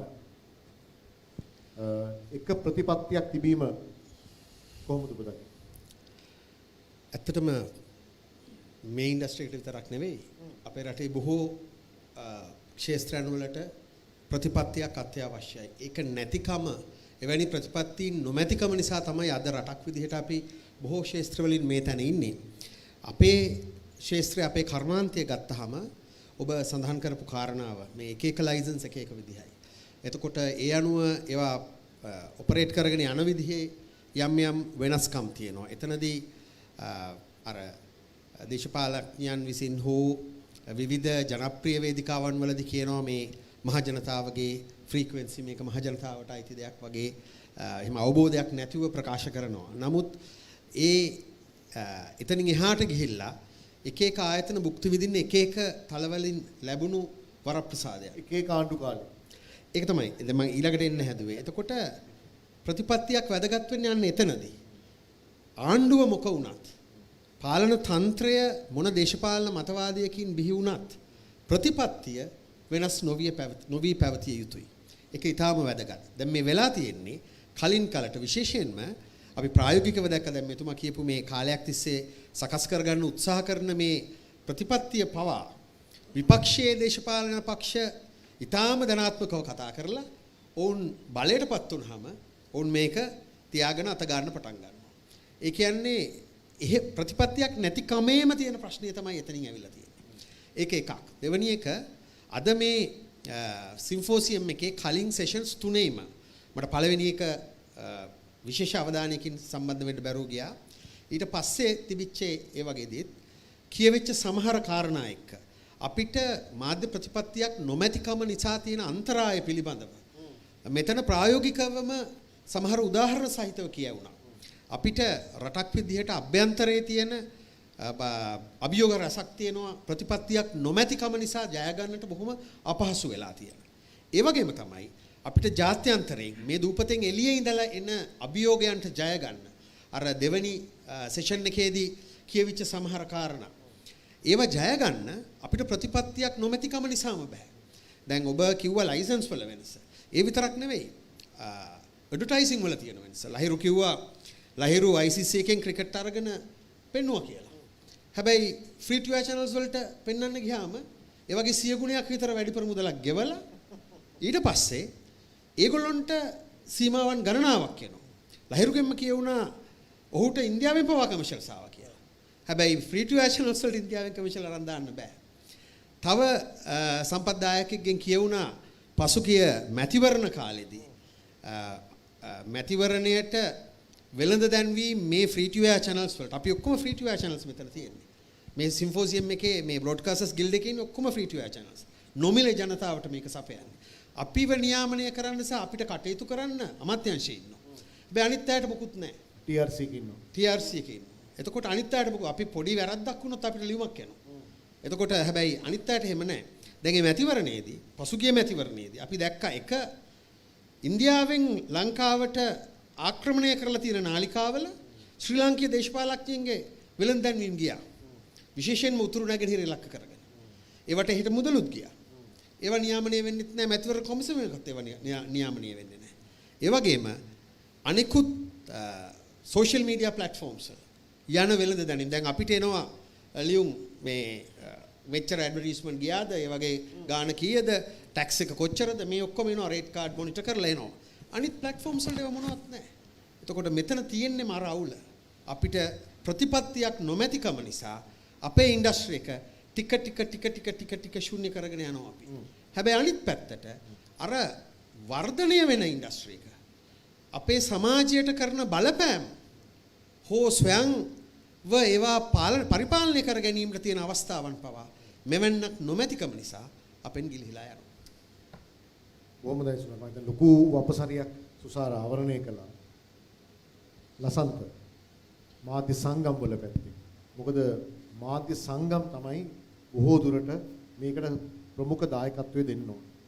සහ විශේෂයෙන් නිදහස් මාධ්‍ය ව්‍යාපාරය, උපනියෝජනයක නිදහස් මාධ්‍ය ව්‍යාපාරය මාධ්‍ය නිදහසට විතරක් නෙමෙයි මාධ්‍ය වෘත්තීය භාවයටත් සෑහෙන පෙරමුණ ගත්ත ආයතනයක්. මොකද මට මතකයි ඔය කොලම්බෝ ඩික්ලරේෂන් එක කියන කාලේ ශ්‍රී ලංකා පුවත්පත් ආයතනයේ ජනමාධ්‍ය විද්‍යාලයේ පිහිටවන්න පුවත්පත් ප්‍රමින්ලි කොමිසම පිහිටවන්න නිදහස් මාධ්‍ය ව්‍යාපාරයේ විශාල මෙහෙවරක් කළා. ඒවට පෙරමුණ ගත්තා. මේ වගේ වැඩකදී නිදහස් මාධ්‍ය ව්‍යාපාරික ආදායම. රංග බොහොම ස්තුතියි. මම ඒකට උත්තරයක් දෙන්න මේ සුසාර කියපු කාරණේ පිළිබඳවත් ඌණපූර්ණයක් එකතුලා දැන් සුසාරගේ කතාව අහගෙන හිටියාම හරි බිහිසුණු චිත්‍රයක් මැවෙන්නේ. බොහොම ව්‍යාකූල තත්වයක් මාධ්‍ය කර්මාන්ත සම්බන්ධයෙන් තියෙන්නේ. එතනම තමයි නිදහස් මාධ්‍ය ව්‍යාපාරය හවුල්කාරීත්වයක් මේ වැඩපිළිවෙලට දක්වන්න තීරණය කරන්න හේතුව. 1992 ඉඳලා නිදහස් මාධ්‍ය ව්‍යාපාරය ලංකාවේ මාධ්‍ය නිදහස වෙනුවෙන් පෙනී ඉන්න ඔය සමහර නඩු තීන්දුව අපේ මැදිහත් වීම මත ආපුවම නීති හැදෙන්න එහෙම නැත්නම් නීති අර්ථකථනය කරන්න ලංකාවේ මාධ්‍ය නිදහස සම්බන්ධව සහ ඒහා බැඳුණු ප්‍රජාතන්ත්‍රවාදයටත් මානව හිමිකම් වලට අදාළ කාරණාත් සම්බන්ධයෙන් අපි සෑහෙන වැඩ කරලා තියෙනවා. හැබැයි ඒ තුල නිදහස් මාධ්‍ය ව්‍යාපාරය සංවිධානයක් හැටියට විශ්වාස කරපු කාරණයක් තියෙනවා. ලංකාවේ ජනමාධ්‍ය සතු සමාජ වගකීම මොකක්ද කියන කාරණේ. මේ වගකීමෙන් මිදෙන්න කිසිසේත්ම බැහැයි කියන කාරණේ. ඒක තමයි මේ සුසාර හෙලිදරව් කරන අර බිටරුත් මේ තිත්ත ඇත්ත ඇතුලේ තියෙන්නේ මේ දැන් කර්මාන්තයේ දැන් ලයිසනින් ප්‍රොසෙස් එකේ ප්‍රශ්න එහෙම නැත්නම් ඒක කර්මාන්තයක් ඇතුළට පැවතීමේ ප්‍රශ්න අනිත් අතට මේ කර්මාන්තය නිපදවන කන්ටෙන්ට් අන්තර්ගතයන් පිළිබඳව ප්‍රශ්න කොතනද කතා කරන්න කියන එක. එක මෙතන මාධ්‍ය කර්මාන්තයේ ඉන්න මගේ සහෝදරවරු ටිකව අමනාප වෙන එකක් නෑ. ලංකාවේ ජනතාව සමහර වෙලාවට ජනමාධ්‍යයට ජඩමාධ්‍ය කියන වචනේ පාවිච්චි කරන්නේ. ජඩමාධ්‍ය කියලා. මේ ඒ තත්වයට ඇවිල්ලා තියෙනවා. ඉතින් එහෙම මේ සමාජ වගකීම සහ වෘත්තික භාවය පිළිබඳව ප්‍රශ්න තියෙද්දි අනිත් අතට කර්මාන්තය එළියෙන් එන අලුත් ප්‍රවණතා එහෙම නැත්නම් ත්‍රෙට්ස් වලට මුහුණ දෙන්නේ කොහොමද කියන කාරණේ කතා කරා. දැන් කලින් පැනල් එකේ AI ගැන කතා කරපු දේවල් ඉස්සරහට AI related content හැදෙනකොට කොහොමද ඒවා නියාමනය වෙන්නේ. මේ හැම එකක් පිළිබඳව තියෙන ව්‍යාකූල සහගත තත්වයට සහ ප්‍රශ්නවලට හේතුව අර කියන සමාජ වගකීමෙන් දුරස්තව ජනමාධ්‍ය වැඩ කරන්න තියෙන එක ප්‍රබල හේතුවක් වෙන්නේ මාධ්‍ය ප්‍රතිපත්තියක් රටට නොමැතිවීම කියන එක අඳුනගෙන තිබ්බ අපිත්. අන්න එහෙම පසුබිමක් ඇතුලේ තමයි මේ වැඩපිළිවෙලට අපි සහයෝගය දෙන්න පටන් ගත්තේ. හැබැයි මම කියන්න ඕන මේ ලංකාවේ ජනමාධ්‍ය සංවිධාන බොහොමයක් අපි හැරුණාම තියෙන අනෙක් සංවිධාන ඒවත් මේ වගේ හවුල්කරුවෝ නැත්නම් පාර්ශවකරුවෝ වෙන්නට ඕන. තවම මේ වැඩපිළිවෙල දිහා සැකයෙන් බලන ගතියකුත් තියෙනවා. ඒකට හේතුව රංග මං හිතන්නේ මේ එක පැත්තකින් සම්ප්‍රදායවාදය. දැන් අපේ මාධ්‍ය සංවිධාන සහ මේ කර්මාන්තය පවා සමහර විට හරිම සම්ප්‍රදායිකව තමයි දේවල් බලන්නේ. ඒතර ඒගොල්ලෝ හිතනවා කල්පනා කරමින් ඉන්නවා මේක මේ ආණ්ඩුවේ වැඩක් කියලා. මං කියන්නේ මේක ආණ්ඩුවේ වැඩක් නෙවෙයි රජයේ වැඩක්. ඒ වෙනස අපි මූලිකව අවබෝධ කරගන්නට උවමනයි. මොකද 2023 මේ කෙටුම්පත් කරන අවස්ථාවේ ඉඳන්ම නිදහස් මාධ්‍ය ව්‍යාපාරය සම්බන්ධ වුණා මේකට. 2023 මේක කෙටුම්පත් කිරීමේ ක්‍රියාවලිය ආරම්භ කරනකොට රටේ ජනාධිපති රනිල් වික්‍රමසිංහ. ඒතර රනිල් වික්‍රමසිංහගේ ආණ්ඩුවත් එක පටන් ගන්න. දැන් මේක මේ ඉම්ප්ලිමන්ට් කරන්න සූදානම් මේ අවසන් අධීරයට එනකොට අනුර දිසානායකගේ ආණ්ඩුවත් එක්ක තමයි වැඩ කරන්නේ. ඉතින් අපි ඒ ක්‍රියාදාමයමයි. ඒ ක්‍රියාදාමය ඒකමයි. එතකොට මොකක්ද මෙතන තිබ්බ ප්‍රශ්නේ? සමහර විට මම මූලිකව හිතන්නේ අර මේ බොහොම මේ ගතානුගතික චින්තාවන් එක්ක මේවා දිහා බලන එක. ඒ කියන්නේ මොනවා හරි අලුතෙන් එනවා නම් දැන් ඔය මාධ්‍ය කර්මාන්තය සහ සංවිධානය ඇතුලේ ඉන්න හැමෝමත් වෙනසක් අවශ්‍යයි කියලා පිළිගන්නවා. තනිව කතා කරපුවාම ඔව් මේක වෙනස් වෙන්න ඕනේ, සමාජයට වග කියන්න ඕන, මහජනතාවට වග කියන්න ඕන, අනිත් අතට එතික්ස් සහ ප්‍රොෆෙෂනලිසම් ආරක්ෂා වෙන්න ඕන කියලා. නමුත් අර කල්ලිවාදය ඇතුලේ හැදෙන ට්‍රැඩිෂන් එක තමයි නෑ මේවා ආණ්ඩුවේ වැඩ, එහෙම නැත්නම් මේවා කවුරු හරි කරන වැඩ, ඇයි අපි මේ වගේ නැත්තේ? මම හිතන්නේ ඊටාම බරපතල විදියට ඒවා වෙනස් වෙන්න ඕනේ. මොකද දැන් මේ අද දවසේ ඇතුළෙත් මේ බ්‍රෝඩ්කාස්ටිං වල කර්මාන්තයේ ජර්නලිසම් වල එහෙම නැත්නම් නිව් මීඩියා වල අනාගතයේ කතා කළාට අපි කොතනද කතා කරන්නේ මාධ්‍ය කර්මාන්තය නිසා වික්ටිමයිස්ඩ් වෙන නැත්නම් පීඩාවටපත් වෙන ග්‍රාහකයෝ ගැන. විශේෂයෙන්ම මැතිවරණ අවස්ථාවල බලන්නකො දැන් අපි දැන් සුසාර කතා කරපු ওই කාරණේම අනිත් පැත්ත මත සම්පාදනය කරනකොට ජනතාව තීන්දුව ගන්න. ඉතින් ඒව හැම එකක්ම මේ ප්‍රතිපත්ති රාමුව ඇතුලේ අන්තර්ගත වෙනවා නම් ඉතින් මං හිතන්නේ දැන් මේක මේ ඇවිල්ලා තියෙන්නේ zero draft එකක්. ඒක ඕන කෙනෙකුට බලලා තවදුරටත් සංවර්ධනය කරන්න පුළුවන්. එහෙම සංවර්ධනය කරලා අපි කිසිසේත්ම නිදහස් මාධ්‍ය ව්‍යාපාරය හැටියට අපි ආණ්ඩුවෙන් ලියලා දෙන මොකක් හරි කොලයකට අත උස්සලා මේකට අපි කැමති කියන්නේ එහෙම සූදානමක් නැහැ. ඉතින් අනිත් හැම සංවිධානයකටම එහෙමත් කතා කරලා මේක මේ බහු හවුල්කාරීත්ව ලියවිල්ලක් බවට පත් කර ගන්නවා නම් හොඳයි සහ අපි ඒ වෙනුවෙන් සහයෝගය දෙනවා කියන ස්ථාවරේ තමයි ඉන්නේ. ලසා මම දැන් උතනින් දිලුක්ෂිට ආව දිලුක්ෂිත දැන් ඔබ මූලිකත්වයෙන් මේ පහුගිය දවස්වල තිබුණා සාකච්ඡාවට කීපයක්. පොඩ්ඩක් ඒ ගැන අපිට කියන්නකෝ කොහොමද එතනදී ආපු මතවාදීක? මම හිතන්නේ මේක ජෙන්ඩර්ඩ් ක්වෙස්චන් එකක් රංග. ඒකට හේතුව තමයි මේ සහභාගී වෙච්ච ගොඩක් අය කිව්වා බොහොම සාධනීය අදහස් එතන පළවෙනි එක තමයි ඒක දිහා අර මේ කිව්වා වගේ ලසන්ත කිව්වා වගේ මේ සැකයෙන් බලනවා වෙනකොට කොහොමද මේ ඩ්‍රාෆ්ට් එක ඉම්ප්‍රූව් කරගන්න මොන වගේ ඉන්පුට් දෙන්නේ කියන එක ගැන අදහසක් තිබුණා. එතකොට ඒක කරන්න හේතුවත් අපි හිතුවා සෙක්ටෝරලි බැලුවම හඬ නියෝජනය වීමේ ගැටලුවක් තියෙනවා. ජාතික මාධ්‍ය ප්‍රතිපත්තියක් අවශ්‍යයි කියන තැනින්ද පටන් ගත්තේ මේක එපා කියන එක. එතන හිටපු කිසිම කෙනෙක් එතන හිටපු 25 දෙනෙක් හිටියයි කන්සල්ටේෂන් එකේ කිසි කෙනෙක් ඒක අවශ්‍ය නැහැ කියලා කිව්වේ නැහැ. ඒක වඩා ශක්තිමත් කරන්නේ කොහොමද සහ ඒකේ තියෙන අඩලු හුඬුකම් තියෙනවා නම් ඒව ඇඩ්‍රස් කරන්නේ කොහොමද කියන තැනින් තමයි ඒකට ආවේ. අනිත් එක අපේ කර්මාන්තයේ ඉතින් ලොකු අර්බුදයක් තියෙනවා සහ අපේ භාෂාව සහ අපි රූප පාවිච්චි කරන විදිය එතකොට ඒකේ තියෙන නෛතික ගැටලු වගේම ලසන්ත කිව්වා වගේම එතික්ස් ගැන ලොකු ප්‍රශ්නයක් තිබුණා. ජඩමාධ්‍ය කියලා කියනවා වගේම අපිව පිළිගන්නෙත් නැහැ නේලි. එතකොට එතනට ආපු කණ්ඩායමට වින්දිතයන් හිටියා. ඔබ දන්නවා මේ ලිංගික සුළුතරයන් වගේ කණ්ඩායම්වල අය ඔවුන්ට තියෙන විශේෂිත ගැටලු සහ ඔවුන්ව නිරූපණය අපි කොහොමද මාධ්‍යාරා ඔවුන්ව නිරූපණය කරන්න කියන එක ගැන ලොකු ප්‍රශ්න තියෙනවා. එතකොට කාන්තාවන්ට දරුවන්ට වෙනම ගැටලු තියෙනවා. භාෂාව රූප පාවිච්චි කරන හැටි සහ ඔවුන් නිතරම වික්ටිමයිස් වෙනවා. එතකොට ඒ වගේ දේවල් ගැන මොනවද කරන්න පුළුවන් මේක ඇතුලේ කොහොමද ආරක්ෂාවක් ඇති කරගන්නා ෆ්‍රේම්වර්ක් එකක් හදන්නේ. නීතිය එන්නේ පස්සේනේ. රෙගියුලේෂන්ස් එන්නේ පස්සේ. නමුත් ප්‍රතිපත්තියක් ඇතුලේ ආරක්ෂාවක් හදාගන්නට පුළුවන් වුණොත් ඉස්සරහට ඊගාව වැඩපිළිවෙල ඉදිරියට යනකොට ඔවුන්ට සාධනීය විදිහට ඉන්ටර්වෙන්ෂන්ස් කරන්න පුළුවන් කියලා කිව්වා. ඒ කියන්නේ එනේන ආණ්ඩුව විදියට ප්‍රතිපත්ති වෙනස් නොවන ක්‍රියාදාම වෙනස් නොවන ප්‍රතිපත්තියක් හදා ගැනීම අරමුණ වෙන්නේ. මම කැමති මෙතනදී පොඩ්ඩක් විවෘත කරන්න සභාවට ප්‍රශ්න මතවාද මුකුත් තියෙනවා නම් කතා බහ කරන්න. ආපහු පැනල් එකට එන්න කලින් මොකද මට තව විනාඩි 10ක් තියෙනවා. මුකුත් තියනවාද විශේෂ කතා කරන්න. මයික් එක ගන්න පුළුවන්ද? ප්‍රශ්න දෙකක් තියෙනවා අපි ඒ දෙකට අවධිය දීලා අපි එමු මේ ආපහු පැනල් එකට.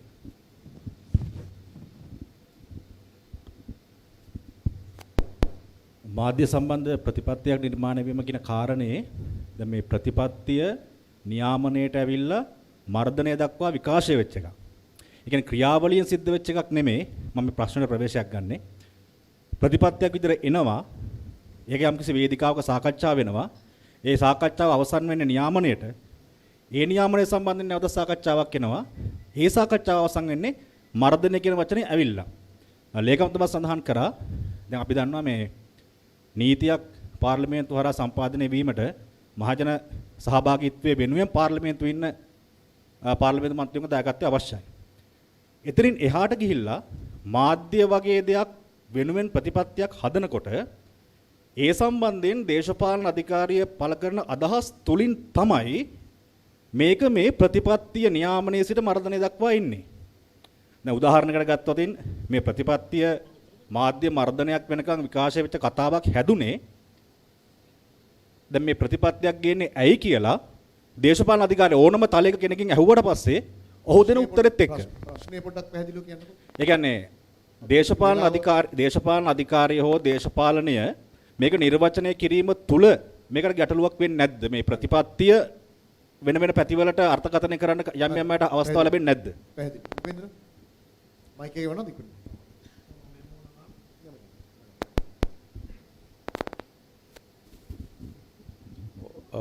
මගේ ප්‍රශ්නේ තියෙන්නේ දැන් මේ හැදෙන ප්‍රතිපත්ති ගොඩක් ආණ්ඩු මාරු වෙනකොට මාරු වෙනවා. මේ අපේ රටේ තියෙන ප්‍රතිපත්ති වල තියෙන මේ පොදු ලක්ෂණය ඒක. අපි දැන් මේක අවුරුදු 10කට බේස් කරගෙන අවුරුදු 3න් 3ට රිවිව් කරන්න තමයි අපි ප්ලෑන් කරන්නේ. එතකොට අවුරුදු 10කට මේක බේස් කරගෙන මේක හදද්දි මේක වෙනස් වෙන්නේ නැහැයි කියන කන්ෆර්මේෂන් එක අපි කොහොමද ගන්නෙ? ඒකට තියෙන ගාරන්ටි එක මොකක්ද? ගාරන්ටි එක මොකක්ද කියන එක තමයි මගේ තියෙන ප්‍රශ්නේ. දේශපාලනික නියම ගැන අසන්ත කතා උත්තර දෙන්න. මම මුලින්ම අර සහෝදරයට උත්තර දීලා ඉන්නම්. දැන් එතන අර ආපු වචනේට මම හරි කැමතියි මර්ධනය කියන එකට. දැන් ලංකාවේ මෙච්චර කාලයක් මාධ්‍ය මර්ධනය කෙරුන්නේ නැද්ද? දැන් ජනවාරි 8 වෙනිදා අපි නලින්ද ජයතිස්ස ඇමතිතුමාව හම්බ වුණා මාධ්‍ය සංවිධානයක් හැටියට. පෞගිය ආණ්ඩුවලිනුත් කරපු ඉල්ලීම කළා අර වින්දිත ජනමාධ්‍යවේදීන් ඝාතනය කරපු, පැහැරගත්ත, අතුරුදහන් කරපු අයට සහ ජනමාධ්‍ය ආයතනවලට ප්‍රහාර එල්ල කිරීම සම්බන්ධයෙන් එහෙම දණ්ඩ මුක්තිය ආරක්ෂා කරන්න එපා මේ ආණ්ඩුව හැටියටවත් පියවරක් ගන්න කියලා. මොකද ඝාතකයෝ ප්‍රහාරකයෝ ඔක්කොම හිටියේ අනිත් පක්ෂවල කලින් ආණ්ඩුවල. එතකොට ඒ කාලේ මර්ධනය ක්‍රියාත්මක වුණේ මෙහෙම ප්‍රතිපත්තියක් තිබිලා නෙවෙයි. මම පැහැදිලිව අවධාරණය කරනවා ප්‍රතිපත්තිමය රාමුවක් තිබිලා නෙවෙයි මර්ධනය ක්‍රියාත්මක වුණේ. සහ මර්ධනය කරන්න ඕන නම් ආණ්ඩුවලට ප්‍රතිපත්තිය ඕනේ නැහැ. හැබැයි ඒ ප්‍රශ්නේ ගත යුත්තක් තියෙනවා. මේක මග පෙන්වීමක් කරයිද අර වගේ දේවල් හදන්න කියන එක. ඒකයි ප්‍රශ්නේ. ඇත්තටම මම ආරාධනා කරනවා මේ සහෝදරයාට මේ කෙටුම්පත කියවලා බලන්න. මේ කෙටුම්පත සම්මත කරගත්තොත් මේක ඇතුළෙම තමයි තියෙන්නේ බහුපාර්ශවීයව කොහොමද ඉදිරියටත් මේක සමාලෝචනය කරමින් එන්න නියමිත මර්ධනයන් වළක්වා ගන්න කොහොමද කියන එක. දැන් උදාහරණයක් ඇටියට අපි උසාවි ගියා ඔන්ලයින් සේෆ්ටි බිල් එකට. නිදහස් මාධ්‍ය ව්‍යාපාරය ඇතුළුව තව සංවිධාන ගණනාවක් අපි පරාද වුණා සහ ඒ බිල් එක ගෙනාවා. කවුරුවක් නැහැ කියන්නේ නැහැ ඔන්ලයින් හරස්මන්ට් මේවා වළක්වා ගන්න උවමනයි. හැබැයි ඒ අතරේ කොහොමද මිනිස්සුන්ට තියෙන මූලික අයිතිවාසිකම් අදහස් දැක්වීම සම්බන්ධයෙන් ඒ ඇක්ට් එක ඇතුලේ උල්ලංඝනය නොවි රැකගන්න කියන එක. දැන් ඕවා සම්බන්ධයෙන් මෙහෙම ප්‍රතිපත්තිමේ රාමුවක් තිබ්බනම් තව වඩා හොඳට සාකච්ඡා කරන්න තිබුණා කියන එක තමයි අපේ අදහස. අනිත් එක අර එතනම එන රෙගියුලේෂන්ස් නියාමනය. නියාමනය පිළිබඳව අපි දීර්ඝ කාලයක් තිස්සේ කතා කළානේ. මම හිතන්නේ වැඩියෙන්ම කතා කරලා ඇත්තේ SLPI එකයි ඒකේ කොටස්කාර වෙච්ච අපි නිදහස් මාධ්‍ය ව්‍යාපාරය. හැබැයි අපි මේ වගකීමෙන් කියන කතාවක් අපි දැනට ස්වයං නියාමනය කියන ෆැන්ටසිවාදී අදහසෙ නැහැ. මොකද ලංකාව ඒක ඊටාම බරපතල විදියට ප්‍රැක්ටිස් කරලා ඇනගත්ත රටක් මේ මාධ්‍ය කර්මාන්තයේ විදියට. ඉතින් SLBI එක හැටියටම අපි කෙටුම්පත් කළා ස්වාධීන මාධ්‍ය නියාමන කොමිෂන් සභාවක්.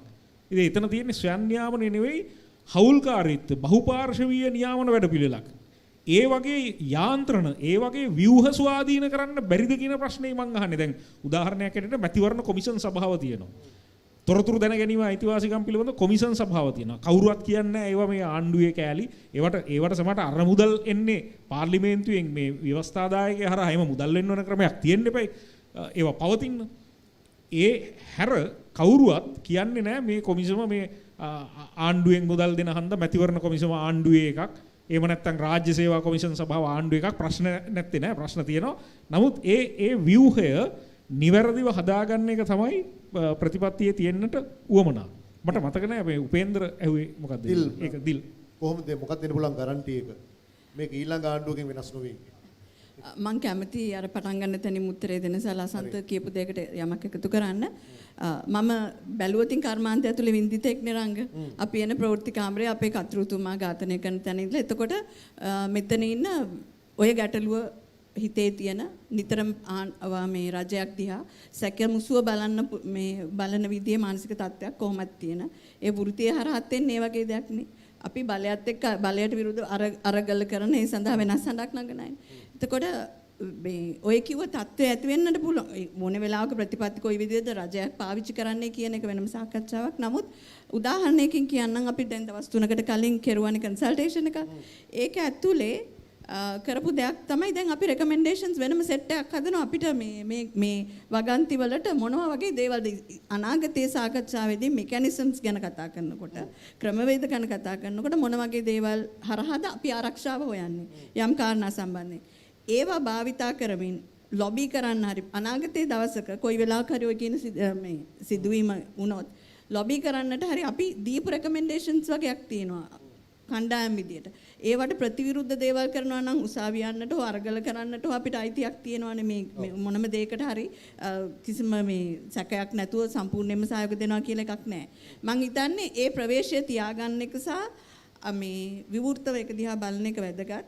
නමුත් ගැටලු සාගත අවස්ථාවකින් මේක නිශ්ශබ්දව බාර ගන්නට හෝ ඒ ඇති වෙන ගැටලු වලට උත්තර සොයා හින්නට හෝ උසාවි නොයන්නට හේතුවකුත් නැහැ. සුසාර මම පොඩ්ඩක් මේක සම්පූර්ණ වෙනස් පැත්තකට හරවන්න කැමතියි. අපි මේකෙදි මේ පහුගිය කාලවකවානුවේ මෑත කාලීනව තිබිච්ච සාකච්ඡාවලදී පවා අපි මේ නැරෝ වෙනවා මේ මේක සංක්ෂිප්ත කරගන්නවා මේ වැඩේ තියෙන ජර්නලිස්ටික් ඇස්පෙක්ට් එකට විතරක්. හැබැයි අපි මේ කතා කරන්නේ ඉන්ඩස්ට්‍රි එකක් ගැන. දැන් අපි ඉන්ඩස්ට්‍රි එකක් විදිහට අපිට තියෙන අභියෝගත් මේක ඇතුලේ අපි අඳුන ගන්න ඕනේ. දැන් අපි හැම විටම මේ ප්‍රවෘත්ති වලට එන්න පුළුවන් වාරණයන් පිළිබඳව මේ ප්‍රශ්න දෙකෙන්ම ඇතුලේ මෙන්නේ ඒක තමයි අඩු වැඩි වශයෙන් සාකච්ඡා වෙන්නේ. ඒ ප්‍රවෘත්ති ජනතාව අතරට ගෙනියා මේක පාලනය කරයිද ඒක මර්ධනය කරයිද ආණ්ඩුවේ රූකඩ බවට මේවා පත් කරගෙන ඒ ප්‍රවෘත්ති ජර්නලිස්ටික් පැත්ත ඇරුණහම රටක ප්‍රධාන කර්මාන්තයක් විදිහට තියෙන ප්‍රශ්න ටික මම අහපව කියපුවා මුලින්ම කියප එක අභ්‍යන්තරව තියෙන ප්‍රශ්නත් බාහිරින් එන අභියෝගත් මේ දෙකමත් මේක ඇතුලේ සාකච්ඡාවට භාජනීය වෙ යුතුයි මේ විවාදයට සහ සාකච්ඡාවට දැනට භාජනය වෙන්නේ මේ ජනප්‍රිය දේශපාලනය හා සැබඳුණු මාතෘකාව මේ අනිත් පැත්තත් අපි අමතක කරන්න බෑ. very good. ජනක මහත්මයා මම අර නියාමනය ගැන කියු නිසා මේක සම්බන්ධ වුණා නම් සහ එමතුමා කොහොමද සම්බන්ධ වුනේ කියලා. ඇත්තට මේක මුලදිත් කල්පනා කරේ මේ කමිටුව ස්වාධීනව මේක හදලා එමතුමාට මේක ප්‍රසන්ට් කරනවා. ඒක කරා. එතකොට එවකට ඇමතිතුමා මේක ඇත්තටම ඇමතිතුමා සම්බන්ධ වෙන්නේ මේක කැබිනට් ජාතික ප්‍රතිපත්තියක් සම්මත වෙන්න නම් පාර්ලිමේන්තුවට යන්නවනේ. එතකොට පාර්ලිමේන්තුවට යන්න නම් කැබිනට් පේපර් එකක් දාන්න ඕන. අමාත්‍ය මණ්ඩල පත්‍රිකාවක්. එතෙන්දි තමයි ඇමතිතුමා සම්බන්ධ වෙන්නේ. ඇමතිතුමා තීරණය කළා තිබුණ එවකට ඇමතිතුමා මේක කැබිනට් පත්‍රිකාවක් දාන්නේ. ඒ අනුව තමයි කැබිනට් ජාතික ප්‍රතිපත්ති සම්බන්ධයෙන් කැබිනට් අමාත්‍ය මණ්ඩල සංදේශ සකස් කරන ජාතික ක්‍රම සම්පාදන දෙපාර්තමේන්තුව මේක ගියේ. හැබැයි ඒ අතරේ ආණ්ඩුව මාරු වුණාම අලුතෙන් අමතිවරයෙක් පත් වුණාම සාමාන්‍යයෙන් ඔය මේ පාර්ශවකරුවෝ විවිධ ඉල්ලීම් ගෙනවා. ඒතකොට ඒ කට්ටිය කිව්වා අපේ අදහස් මේක ඇතුළත් නැහැ.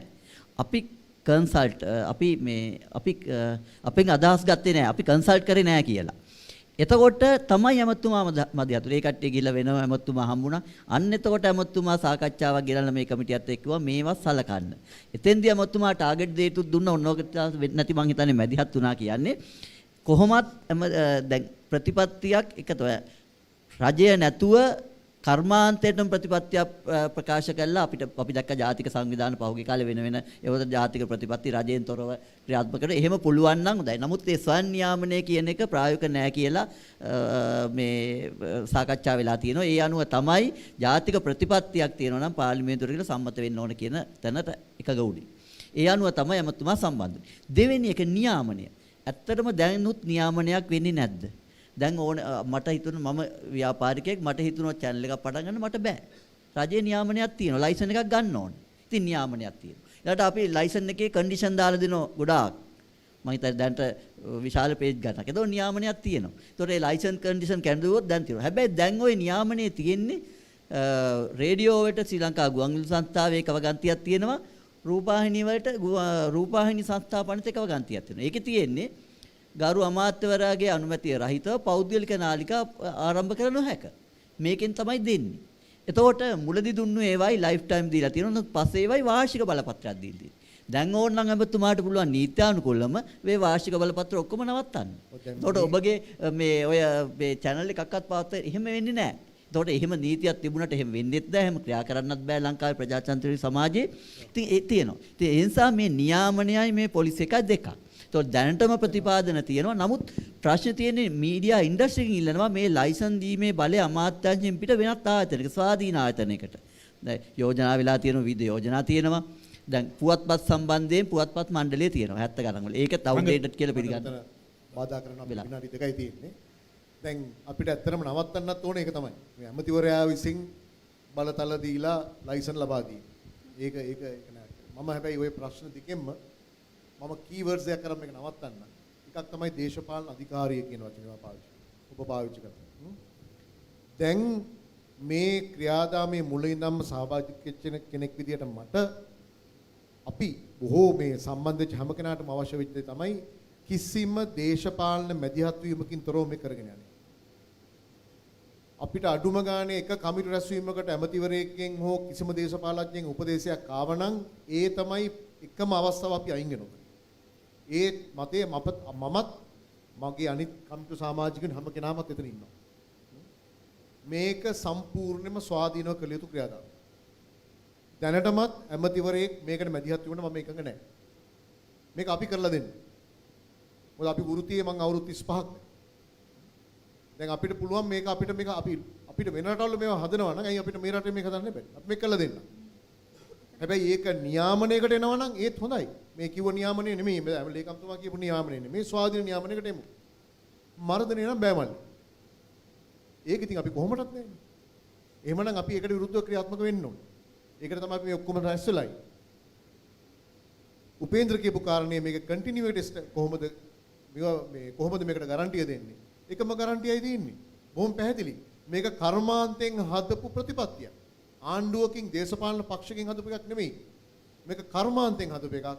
එහෙනම් මේක ඊළඟ ආණ්ඩුව මේක වෙනස් කරනවා නම් පේනවනේ බ්‍රෝඩ්කාස්ට් ඉන්ඩස්ට්‍රි එකේ හයිය.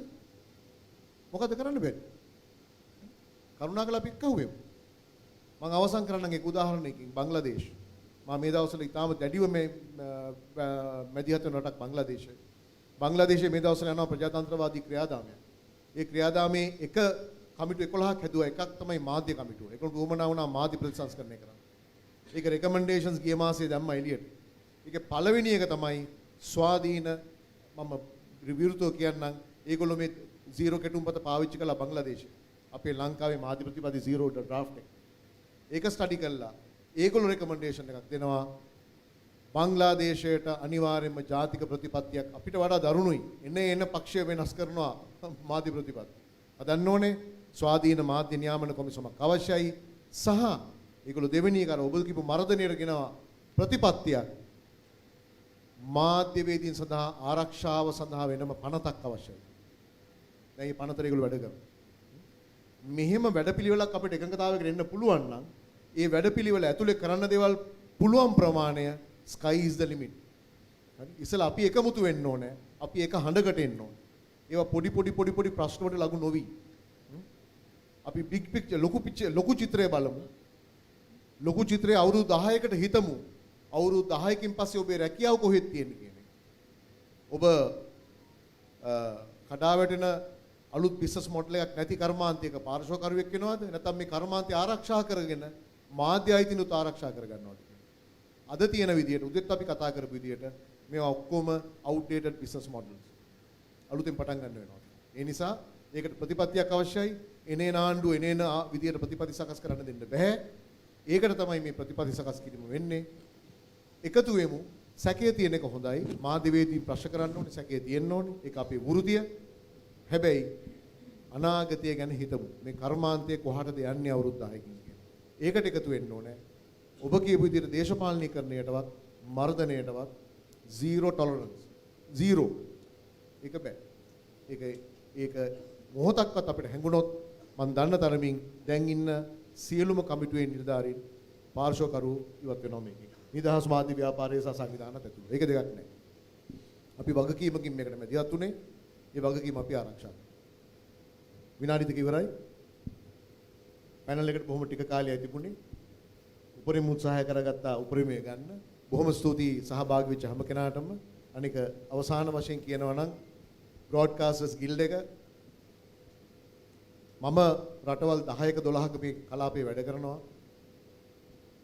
විකාශන බ්‍රෝඩ්කාස්ට් ඉන්ඩස්ට්‍රි එක යුනයිටඩ් වෙච්ච එකම රට ශ්‍රී ලංකාව. බ්‍රෝඩ්කාස්ට් ගිල්ඩ් එක හරහා මම දන්න තරමින් මම වරදින්න පුළුවන්. බ්‍රෝඩ්කාස්ටර්ස් මරා ගන්නවා. එක මේසකට ගේන්න බෑ. නමුත් මේ රටේ මේ කර්මාන්තේ එක ආයතනයක් විතරක් මම හිතන්නේ ඇරෙන්න අනිත් සියල්ලම එකට වාඩි වෙලා ප්‍රශ්නයකට කතා කරනවා. මේක තමයි ගන්න පුළුවන් උපරිම ජයග්‍රහණය. මේ ජයග්‍රහණය ඉස්සරහට ගෙනහිල්ලා අපි අපේ මේ ඉන්ඩස්ට්‍රි එකේ ප්‍රශ්න විසඳගමු. හොඳ අනාගතයක් හදමු. හොඳ මාධ්‍යකරණයක් හදමු. මේ පිටිපස්සේ ඉන්න ඊළඟ පරපුරේ මාධ්‍යවේදීන්ට අපි හොඳ කර්මාන්තයක් ඉදිරි කරමු. ඒකට මේ විකාශන සංසදයේ කරන වෑයමට විශේෂයෙන් ඒකේ ආරම්භක සභාපති රවි ජයවර්ධන මම මතක් කරන්න ඕනේ. අපි ඩෙංගු මදුරුවෙක්ගෙන් පටන් ගත්ත ක්‍රියාදාමයේ අද ලොකු මහා ගමනකට අවිලා තියෙනවා. සියලු දෙනාටම ස්තුති කරමින් මේ පැනල් එකත් අවසන් කරනවා. බිම්සරාට මයික් එක බාර දෙන්න. Thank you so much, Dr. Ranga, for hosting that panel and for those concluding remarks. Ladies and gentlemen, the day is not done, but we have to vacate this premises. We will be moving upstairs to the atrium to conclude and to end today's wonderful symposium. I will see you all back upstairs at the atrium. Goodbye from this location.